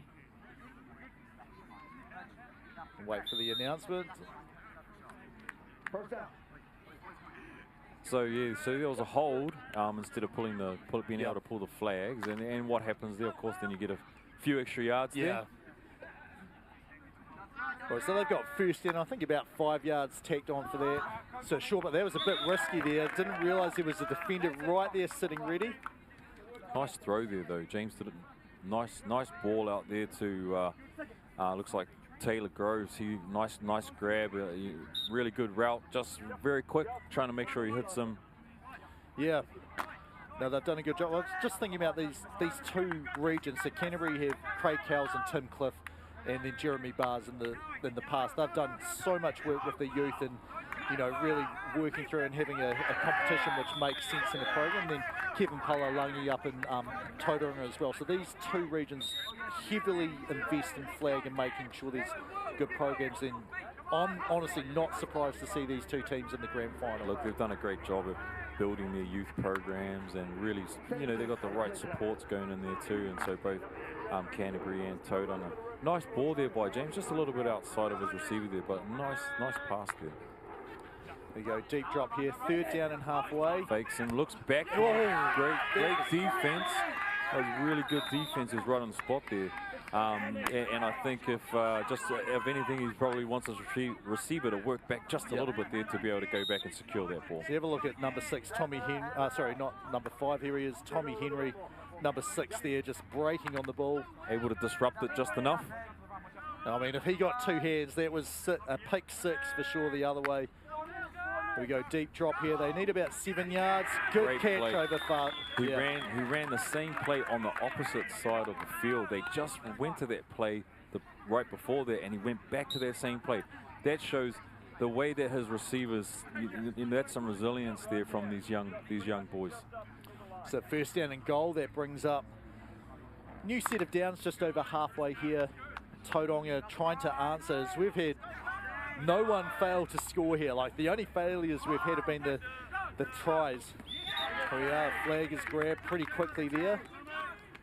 great play there. Again, you know, what you're trying to do is just see if you can get some yards out of it. Give it to your playmakers and see what they can do. A lot of the times you can pick up a lot of yards just off those little plays there. So second down and goal here. They're at about the 19-yard line. So Canterbury, you can see really deep here. They're relying on being able to rotate in and cover and just rally to the ball. Pass rushes there. That's pretty good pass rush. Oh, I mean, that was a great ball. Maybe a little bit behind, or the receiver might have taken his eyes off the ball. Yeah, that's what it looked like to me. I think he was like, what am I going to do next? Because I know I've got a defender coming down. I think he saw the defender coming down and just took it off just momentarily. You could see his defender who was coming down there on that side of the field. And I mean, you can't just catch it and run into them. Like if he caught it and ran into them, then it's a flag on the offense for contact. So you do have to be aware. Yesterday. You did? Yep. No. Against the in our quarterfinals. Drops back, lets it go. Nice ball. Great defense there. Yeah, they got the pressure there, so the pass had to come out quick. It was a good pass, like considering not able to bring it in. That brings down 4th and goal, so this is where you can play a little bit softer. That's right. What you're going to play is you probably play a prevent defense. So what you see is you see the Panthers team dropping back into that end zone, right? What you don't want is to have them drop back and then Tauranga be able to get into the end zone. So 2-minute warning here. Sorry, we don't have the clock going. We'll try and get there when we can. Well, I guess we started straight away. I didn't hear the whistle to say we're now ready to go. Double pass, deep, too deep.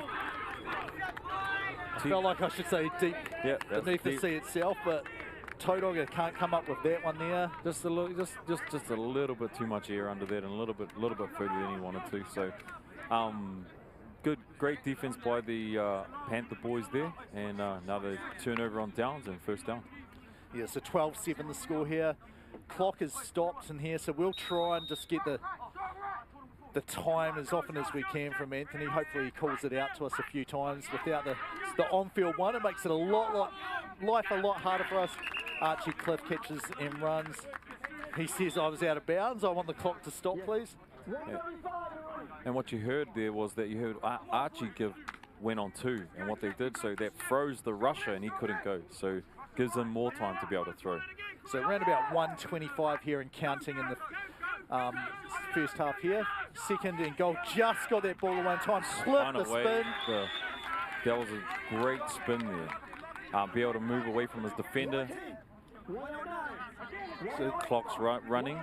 Yeah, hopefully you at home can hear Baker just calling that out. That's awesome. That makes it a whole lot easier for everyone to know, including us, how much time's here. So 3rd down and halfway here.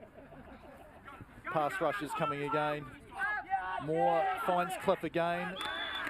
And super close here. He's going to be about probably 2 or 3 yards short. Yeah, 2 yards short of the line to gain. Now, Panthers didn't need to rush there only because they have the ball. They can slow it down.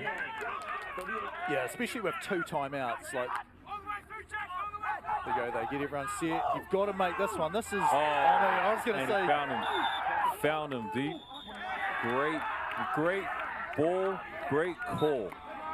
Well, I couldn't see how open he was. I was like, you don't want to be throwing this deep here, 4th down and half, because if you don't get it, I think what had happened is they thought they were going short, so they all came up on that to try to take away the short, and he just got loose there. Yeah, look, I mean, Tauranga has been playing that 2-2 shell as well, and 2 guys went deep to that same side of the field, just impossible to cover them. Morgan has just speed and shiftiness, like, you need to cover him. There's Cliff converts the 1-point conversion. I saw a flag come out there, maybe an impeding the rush call here. Look at that. Right, so the try is no good. They won't redo it. 18-7. Clock is on 29 seconds. And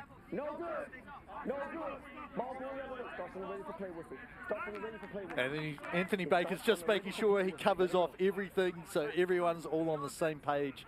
Both teams on the field and their coaching staff on the sidelines as well, so they all understand. So the try was no good. Impeding the rusher basically negates that, and it's going to be first down for Tauranga. I think he said 29 seconds in the half, which will start on the snaps. 25, sorry. Got 2 split out to the right there. And he's going to go long. He's just going to let it fly. What a nice...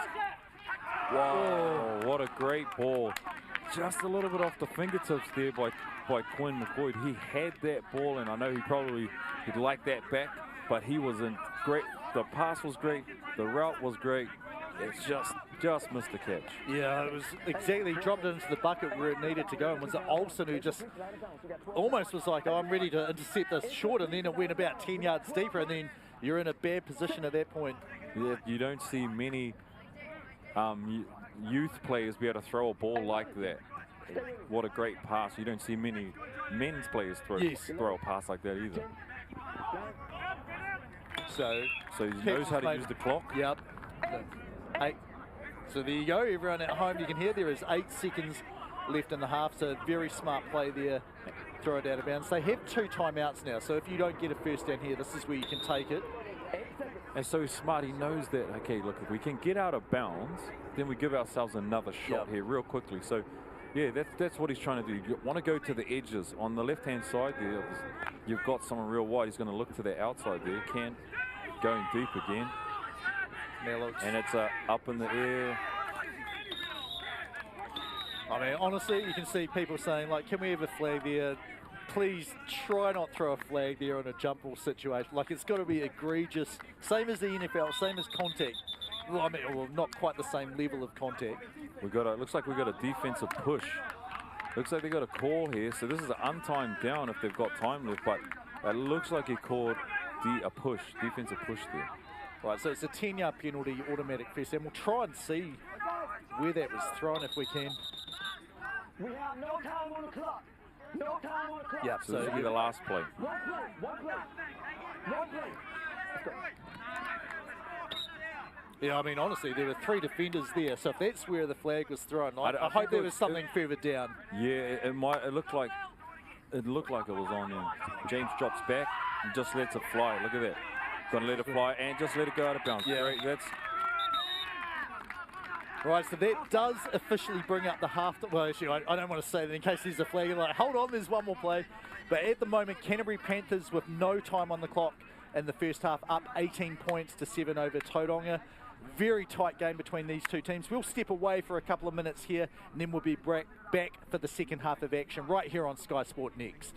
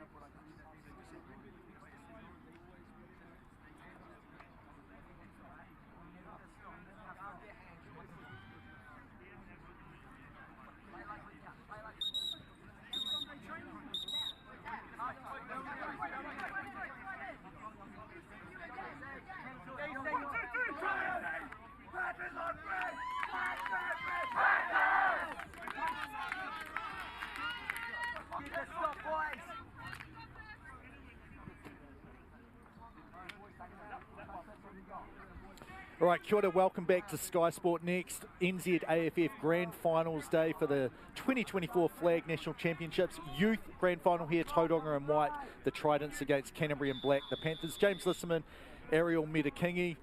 And this has been the best game of the day so far. Look, these boys have done a fantastic job. It's a battle, and that's what you want to see. You just want to see a battle. So these boys have done a great job. So, funny story about Tommy Henry on screen there.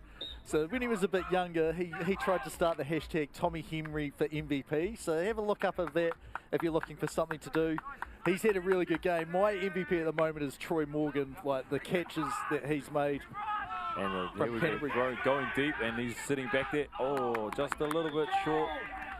Defense was right in position, so that was a great job there, but nice throw there, just a little bit short. Yeah, that was Mitch Murtha that time, like really well played, just keeping his eye on the ball, going back, making sure there was no angle for the offensive player. Good stop from the Panthers on the, all it takes is one play and it's 6 points. And that's it. It's a great job there by Mitch to be able to drop back in that safety position that he's sitting at, and he's trying to scan the field. And that was you said he had an arm. That was a just catch, set, throw, right on target there. Once he sets his feet, what you see from James sometimes is he doesn't always set his feet, so he uses his strength to try to throw. That last throw, if he sets his feet to throw the deep ball, he may be able to get it there. So it's just those little things that as our youth are learning it'll improve their game. Right, 4th down and half, about 9 yards to go here. This is a key play here for the Tridents. And just like that, just sets his feet and just throws an absolute rocket. Great defense there, be in the right position. Yeah, they get the stop. Yeah, you've got to be a little, you want your receivers to get over the first down marker. Yep. You can't make a catch on the negative side of the first down. Now that sounds like the Kirk Cousins story, which he did get a chance to talk about in the Netflix series, saying like, they covered this, they doubled this, like, this was my outlet. Yeah, he wasn't my first read. Yep. He was my only read that was open. So, you make that. You just make that whatever throws available. More like puts it on the ground. That's okay. Yeah, that quick. You kind of the center there, Nathan Olsen. He just kind of hung back just a little bit and waits till everybody clears so he can shoot out to the right there.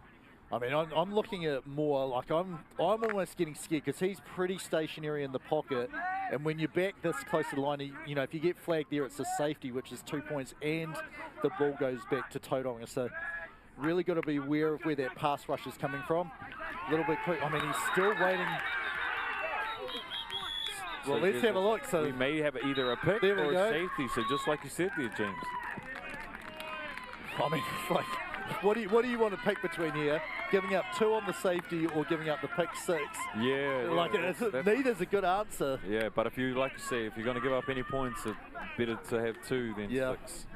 It's just you give Tauranga the chance to add to that as well. So they go to 9 points now, to 18-9. I mean, that was great. That doesn't happen often when you're like, watch out for this. Like, I'm getting a bit worried about this, and then the next play it happens. Great defense there by the Tauranga boys. Nice spin. Right, so this is, on offense, Tauranga, you're like, right, we've got a big momentum shift here. We got that just 2 gift points, and we got the ball immediately back. Canterbury don't get a chance to score.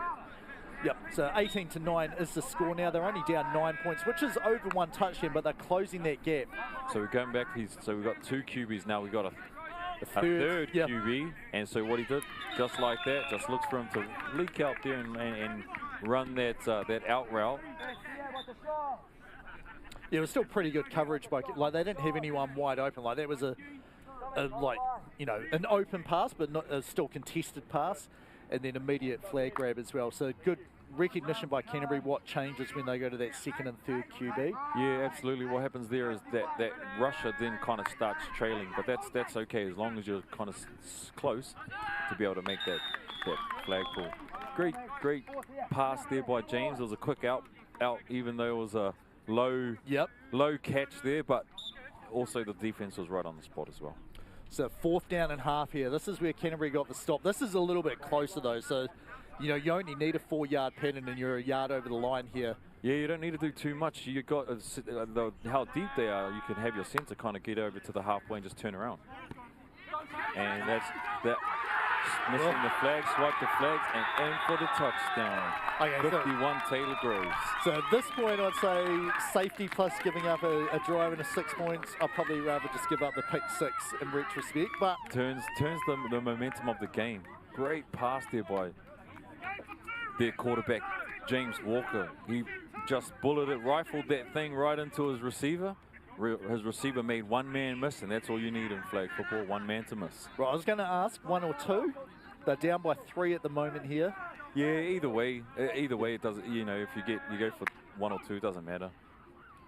I'm inclined to agree with Balalangi and go for the 2 here. Like, then you know, right, we're only 1 point. If they score a touchdown at 1 point, we can still You're catch still up. within that, that's right. Yeah. Yeah. And if you fail, you're like, well, we know we need to score more touchdowns than Canterbury here to be able to win the game. Like, it gives you a clear indication of what you need to do next. Yeah, no, the great thing about that is when you looked at just a little bit outside of his receiver there, but he's got the fundamentals there. Ben Stewart's out there as well with these the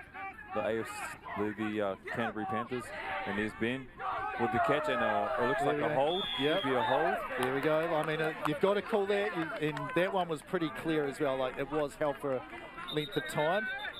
Yeah, you know, they may argue though that the strap part of the belt that he was holding on to may have already been out. Yeah, so there's an ability there to maybe talk about equipment. So you could look at Anthony's out there. See, no hold. Yep.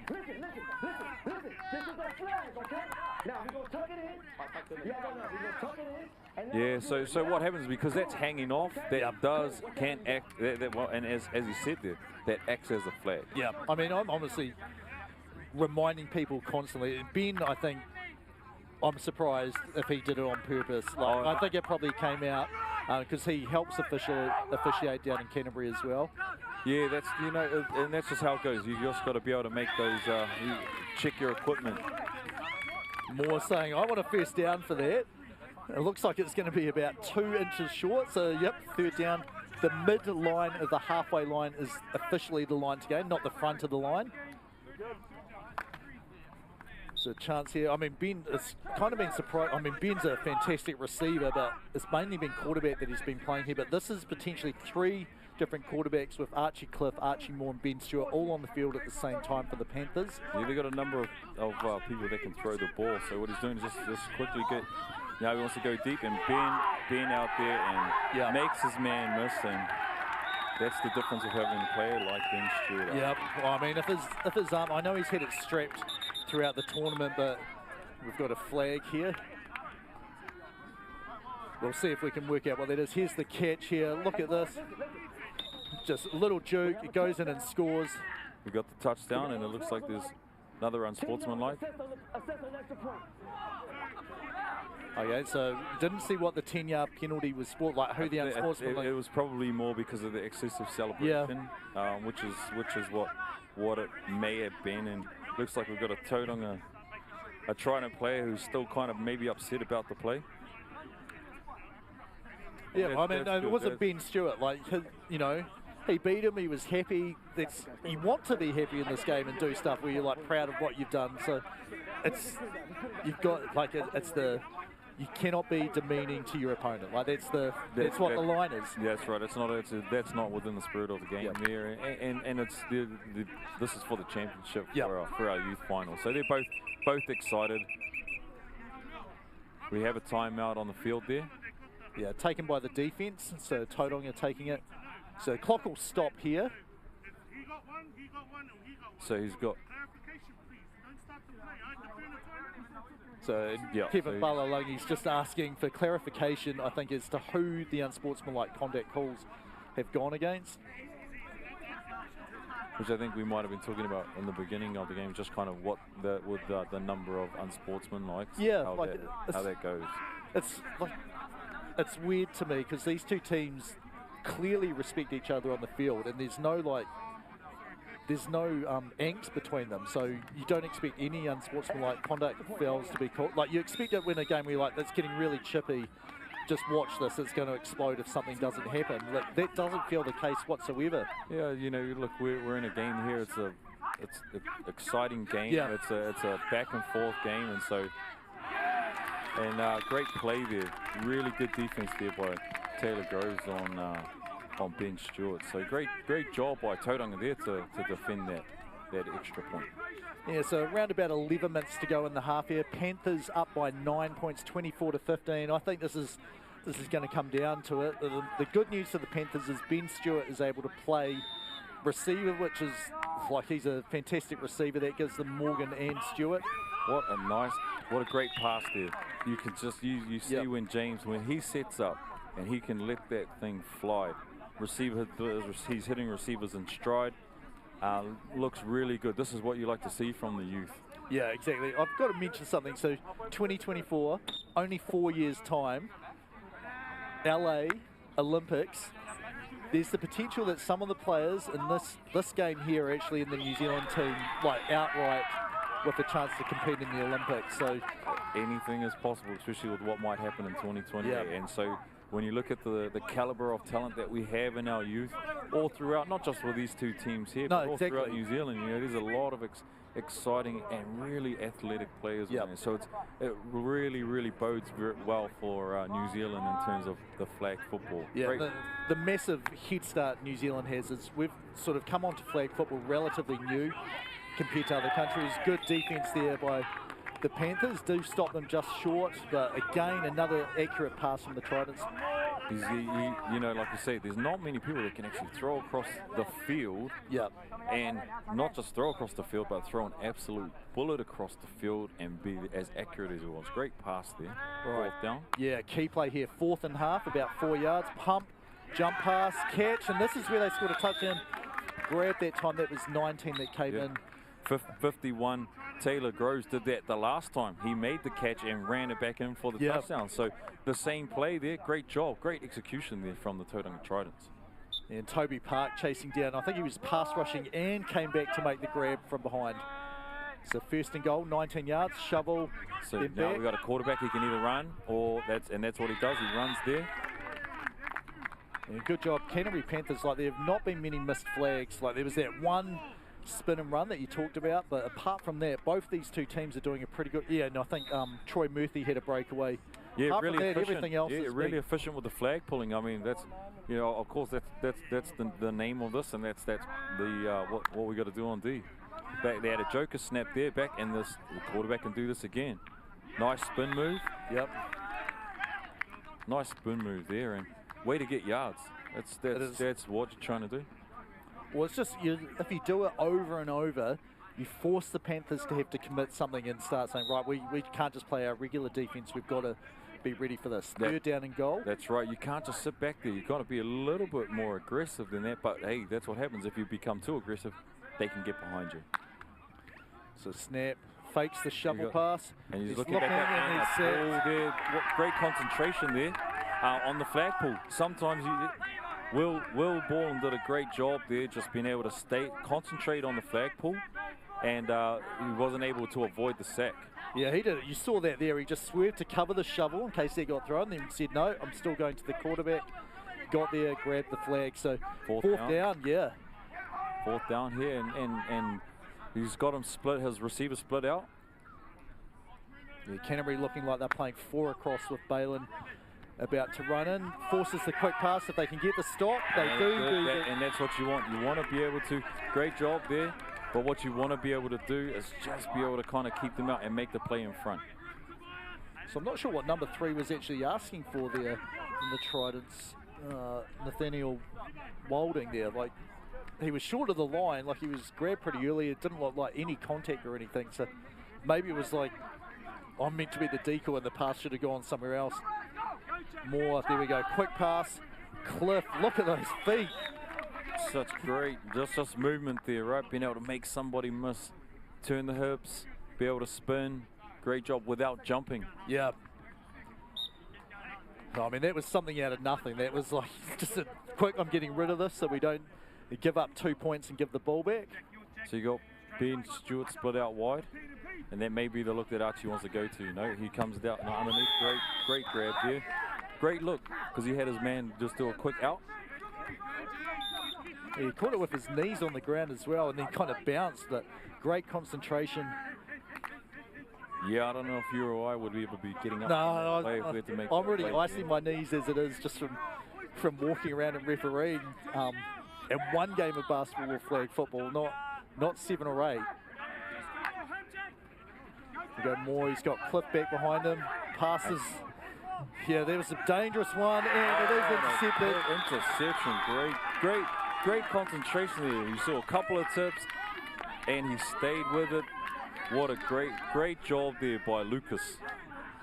Yeah, number 43 making a great catch there. And I mean, that was all because The pass rush affected that first backwards pass. Cliff couldn't catch it in time. He was spinning around knowing there was another one, had to get rid of it quickly. Taps it, and the concentration of Lucas Taula there, great job. So that's the end of the first play there, just a quick grab out to the side. So Tauranga, they do have the ball. Sorry, they were actually given that ball on the other side of halfway, so this is a first down now. Interception looked to me like it was actually over this side and then momentum pulled him back, but officially given first and half, and now they've got first and goal now. So he's a joker, he can either run or he can throw it, and that's what he's done. He's put it up in the air. And it looks like incidental contact there, but there may be a flag. Yeah, well, I mean, you can see appealing for it there, saying like, you know, he tripped me up. When the pass is uncatchable, so then you just have to decide, was there like egregious contact where it's, you know. So he called it, so there's a defensive pass interference there. That was the call from the referee, so it's why they marched the ball forward. I'm just looking at the body language, like I thought that was, hang on, has it gone the wrong way? Yeah. Well, I'm surprised they accepted it. Yeah. Like I thought they might have taken the loss of down instead of the. Yeah, you know, I guess it depends if you want to put them back. Now they've got to go. They've got to go. So yeah, so it's second and goal here now, right? So you want them to go back further to be able to fall. So it gives them a better chance, obviously, on defense. I think what's actually happened here is they've actually called contact, but announced it as pass interference. So the loss of down and the 10 yards. So yes, you do want to do that if you're Canterbury because you want the loss of down. I don't think they possibly would have said we'll replay the down 10 yards back. Yeah, that's it's. Because I mean the ball was so far away, it wasn't pass interference. Like it's got to be catchable for pass interference. So I think he picked up enough yards for the get back to the original line of scrimmage. Yes. Before the penalties there. So we're at third down now. So Tauranga running out of time, so just over 3 minutes. They need to score twice. Snap is pretty good. There's Will Balin going in. Oh, what a catch there. Great grab, great pass. I mean, as I see, when you see that those feet get set by James there, he can let that ball fly, and great catch there by Quinn McCoy. So look at that, like just hands up, caught it with his fingertips, And then the defense, I mean, Canterbury's like, we want time to come off the clock here, so yep. Let it roll, let it rolling, that's right. Always give them whatever underneath, don't let it get over the top. So fourth and goal, about 12 yards to go. Sorry, more than that. And not quite intercepted, but it's a turnover on downs. So even though, you want to pick, but that's okay though. The result is the same. It's still a turnover. And Tommy Henry, I mean, that could have been a pick six. Like, I think he was probably thinking about, this is coming right to me. And I've been guilty of that. I had one from Jono Entwistle years ago. Like, basically would have been the game-saving interception. And I called the play perfectly, jumped up, he threw it right to me. And I'm like thinking about, I'm just going to catch this, and it's turnover, like interception, and then I just dropped it, and then he scored on the next play, and they won. So sometimes you could just think it's so open. Backwards pass to Stewart. Yeah, he just wants to take off. And Ben just happy to stay inbounds and keep the clock going. Happy to just do that. We've got a flag there. I'd say this is got a hold. Probably have a hold here again. The short pulling. I mean, like that other one, I would have said, I'm totally fine for that not to have her, because he went for the flags, missed them, got his shorts, and immediately let go. Like, I think it's always going to be a tough one, just because, you know, the nature was you're reaching out, maybe trying to dive to grab the flags. And 2 minutes. 2 minutes. Right, Anthony Baker just announced a 2-minute warning. Exactly what we have on screen for you. So second down and half. What do you do here? Like, so you're up 9 points. The only way Tauranga can win is if they have the ball to score, which means a turnover or you do something stupid. So yeah, I think, look, right here, all you got to do is just keep it very easy. You don't have to do anything. Your quarterback can even come up closer and just hand it off to your. To the center. You know, I know it wasn't on purpose at all. It was incidental, and we got another flag. Who's this on? Like, you decide, So the defense, if they're lying on the ground, offense can't actually go over them. Yeah. Like because it's a form of jumping. Yeah. And then you decide, is it contact or is it not? It's one of the, it's those hard ones. Like you want to limit injuries, but you want to be like, is it fair, and do people understand why they're being flagged from, and do they have an actual, like a realistic chance to make a play on offense or defense? Christchurch, the AFC Panther boys on the screen. Yeah, it looks like they've gotten over the heartbreak of this morning. So Ben Stewart here. Oh, he got flagged, but this is. Oh, maybe he didn't know it was his. Yeah, they pulled his flag. He's just, you know, and you keep it in bounds. Let it run. Just let it keep running. And there's some of my Takanini Giant boys on screen there. Did an awesome job helping me with the scoring and officiating last night in that game that finished off in the morning. Yep. Look, here we go. We're second down here and about just inside the 5 yards here. So there is really no need to score here either. No, you cannot give the Tridents the ball, because that's the only way something crazy will happen. Archie Cliff, the spin, he's flagged inside. So I shouldn't say that because it sounds like a penalty. He is stopped inside the no-run zone, so about 3 yards to go. Here, Baker there counting down. There's Ariel, it's been awesome having you in here. I'm pretty sure Canterbury's going to come through with the win back-to-back. You find however many people you think. You can even get Craig and Tim if you think, like, they do a pretty good job talking. So get whoever you want to talk about this. As we just had a whistle before that. Hey, thanks a lot though, James. Appreciate it. It's been awesome. We'll see what the announcement is here. As I don't think the game's quite over. So yeah, so it's going to be third down. Someone's flags. They're getting them sorted out now. 5 seconds. 5 seconds on the clock. 4, 3, 2, 1.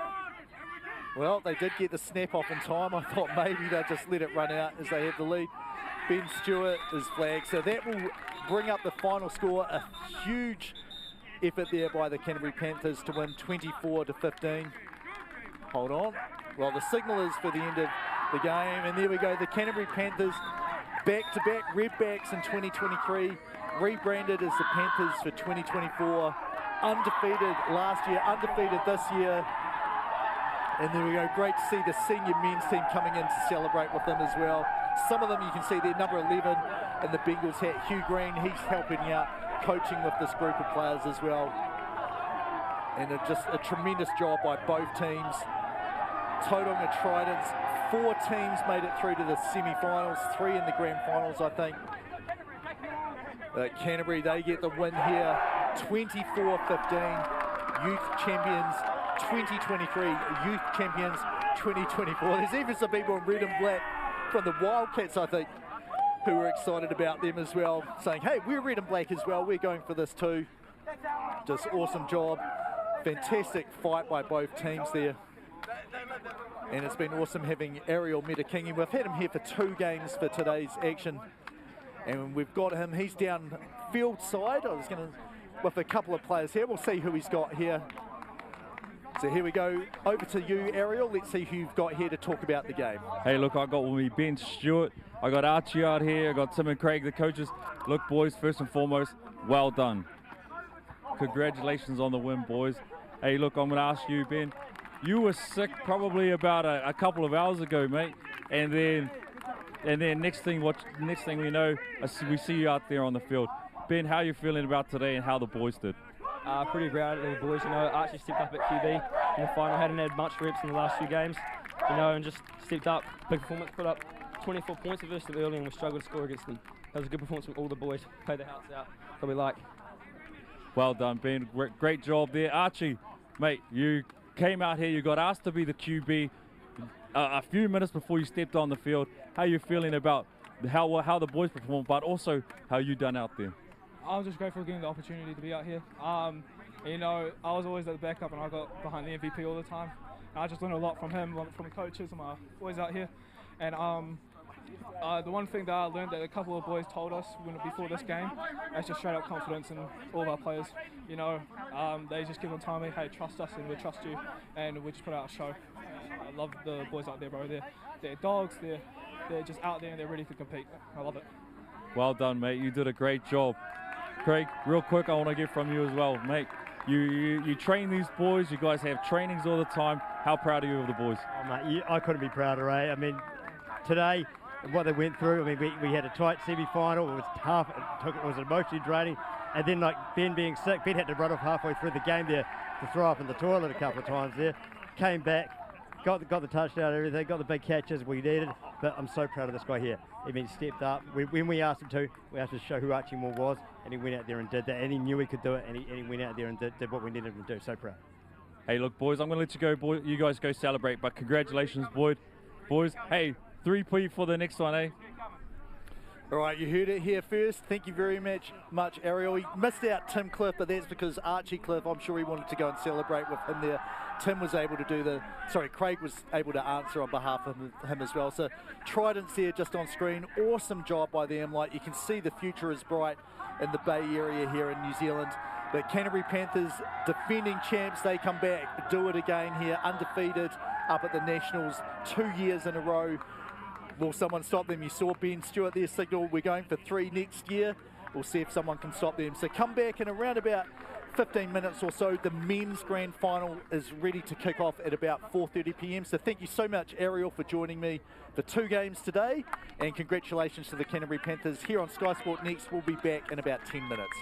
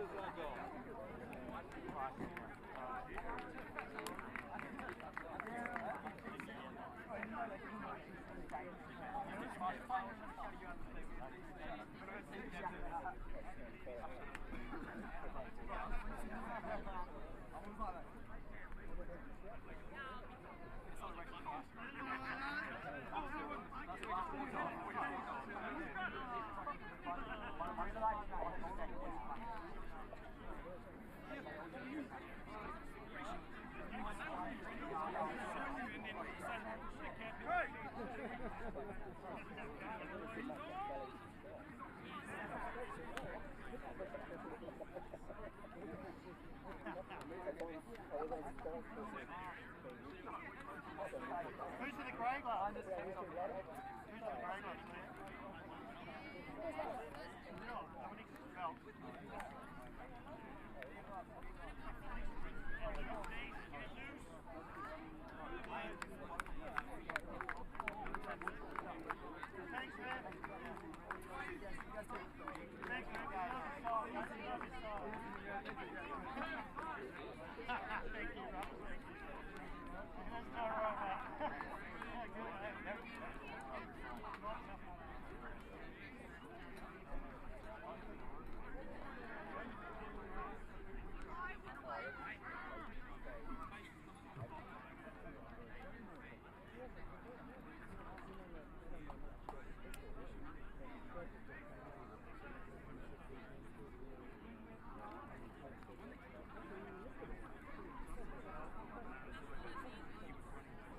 Anyway.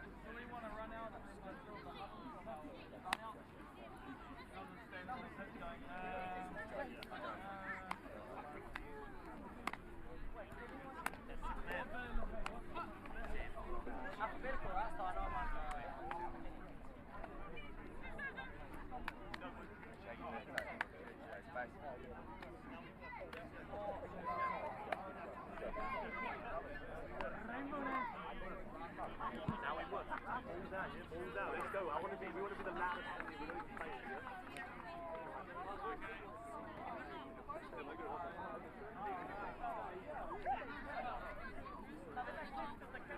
Is that a tornado back behind me?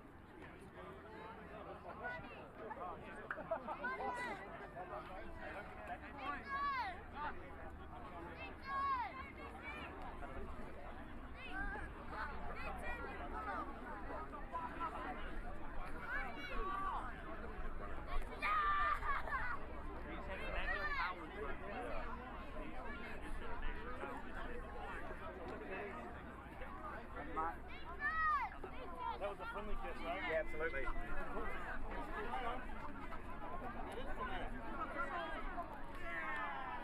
Boys, Metro.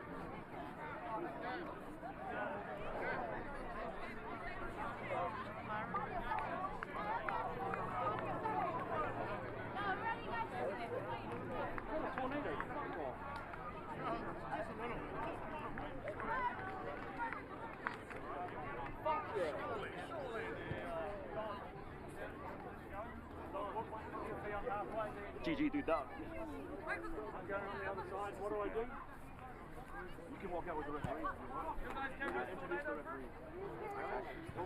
Hey, Cal. Are we going to be on that side? Oh, no, are we on this side? Hey, Paul. Paul's right here. So, you guys going to bring captains? Artino! Even the engine. I think it's...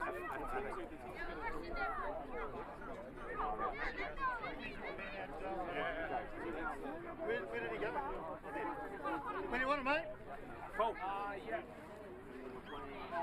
Just be right under you. Just wait on the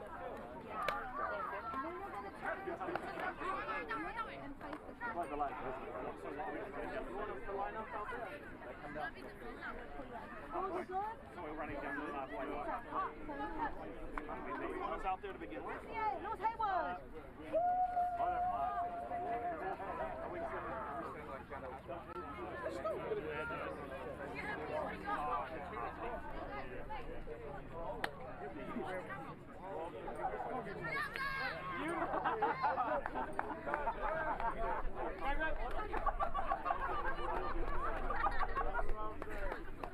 Get him out of here.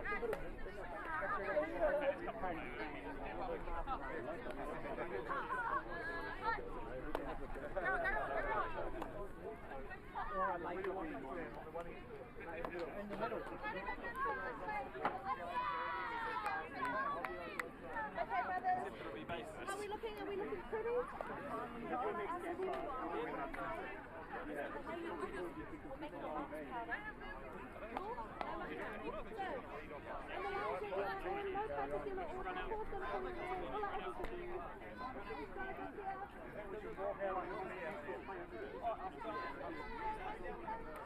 Just goes past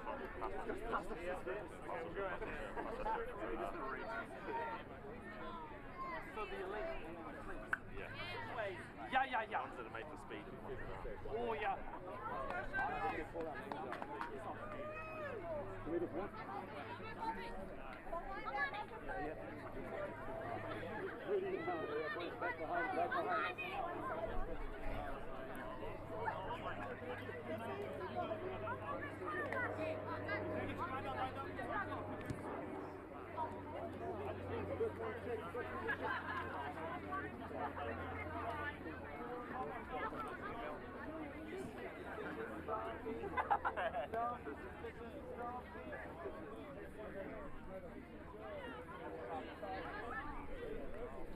Paul, I'm almost there. Good, all right.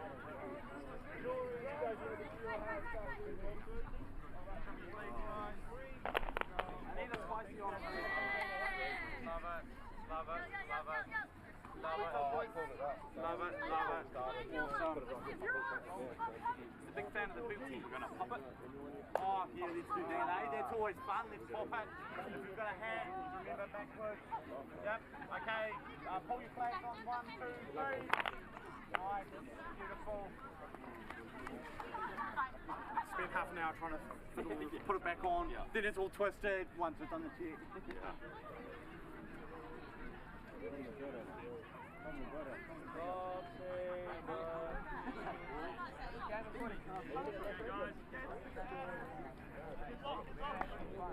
Do Metro first. Oh, it's home team, isn't it? Free football, baby. Free football.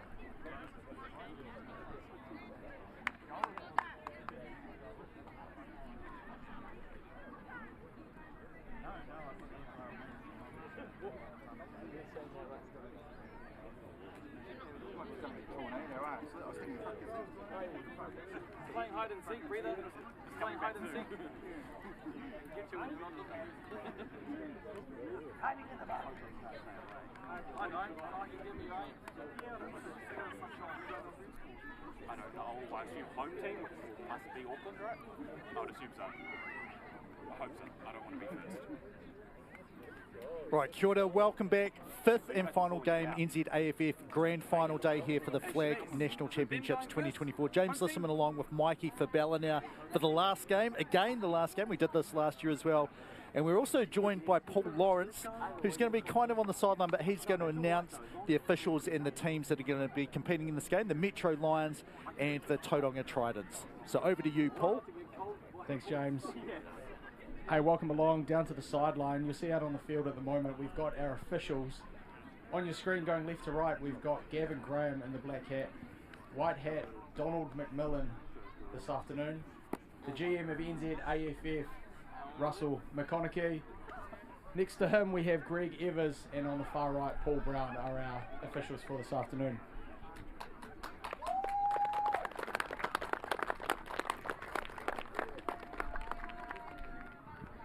Now we're going to welcome out the teams to the field. We've got on the left-hand side of the screen the Tauranga Tridents. Welcome them out as we go. Campbell, Blaster Haston, Blyce Campbell, Justin Falcon, Wilson Fisher Devan, apologies there, Logan Geis, Lewis Hayward, James Laughlin, Sam Penny, Tukohorangi Penny, Lars Price, Gordon Riley, Cameron Skilton, Geordie Vanderkop, Ben Whitaker, Scott Whitney, and coach Chris Caudry. And for the Metro Lions this afternoon we have Sam Brown, Jermaine Felix, Finchester Holt, Ezra Meredith, Tino Meredith, Evangel Namanu, Thomas Nian, Ethan Rakiti, Asher Schwick, George Taulagi, Johan Gomez, David Tukunga, Damon Morrow, Connor Regan, and Darcy Williams. Head coach Connor Ballett.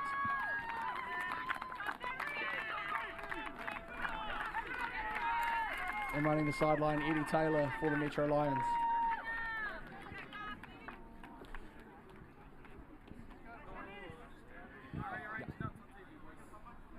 All right, thanks for that, Paul. So, Mikey, welcome back. We're in a shadier place than we were last year, and it looks like the sun's come out for this one. This weekend it's been rainy. Yep. It's been sunny. We're not knowing what we're going to do with the weather here, but it's good football weather, and we're ready with two teams that are ready for this final. It's going to be a really good one. Sun is out. Good competition. Players playing well all weekend long. Gibbs, happy to be back with you in this final. These guys are ready to go. Yeah, it should be good. So we can see Russell McConaughey, is ready to do the ceremonial top. Well, it's actually it's not just ceremonial. It's actually important. So there's a proper coin toss, and this referee Donald McMillan's just going through the last minute reminders and what the difference is for these games compared to the pool play games. And they're obviously taunting. We saw a number of unsportsmanlike penalties the last game. Despite a pretty good sort of feeling between the two teams, a lot of healthy respect between them. Well, listen, you want really good competition, and that's what we've got here in this NZAFF tournament. But you want players to respect each other, right? It's football at the end of the day. Everyone's a human being. You want to be really good, and you want to take those good plays and bad plays on the chin, but with respect. And I think these two teams will show that. It's going to be high level of competition. I think it's going to be a really big offensive game, and I'm looking forward to it. So the rules have been given to the players. Sidelines are getting pumped up, and there's the coin toss there. It was just like, it looked like it was about to be like, Metro, do you want to shoot? Oh, hang on, no, it's not you. There we go. So Donald McMillan announces that. So Metro will start off with the ball first, which means I'd say Tauranga won the toss there. It seems like everyone says we want to defer until the second half.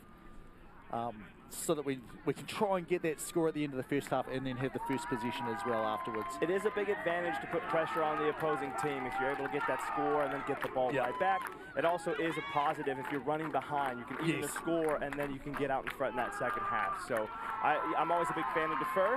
Let your defense go set the tempo and then take your offense out in the field and go down and score. No, you're exactly right. And we can see here the Lions. We saw this for the Lionesses grand final.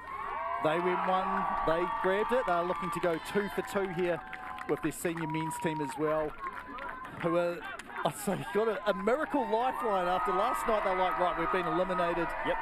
Rules reviewed and then played an overtime game, just an overtime period against Canterbury early in the morning here. And that basically got them the extra life to go through. They won their semi-final, and they've said, look, we get a chance. We're going to make the most of it, and they're here now with a chance going for gold. And Connor, their head coach, is going to get them ready for this second and third chance. These boys are really good players. They've been in this position before, winning the final a few years back. Happy to be here after finishing third last year, and they're ready for their opportunity now with Tino to lead them down there on this drive. All right, so they'll have first down and halfway here. We'll try and have official timing. We've been told it all will be working properly. So it's first down and halfway here. They have to get to the 25-yard line if you're just joining us here. Sky Sport Next. And there's the first snap to Tino. And low pass there. It was actually caught. That was like a shoestring grab there. Yep. It looked like it cut the grass just a bit. Tino, if he really wants to be successful, needs to make decisions quick and early, get the ball up, allow his receivers a chance to get some yards after the catch. But a good first play to get off the line. So we got Tino Meredith on the top. They've got, is that Tommy there in the backfield with him. There we go. Tommy on the pitch. And I mean, those are looks easy. It's just a pitch, and then easy yardage there. You've got to be so good with the ball handling and making sure you're not fumbling the ball when you don't need to. Well, you don't ever want to, do you? You see a lot this tournament. I saw a lot in playing a lot of these teams that there's a running back in the backfield. They like some handoffs or some quick pitches. No one does it better than Metro and Tommy. He's just so quick out of the backfield. He can turn a 5-yard play into a 15, 20-yard gain. No, he's explosive is the word that springs to mind. We got Tino with the set, deep pass left sideline, and just off the hands there. That was placed perfectly, wasn't it? Yes, it was. I think he might have wanted to go just a smidge inside, and that receiver could have just run his route a little bit too inside. If he stays out there, he's probably got that for a touchdown. But you're going to look at that. Tino is going to be really methodical at times. He's got a big arm, loves to go deep, which could be an Achilles heel at some point. Didn't really need to go deep. He just needed to get over that halfway mark, which they need to do here now. But watch for Tino to take that shot. He's not afraid, and they can convert quite a bit this game. So 4th and half here, 5 yards to go. I'm expecting a relatively safe play as they want to get a new set of downs here. There it is, the rollout. Flag was grabbed, and they're just checking the mark. It's going to be half a yard short. Short. So a big first play there for Tauranga. They get the stop, and they're pretty pumped up about that. Number 20. Have a look at him. We'll find the team list. No, we don't even have, oh yes, we do have a team list. So number 20, Tuko Hirangi Pini with the stop there. First down for the Tridents from their own 5. Snap is good, quick pass, and juggled, and I'll say incomplete. I'm not making the call on the field though. It's hard when we don't see that, right? When even no one's like, yes, celebrating either way, because you're like, oh, it'd be a short gain if he did make it. It's gone back. So it is definitely second down and half, no gain. Mark has done really well of just really trying to build momentum on this tournament. He's making quicker decisions, is in full command, and you can see him really open up the field here, great on the run. Yeah, good defense there. Metro just, you know, the initial pass rush got slowed down by that fake. Have a look at this there, and that gave them enough time, but they were able to clamp down and shut everything down. Yeah, I mean, even if that got caught, that was going to be like a minimal gain there. Yeah, look for the Tridents to open it up here. Once Mark tends to make that rush miss, it really opens up. It's hard to cover these athletes for long periods of time, and they really can get into those holes quite nicely. Watch Mark to just fire it in there. It is deep pass, good jumping catch there, and mini collision there, and there come the flags coming in. Go. So my read here, this will go on the offense for turning into the defensive player. We'll see if we can have see what the discussion and the outcome of this is. Quick conversation by the crew there, crew chief. Contact back half the distance from the goal. So Donald McMillan just checking how much they're going, how they're going to administer it. Half the distance from the 5. Yeah. Yep. Contact! Offense! Half the distance to the goal! Locks it down, that's 4 down! So it's such a massive play there, so you think like contact football would be from the end of the run. Flag football, this is one of the key ones that goes back to the line of scrimmage, is where it's enforced from. So it's half the distance from there. Well done by the crew, they got that exactly right, and the loss of down as well. So it's A+ on your in-person exam, I guess. Hey, it's a tough penalty, but it's a non-contact sport. You want to keep it that way, and you want to discourage contact. So it was a good call by the referees. Tough spot for the Tridents now.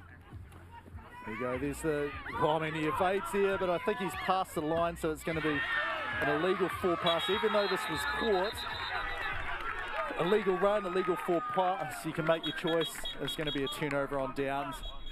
We'll wait for the official play call. You see here the snap, under pressure immediately. Did a good job, but then just by dodging out of that, you went too far forward, and you can see he went right up to the 5, but the 2.5 was actually their line of scrimmage. And I believe he's got to clearly be behind that line in order to get that throw off, correct? Yes, yeah, so contact, you need one tiny bit of your body behind the line of scrimmage, and that's legal. Flag football, everything has to be completely behind, because, yeah, obviously you can't just reach the ball over and then get a touch in if you're 2 inches short. Both offenses getting the nerves out here. Yes. I think we're going to see a lot of things open up for both teams now. So we go, Metro, their second drive of the day. Short pass, run after the catch. Almost ran into his own player then. No flag for contact if you hit your own guy. And his flag, that's probably the toughest thing commentating. Flag for, like, you pull their flag and you stop them, you essentially tackle them, versus flag for you've done something wrong and the referee throws a flag, or officials throw a flag. Tino really needs to just look that middle. If Tauranga's going to give him a 2-2 look, going to give him that open middle of the field, right where that rusher comes through, he needs to attack that to have some success, or check it down. He doesn't really move his feet, but he likes to go deep. Yeah, he had him, like, the pass was pretty good, like, you know, no chance for an interception. You just want your guys to lay out and, you know, full effort. Like, if you can't get there, then that's fine, but if it looks like you're not sure it's going to get there, and don't go full out. Right. Are you going to throw it to them again? What would you do, Mikey? On this one, I would just try to get closer or just over that line. If you keep throwing it deep like that when you really don't need to, you see it's about, what, 5 to 6 yards? Just have a route go over the middle, maybe something in the flats, get closer, make 4th down a short gain for you. There you go, good call there. He did exactly what you recommended, the short, safe pass, get a new set of downs. They actually got about 10 yards from that, up to about the 20. Here as they'll be first and goal just over that side of halfway now. When you're in the heat of the game, coaches really think about down and distance, and it's important for your quarterback too, but this is such a big opportunity for both teams. Sometimes you want to get that shot, right? You want to get that ESPN highlight play, but it's just breaking it down into chunk plays, chipping away, and then going deep when the defense gives it to you. So you go deep snap, pass rush is coming there. And you know, Tino just looks so comfortable. You know, it's Tommy the turnster. Catches there and yak, yak, yak. That's what he did last year. That's what he's doing this year. Short gain turns into a long gain now, just like that. For Metro to have success, they need to get Tommy the ball early. If they do that, we saw on this play, he's gonna make people miss. And I think that's the key to their victory today. Just being patient, Tino, with the football and getting it to your star, number 14. So second down and goal here. I think just outside the no-run zone, so they can have a running play here to try and score if they wish. Looks like just a regular pass. And yeah, why not? Like, was that Meredith to Meredith there? Yes, it is. Yeah, Tino to, I assume his brother. I haven't actually asked him if they are brothers. They get first blood there, put up the score 6-0. Canterbury Panther, an unknown Canterbury Panther. Yep. In the luchador mask, the catch there, just easy, just open. You can see him, he's just looking the whole way like this is going to be open if I can just wait and be patient. 1 point try here, rolls out to the left this time. And I think that's going to be in the field of play, like the entire field area, but not inside the field of play area. Yep, he just, if he drags his feet and that ball's down a little bit, he's got it. And you're going to find out as you're watching the broadcast that these extra points mean everything. Games are decided by 1, 2, 3, and conversions of these extra points are going to be huge. So we do have Paul Lawrence somewhere around the sideline. I would love him to talk to Tino and just find out if he can get a word from him, like how cool was it to throw it to what I assume is his brother. He could maybe find that out as well for us. As the first pass for Tauranga goes incomplete. They have second down from the 5, so they've struggled. They haven't made any real positive plays without a flag, have they? No, they haven't. They need to get in rhythm here. Mark just needs to get a few throws, get moving on his feet. Oh, what hands there to hang on to that. Like, that was just an excellent job there to go through. And we'll see, we'll try again. We'll see if Paul Lawrence is able to get Tino for a quick word to see how he enjoyed throwing the touchdown to what I assume is his brother, maybe his cousin. Or maybe he says, no, I'm focused on my game here, don't want to say anything. All right, so third down and half here for Tauranga. There's the short pass there. Flag, contact, what do you reckon? I reckon this is defense here, Mike. Could be defensive contact.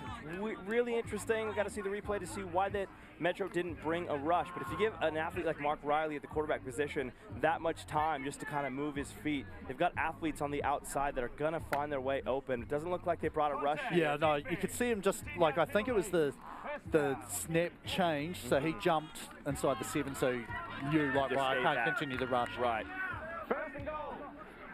So there we go, yep, the contact was called on Metro, so it does give, well, I mean, it's 10 yards, but it's also an automatic first down anyway. So this is a chance for Tauranga to get back into the game.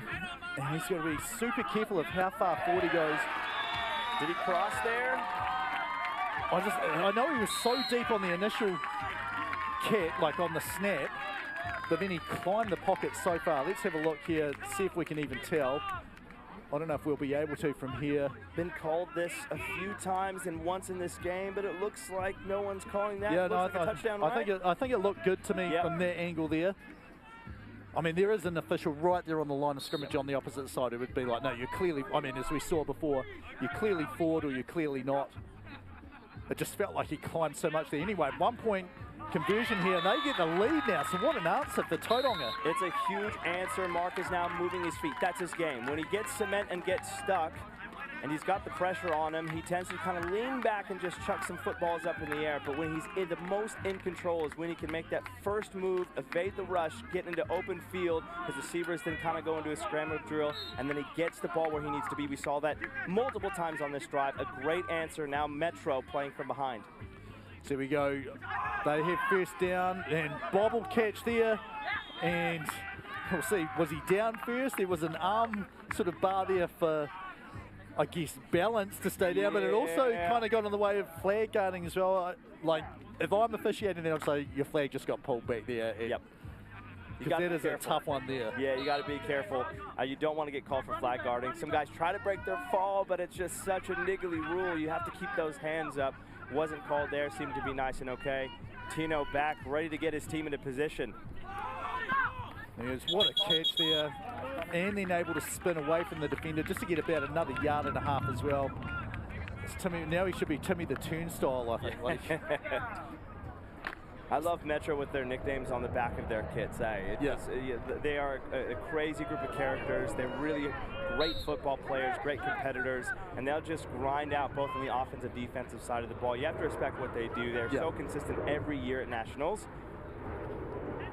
There you go, third down, Tino. Crossing pattern, and there is a jump there. Let's see. If the flag got grabbed, it won't matter. You can jump into after that. Or maybe it was actually. We'll see. Like, I'm just assuming there was a flag there. It looked like, I mean, there could have been one, but if the flag was grabbed first, then you can do pretty much whatever you want afterwards as long as it's not taunting. It's really hard to, you want to do a spin move and you want to jump, right? You want to do that Reggie Bush over the end zone type of play, but yeah, against the rules here. Oh, they did call it. First down. Yep, so this goes from the spot of the foul, and then 5 yards back, and then measure it, or we'll basically check if they got over halfway or not. They have, cool, so it's a first down and goal, just 5 yards back from where it would have been if he hadn't jumped. But he may not have got all those yards if he hadn't jumped either. And this will be interesting. Couldn't see if he was in or out there. Yeah, the signal is out of bounds there. First foot was out of bounds. Second and goal here. You got to think Connor's going to dial up some plays. He's a great play caller. Tino's really good about picking apart defenses. Great route runners for Metro. Watch for Tommy getting into flats. Maybe he's shooting up here. A lot of room on the left and right side corners of the field for Tino to work with. Here he is, sets, fires. There's the underneath pass. Flag is grabbed. So Trident's, like, they look pretty bad or nervy, I guess, their first drive. Got that, like, they gave up the score and then they've been really, really good since then as well.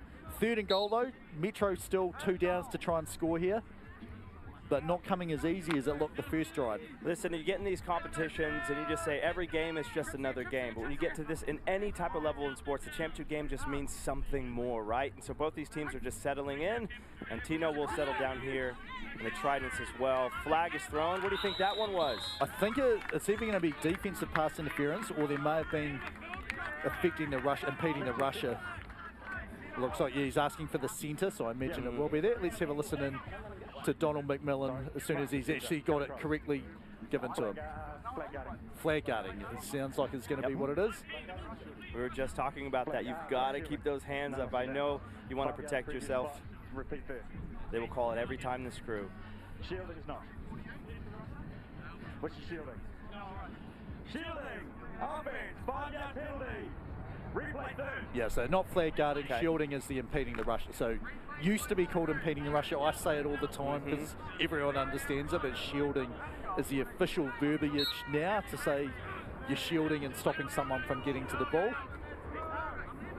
So it's 5 yards replay down. So still third down, 2 to go here. Round about the 18 yards. Jumping catch made, immediate deflagging. 4th down and goal from about the 11 now. Big grab from Connor. That was just really high, and Tino not really wanting to throw into that coverage. Tino just needs to relax. He's got an arm. He can make any throw on the field. He's not known to be really as shifty as Mark for the Tridents is, but he is really good at taking that drop back and just firing it in there. He's given himself a nice 4th down, possession, not as far as they were before. Look for the middle or maybe those back corners to be open for Metro. Yeah, but a quick change there from Tauranga. Here we go, 2 QB. This is And working you for see the fall they're staying with Tino. They're like, we do not want the ball to go back to him. And great job there, flying in. Helps out the officials. That's incomplete, everyone. Yep. And that's a turnover on downs. Tauranga, a chance here. So they start with the ball, don't they? They do. They do start with the ball, and this is where we're getting closer to the end of the half, right? That's why you want to defer. If you can put points here now, Mark, driving them down the field, and it just gives you that upper hand to get the ball back. It's what they did against Otago in the semifinal. So here we go, the drop back. This is the thing they have to worry. We saw a sack in the end zone from the Panthers, the youth Panthers. You've got to be really aware of where the defender is and get rid of it. And that's where Tino's so good. Like, he knows his reads, he's going quick. Whereas, as you said, for the Tridents, it's like take a little bit more time to try and let something develop downfield. Fakes the shovel, evades, it's bouncing up. It might have been better just to knock that down and let it go incomplete. I like him, and I understand what he was trying to do there. You don't want Metro to catch that ball, right? Sets him up first and goal after you just had a really big stop right there. But Mark really needs to just be patient. When his game is allowing that rush to get really close to him, then make one move, get out of the pocket, and let your receivers do the work to throw downfield. But Mark really now has to get at least half of this yardage, so it's a shorter 4th down conversion. There we go, there's the juke. Look at that juke. Been taking lessons from Tommy. And then a little bit of appeal, like I feel like I was contacted then. Yep. Tommy's the standard of, you watch Tommy, and he makes it look so easy that you can just go backfield. Not everyone in the country can do that, but so many athletes are just emerging in this sport, which is now an Olympic sport, 2028 in Los Angeles, right? So that Olympic fever, even though it's years away, is starting to grow now here in New Zealand. And you can see a lot of people looking up to Tommy, smaller guys, just really quick with the ball and yards after catch. That's what they're trying to do here. It's 4th down, and catch is made just over halfway, so great job there, Tridents. It didn't look pretty, but they got the 1st down eventually, and now they're just inside the 2-minute warning, I think. Just clinical for Mark, right? On that 3rd down, he got just enough to make it a more a more manageable conversion on 4th down. He attacked those front corners. You want to push that coverage and then break over the sideline there, and that's what he did. It's a 1st down and goal. Roll that to the right, and they're going to have contact. I think this will be pass interference there. The catch was made out of bounds, so ignore the catch part, except it was pretty cool. And this will be a 10-yard penalty, assuming what we think, we're seeing the end of the play, not the whole thing. So if it is defensive pass interference, 10-yard penalty or half the distance to the goal, but I think they've got enough yards they can go 10. 10 yards from the spot. Well, it'll be 10 yards from the spot if there was a catch made. Yep, no, he's going back to the... Contact, defense is 10 yards from the previous spot. 1st down. Let's go. I like it when what I say is going to happen does happen. I get worried when I'm like, hang on, wait. You know your stuff, and it was a good call by the refs. Metro is quite an aggressive defense led by Darcy Williams, and they really just need to be careful on those contact penalties. So 1st down, he just threw that before he crossed the line there. So this will bring up 2nd down and goal. Is that contact? But that's about the first time he's actually rolled out to the left there. Like all the other ones, he's tended to feel the pressure, start going to his right almost automatically. Yeah, he's a right-handed quarterback, so that's natural as if you play the quarterback position. Yep. If you're left-handed, it's a much easier throw to set your feet and launch it there. So you're going to see Mark, his tendency is to really like to go to the right-hand side. It's a much easier throw. He doesn't necessarily want to throw across his body. It just gives him the opportunity to sling the ball at will whenever he wants to if he rolls to his right. It's about 1 minute 40 in the first half. Pass there was a pretty good look there. He had a step on the defender. I love defenders when they're like, nah, you had no chance. And I'm like, oh, well, if the pass was this much closer, I think it would have been a catch and maybe a touchdown. Metro's defense really works on momentum, so the more and more they gain confidence and they're in the right spaces, they're just going to build on that. And what Mark needs to do for the Tridents is just to drive, right? You've got 3 more downs to score. Just chip away, get closer. And that is not a good start. No. You've got to be disciplined there. You can't do that to yourself to make yourself go 5 yards back. Actually, it's 3rd down now, so 2 more chances. 5 yards back, you at least want to get halfway to. Yeah, I'm wondering if they even take a run or just a really shallow pass here. Yep. That you keep in bounds, run off a whole bunch of time.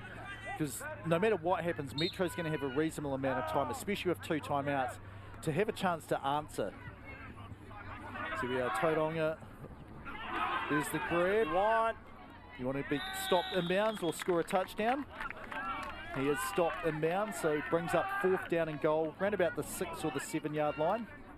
You can see that on that play, Metro looked like they were running a 2-2, which just means that middle of the field is going to be open.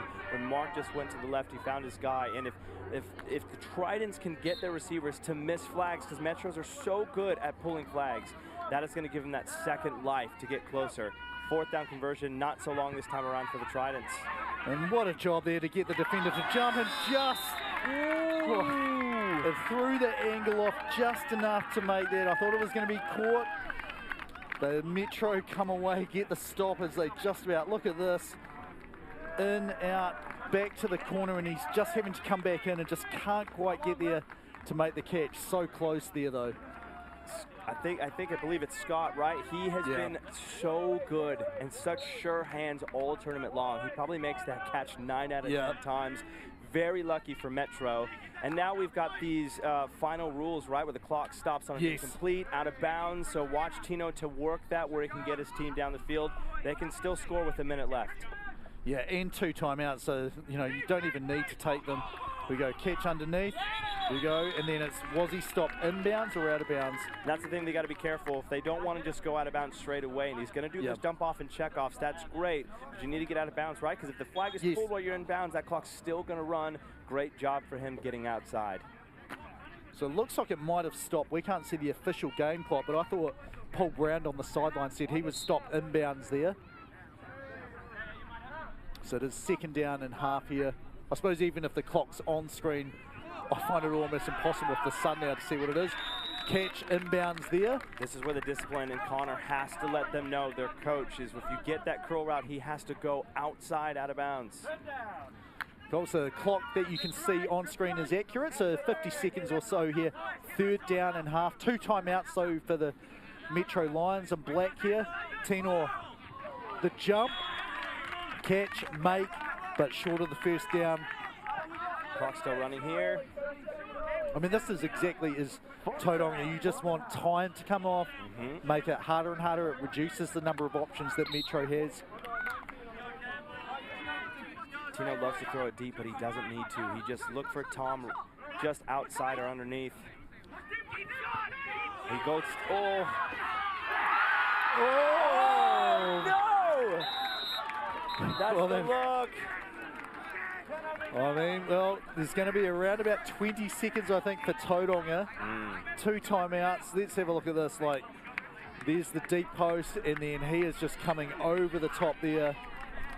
Came back to the ball. I suppose his vision was obscured a little bit, so a good effort to judge where the ball was going to get to, but the defender, perfect positioning if you're not going to touch the ball to make it tough to catch.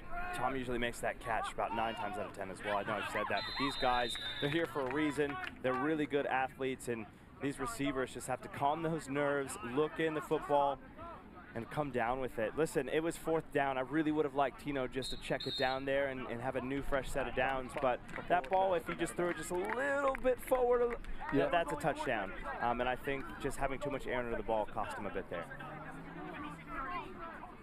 So I saw Donald McMillan, referee, say, right, that's half-time, everyone. Okay. And then Tauranga was like, what do you mean? How can it be half-time? Like, we ran out of bounds and had no time. But anyway, super tight game. Exactly what you want for the final game of the day. Metro Lions and Black on 6, Tauranga Tridents on 7. We'll take about a 90-second break, and then we'll be back to see which team is going to lift the cup in 2024.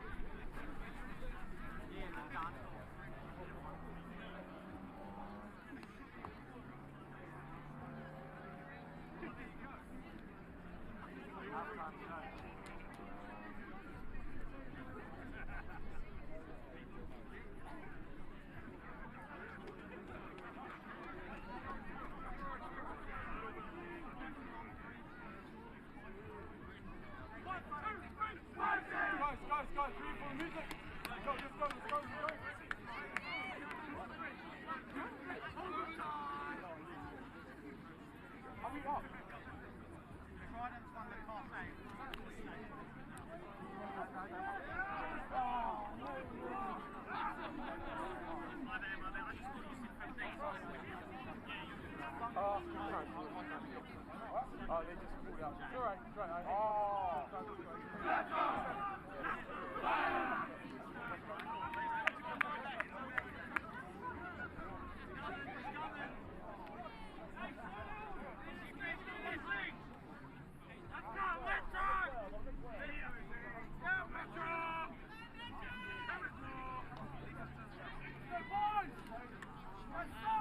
All right, welcome back to Sky Sport Next. Men's Grand Final here, NZAFF Flag Football Nationals 2024. James Lisserman, Mikey Fabella. It's been an awesome game so far, Mikey. James, I love being here with you. This is a great game, two great teams. A little bit nervous, uncharacteristic drops. We'll see both these offenses probably get more in a rhythm, and we're going to see more of an offensive battle, I think, where the defense really locked down and did what they wanted to do. Both defenses controlled the first half. That's why we have a 6-7 to try and score. But look for both offenses to open it up here. I mean, it's what you want. Like, if you're designing a sport, you want to be where it's like offense and defense have roughly equal chances, you know, to be able to score or to stop each other from doing it. And, you know, we've seen some big scorelines, some blowing out margins in today's final games, but this is looking like it's going to be, if it's a one-score game, whichever team has the ball last, it's going to be 50-50 if they can do it or they get stopped. We go deep drop here. There's the swivel, resets and throw. Good throw there. And I think a first down as well. Should be a first down. Before the flag was pulled, he was just kind of jogging a little bit there. But I believe Darcy Williams got the flag in the end. And listen, Tridents are very clinical. They're going to chip away. They're going to understand coverage. Mark is going to try to dice it up downfield and take what the defense gives them, where we have Metro that can kind of throw the deep ball and score in one play. So if the Tridents are going to take a long time to do this, they need to end their drives with points. And I think Mark and the Tridents are looking to do that right here on first down. See, we have another drop. There's the fake. And that's good. Like, he is so quick, like, to just do those little fakes and then reset, and he knows where he wants to throw the ball most of the time. Like, sometimes it's covered, but he's really quick making the decision making. Tino on the other side, he's quick before the rusher even gets there. He's like, right, where's everyone? Right, this is where my read's going to be. Bang, gone. So they're both super quick decision makers. One's taking a little bit longer to let stuff develop. Yeah, buys a bit more time. Good accurate pass to Whitney, and tried to squeeze through the gap. Well, I don't think this should be on defense, but the defensive player's looking like, why are you flagging me for?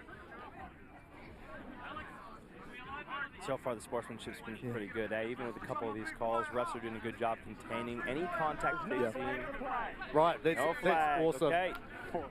That is what I'd like to say. Like, you know, like there wasn't egregious contact either way. Like, foot just got tripped, but he was standing there, and like, that's what I'd like. You know, obviously if you're the team on the other side, you're like, no, I'd rather have a flag against them, but yeah, the way you'd rather it was officiated like that. So I think good job to wave that off. Yeah, what a throw. Well, he still set his feet right. He didn't have a stable, good platform, but he set them enough to be able to throw it where he wanted to. What an athletic throw. Look at Mark get out.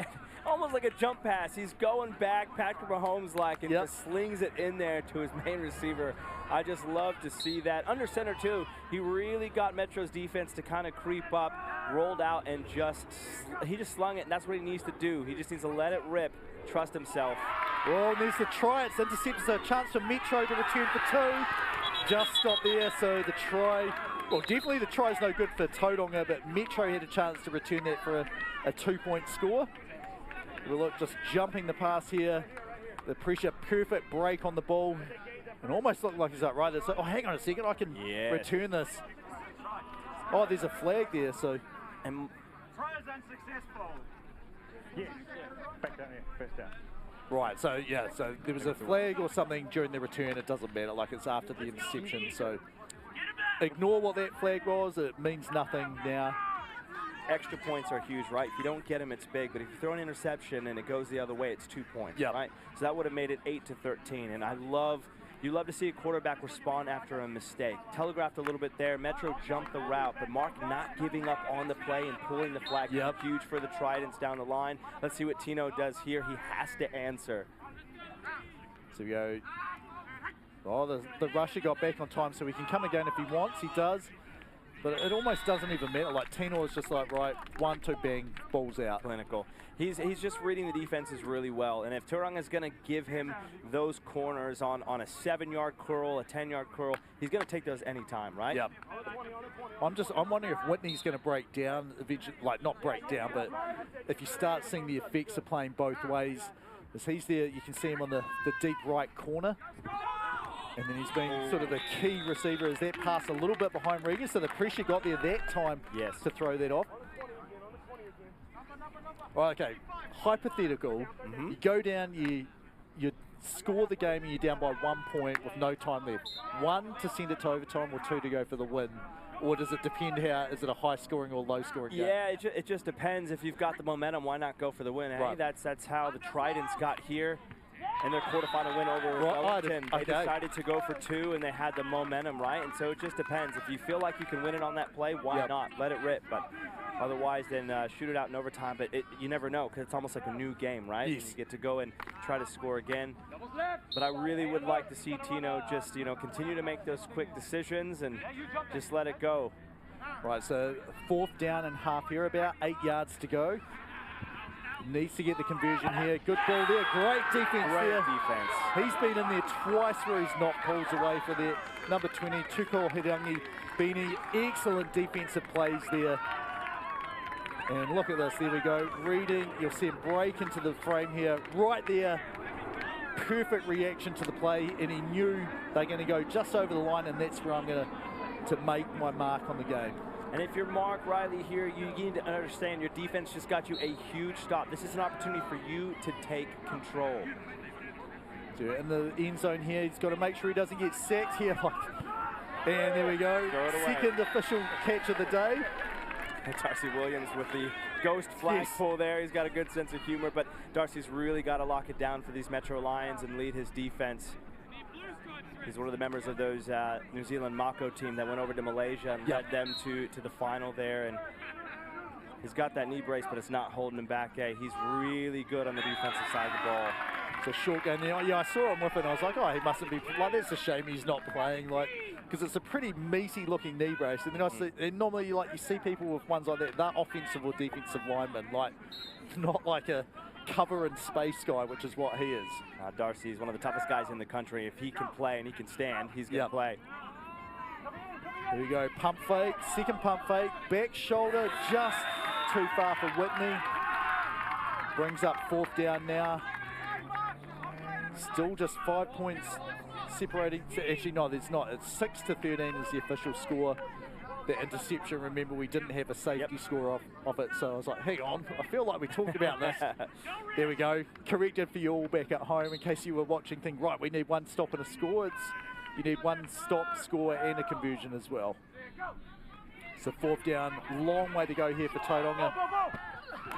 Ball's deflected, up high, harmlessly out of bounds. And yeah, that's the other Meredith there. Meredith, number 69, with the bat down, giving his team a chance. You don't want to let the Tridents score on that drive because now you're down 2 scores, right? So you give your quarterback the ball back. Tino's all business now. He's going to get his guys in the huddle, and they're going to have a game plan here. They just need to chip away and take the long shot once Tauranga gives them a chance to do that. You're just going to see Tino want to sling it long, but they've really been good on staying deep and just giving them short gains. Yeah, exactly. We'll watch this play, then we'll see what Paul's hearing on the sidelines down at the grand final. Short game there, so let's see what Paul has to say. The thing with the Metro boys is they just need to get those completions through the middle. I think that's going to be the key to them driving up the field. They've had like you mentioned, James, they've had a few too many long bombs that haven't quite gone their way.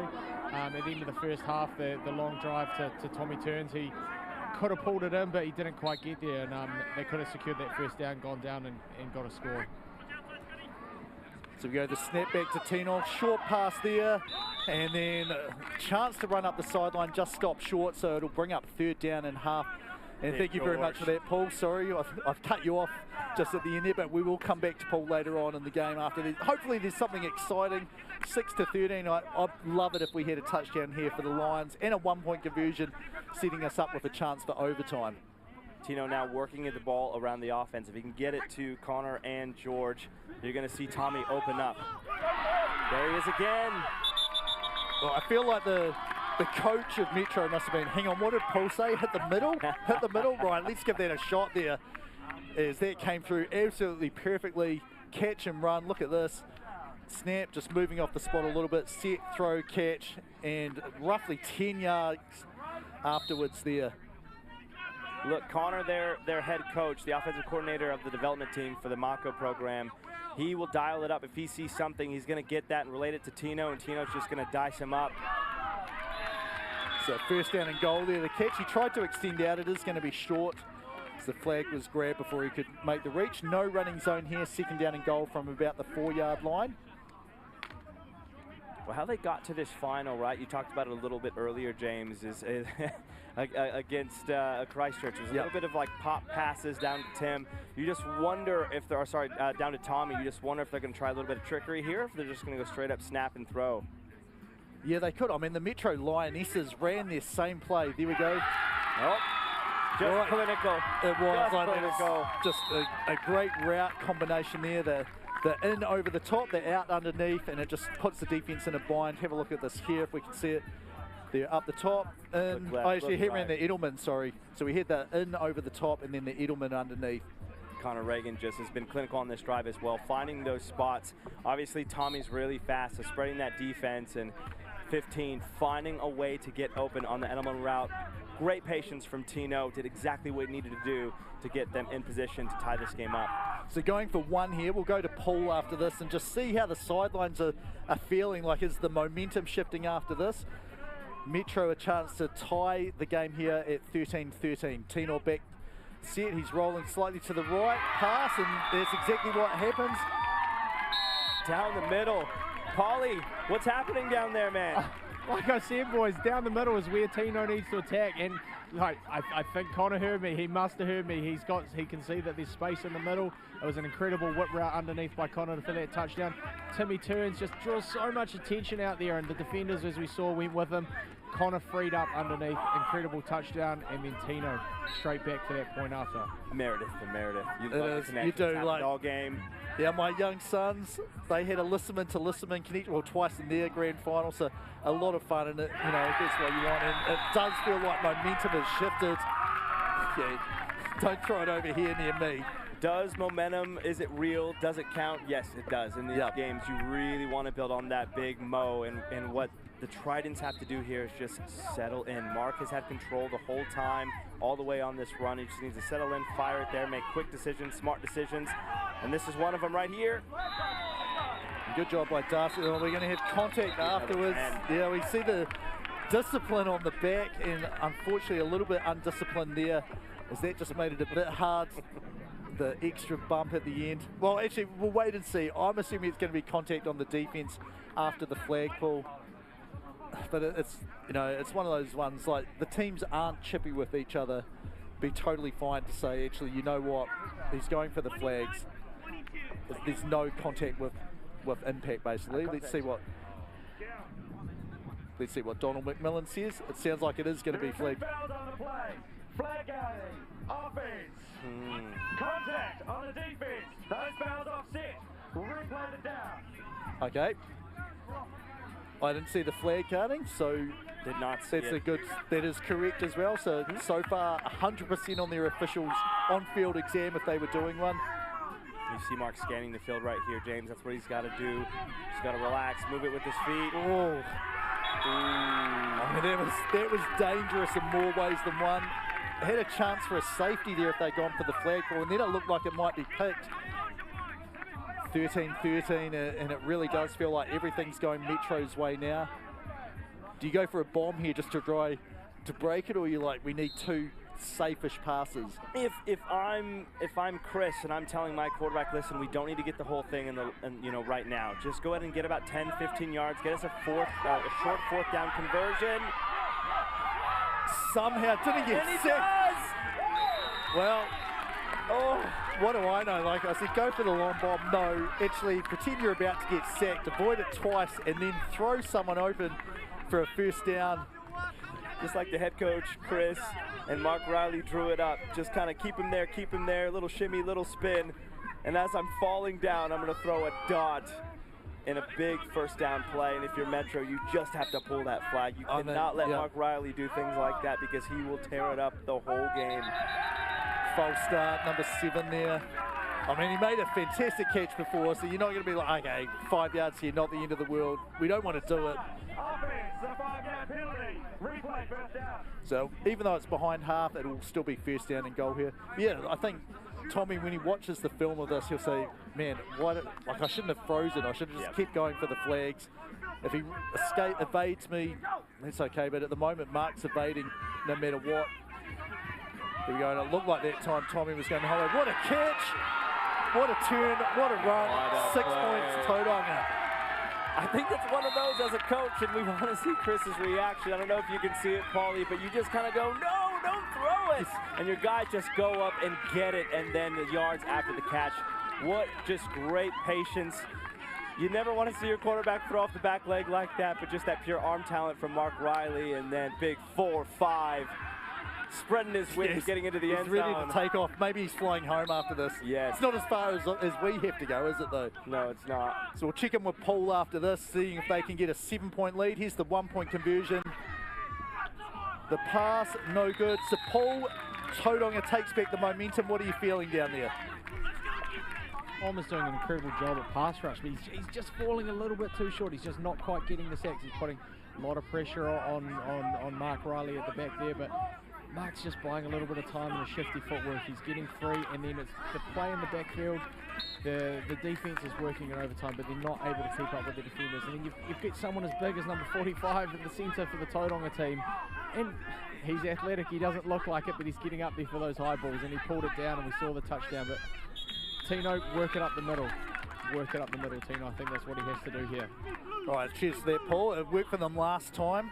They're 6 points down, so they're not where you want to be, but you're in a winnable spot here, like 3.5 minutes or so. If you go quick, you actually get a chance to get a stop and have another drive after that as well, depending how you do. But, you know, I think these first couple of plays will dictate how they manage the clock the rest of this game. It's a bunch formation to set there. Tino underneath. Quick run. And Tauranga's flag pulling has really improved since the start of the game. Metro has been in one too many tie games, you would probably say, and so what you really want to see is them finish it off, right? They need to finish this drive with the touchdown and an extra point, and the Tridents want to do that as well. As we get later into the game, James, you realize 3 minutes and counting, those extra points are so crucial. No, 6 points here. I mean, you can give up a touchdown. It's tied, and what a catch! What a snag there. Yes, sir. Number 5. Although I don't know if you want to use up that much time just doing that sort of thing there. Look at this. Diving makes the catch there. It was number 5, wasn't it? Who isn't on the list? So sorry, we can't call you out. Nice and low from Tino, and he just goes down and he gets the ball. So first down and goal. I mean, I think the momentum is in the balance at the moment. I don't think one team's feeling like we've got this. Yeah, it looked like the ball was tipped there. Yeah, that ball was probably a little bit too behind. Reagan would have wanted that in front of him, right? That middle is still open, like Paul mentioned, whether it's just to go up the middle or you've got a 10 and in or a slant route. You just want to see, there's a 2-minute warning there, so we're in crunch time now, but you just want to see Tino be a little bit more patient, fire it in front of the wide receiver, and allow him to run with the ball after catch. All right, so this is where it comes down to it. So second and goal, clock will stop. Incomplete passes, there's an incomplete pass, so the clock will stop around about now as well. Second down and goal. Just making it hard for themselves, right? These are just pitch and catches. All they need to do is catch the ball, and they're 5, 6, 7 yards down the field. Tino is giving them balls they can catch, and this is just crushing to your offense when you can't convert. Just a longer now 3rd and goal for Metro. Let's see if they go deep. They're overloading the left side of the field here. Let's see if Tommy has a deep ball in him. 2 potential rushes, just one comes from Tauranga. Short pass there, caught, flagged and bounds. Clock will continue to run. Tridents have them. They have them where they want them. You don't want them any closer than that. It's going to be so hard to get this in here, but Tino does have the arm. You got to think within 2 minutes, James, on 4th down, if the Tridents get the stop here, they are in complete control to run out the clock here. Well, there's 2 timeouts. Like Metro here have just taken a long time to get their plan and to get themselves set up. Like probably about 30 seconds almost. Well, it won't be that much, but 20 something. That pass just backwards. Deep bomb here. It's going to be a jump ball. He goes! Well, to Meredith again. No, not, well, unless there's 3 Meredith. Tino had the pass back. Oh, that's right, that's right. It was the pass back. Thank you, James. I'm sorry. So the game is tied here. Have a look at this. Tino backwards pass there. And then just slung it. Tino. Yeah, Tino wasn't up quick enough. Instead it was Meredith, the younger one, I assume, who made the catch there. 1 point conversion. This is for the lead now. Tauranga, though, have 2 timeouts. We'll go to Paul after this and see how everyone's feeling after this play here. Watch Tommy in the backfield. Here we go. There's the handoff. There it is. Backwards. And I believe that went backwards. Back to Darcy Williams. Well, you saw his flag came off. Doesn't matter, though, because he caught the ball in the end zone. 1, 2, 3. And then good quick read there. There's the catch. Paul, what have you got down there? Right down at the back of the end zone here, and that was an incredible grab. I must say it was the younger brother Ezra Mira that threw the ball, and Van, who's in I think it's number 69 for the Metro. He's actually the player. He's got Meredith written on his back. Oh. He's the player that caught it. So that was an incredible grab at the back of the front of the end zone here, and then that play. It's a typical and standard Metro play that we saw from Tommy Turns to Darcy, back to Tino. And then back to Darcy for the extra point. All right, so the Lions up by 1 now, 20-19. So again, inside 2 minutes, clock will stop. Incomplete passes, runs out of bounds here, and a first down, penalties, things like that. Well, and timeouts, 2 timeouts though, so they have the time to do it. You don't really need, you want to try and use a little clock, but get a score. More importantly than that, that's what we want for the grand final. We are waiting, the catch, and then immediate grab. What a pull. This looks like we're going to have the first timeout of the game here for Tauranga. There's plenty of time on this clock. With this timeout, you just have to settle down your quarterback. So we're double checking what the time and score is. So the score is definitely 19-20, and I think the clock looks like about 1 minute 18, 1 minute 17, or else it's 18 seconds. I can't tell on the clock if the light's on or not. 112. 112 was the official call. Right, so it is a 1 point lead for Metro, which is what you can see. It is 3rd down and half here, about 9 yards to go for Tauranga. I mean, they got super lucky last drive. This is where they need more luck. And, you got to make plays when the luck's here. Well, here's the catch. Flag, no, not flagged, out of bounds, so that'll stop the clock there. And I believe he got over the first down line, he did. right, which would have stopped the clock anyway, but that's just Mark Riley buying more time, showing his athleticism, and it has been all arm for Mark Riley in the Tridents. Let's see what Chris has to dial up. They're really giving just the inside, below the front corners there. They're just giving him that space, and Mark is taking it. You can see there, just over to his left there, that's what Mikey's talking about. This time to the right, fumbled, and then smart again, go out of bounds, keep the clock stopped. Although now maybe you're like, actually now we only have 2 downs. Right. Now if we don't want to leave time for the Lions to come back. We need to score this drive no matter what. Like we can't give it up or turn it over. Yep, Trident's going to overload the right side of the field in tricks formation. You wonder what's Mark going to do. Is he going to run around a little bit, or is he just going to fire it in there? Second down, high pass caught by Whitney. He's flagged first. He's flagged first. They need to hurry and get on the ball because the clock will be running. Should be a 4th down play, correct? I think 3rd down here. 3rd down. Round about the 1. Just checking the time here. No, sorry, no, that's not 2nd down. This will be 3rd down now. There we go. You can see it behind. The time should be running, right? It should be, yeah, but our clock is not official, so I think our clock was a bit ahead. Now what you can see at home, I think, is pretty close to what it is on field. 3rd and goal at about the 1. Intercepted! Oh, no! And you can see there. Williams! His knee looks totally fine to me. Like a light bulb, he turns it on at the end. I don't know, man. Well, in big moments, in big games, you rely on your biggest players, and the leader on defense just jumps the chute in the front pylons where Mark likes to attack. and he just runs the ball out exactly right, James. His knee looks just fine on It that does break. there. Paul, what have you got down here? As I imagine we might have some kneel downs now. Yeah, I think that's going to happen, definitely. They're either going to give it to Tommy Turns on a wee pitch, he's going to run upfield. I think that's game. Yeah, it's been a tremendous game. I mean, and that's what you needed. A pick in the end zone to basically set. Well, I guess the game's not over yet. You could have a fumbled set that somehow crazily bounces back the other way.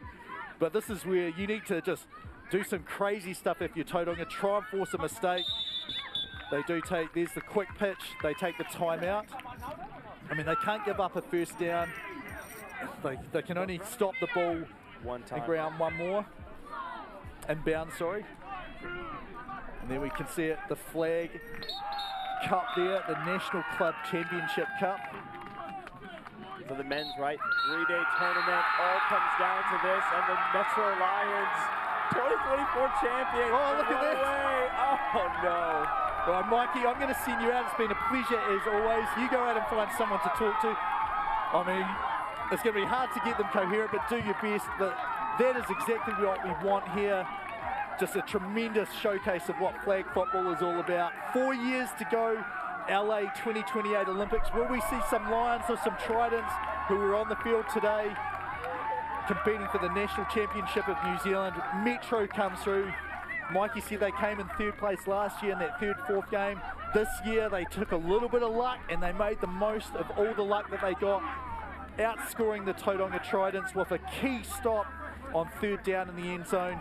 There he is, game-stopping interception there, 20-19. Metro, what a season, what a tournament for them. They lucked out, they made the most of it, and just absolutely came through with the goods when they needed to at the end there. And Tauranga, you can't help but feel a little bit sorry for them, just did everything they needed to do, except for 1 or 2 plays right at the end as they had the chance, falling to the Lions 20-19. Just fantastic game there. Ezra Merida, you heard number 1, he had some great plays. Tino Merida, the quarterback, number 10, tremendous throws, and then it was Evangel Namanu, number 69, who had that throwback pass to the other Merida, which was a key one there of what they needed. Tremendous game there. Darcy Williams, sorry, is who we didn't mention. He was the one who iced the game right at the end there. Great game. We've had 5 games of action here. Prize giving will be around on the field here at Rongomai Park up in Auckland as we go through the winners of the thing. We're going to have Mikey Fabella with whoever he can get from the Metro Lions to have a chat and just talk about how the game's gone as well as soon as we possibly can. But Paul, just what are you feeling at the moment down there? Hopefully if you are still there. Oh, Mike, Paul is gone, so ignore that. Teams just congratulating each other as they finish off here. Been a tremendous 3 days of flag football. Today was probably the best weather we've had as the sun came out. Definitely a million times better than yesterday, and you can see there, Darcy Williams. He looks like he may want to borrow some of my ice bags for his knees there to rest up afterwards. There's the tunnel for the Metro Lions. Women's team number 1, 2024. Men's team number 1 for 2024. And lots of home crowd support there for the teams as well. Proud of their efforts there. And just a tremendous game that just went back and forth. Wild swings of momentum between the two teams. And you can see it does mean a lot to them there. Coach Connor Ballett, he's looking pretty happy that it all worked out and came the way that he wanted it to in the end. And just family celebration there. So I can hear Darcy Williams just saying he's a bit breathless. I mean, you would be.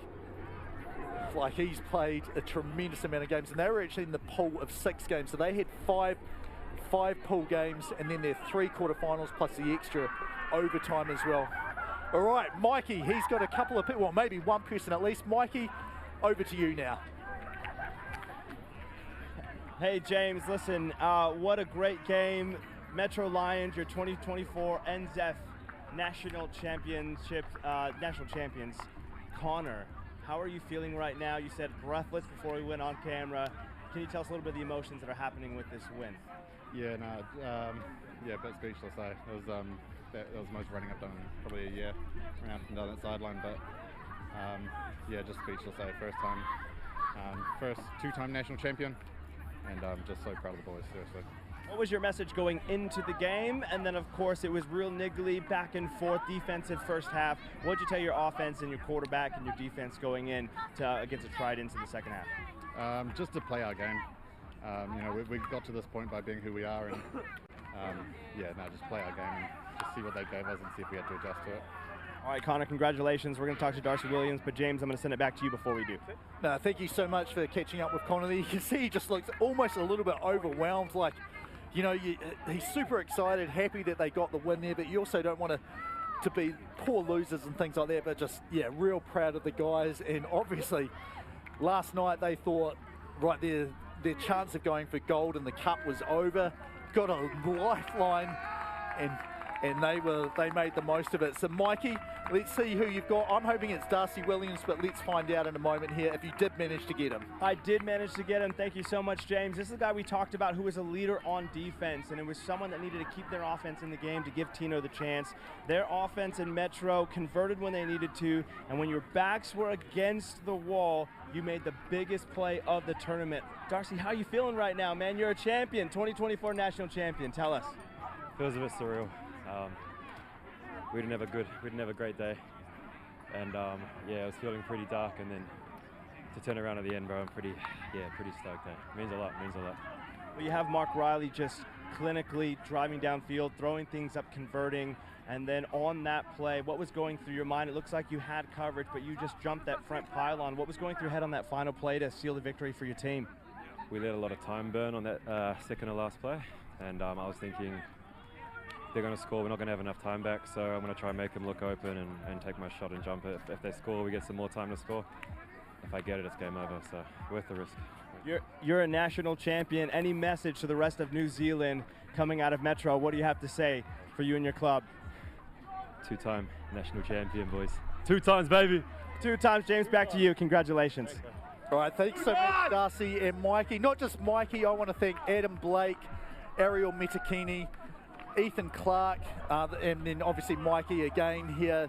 Just a tremendous job helping me out on commentary for these 5 games, 2024 NZAFF National Flag Football Championships. Also like to give a shout out to the whole production crew, cameramen, camera people, sound techs, everything. Engage Video, that was the name of the company, sorry.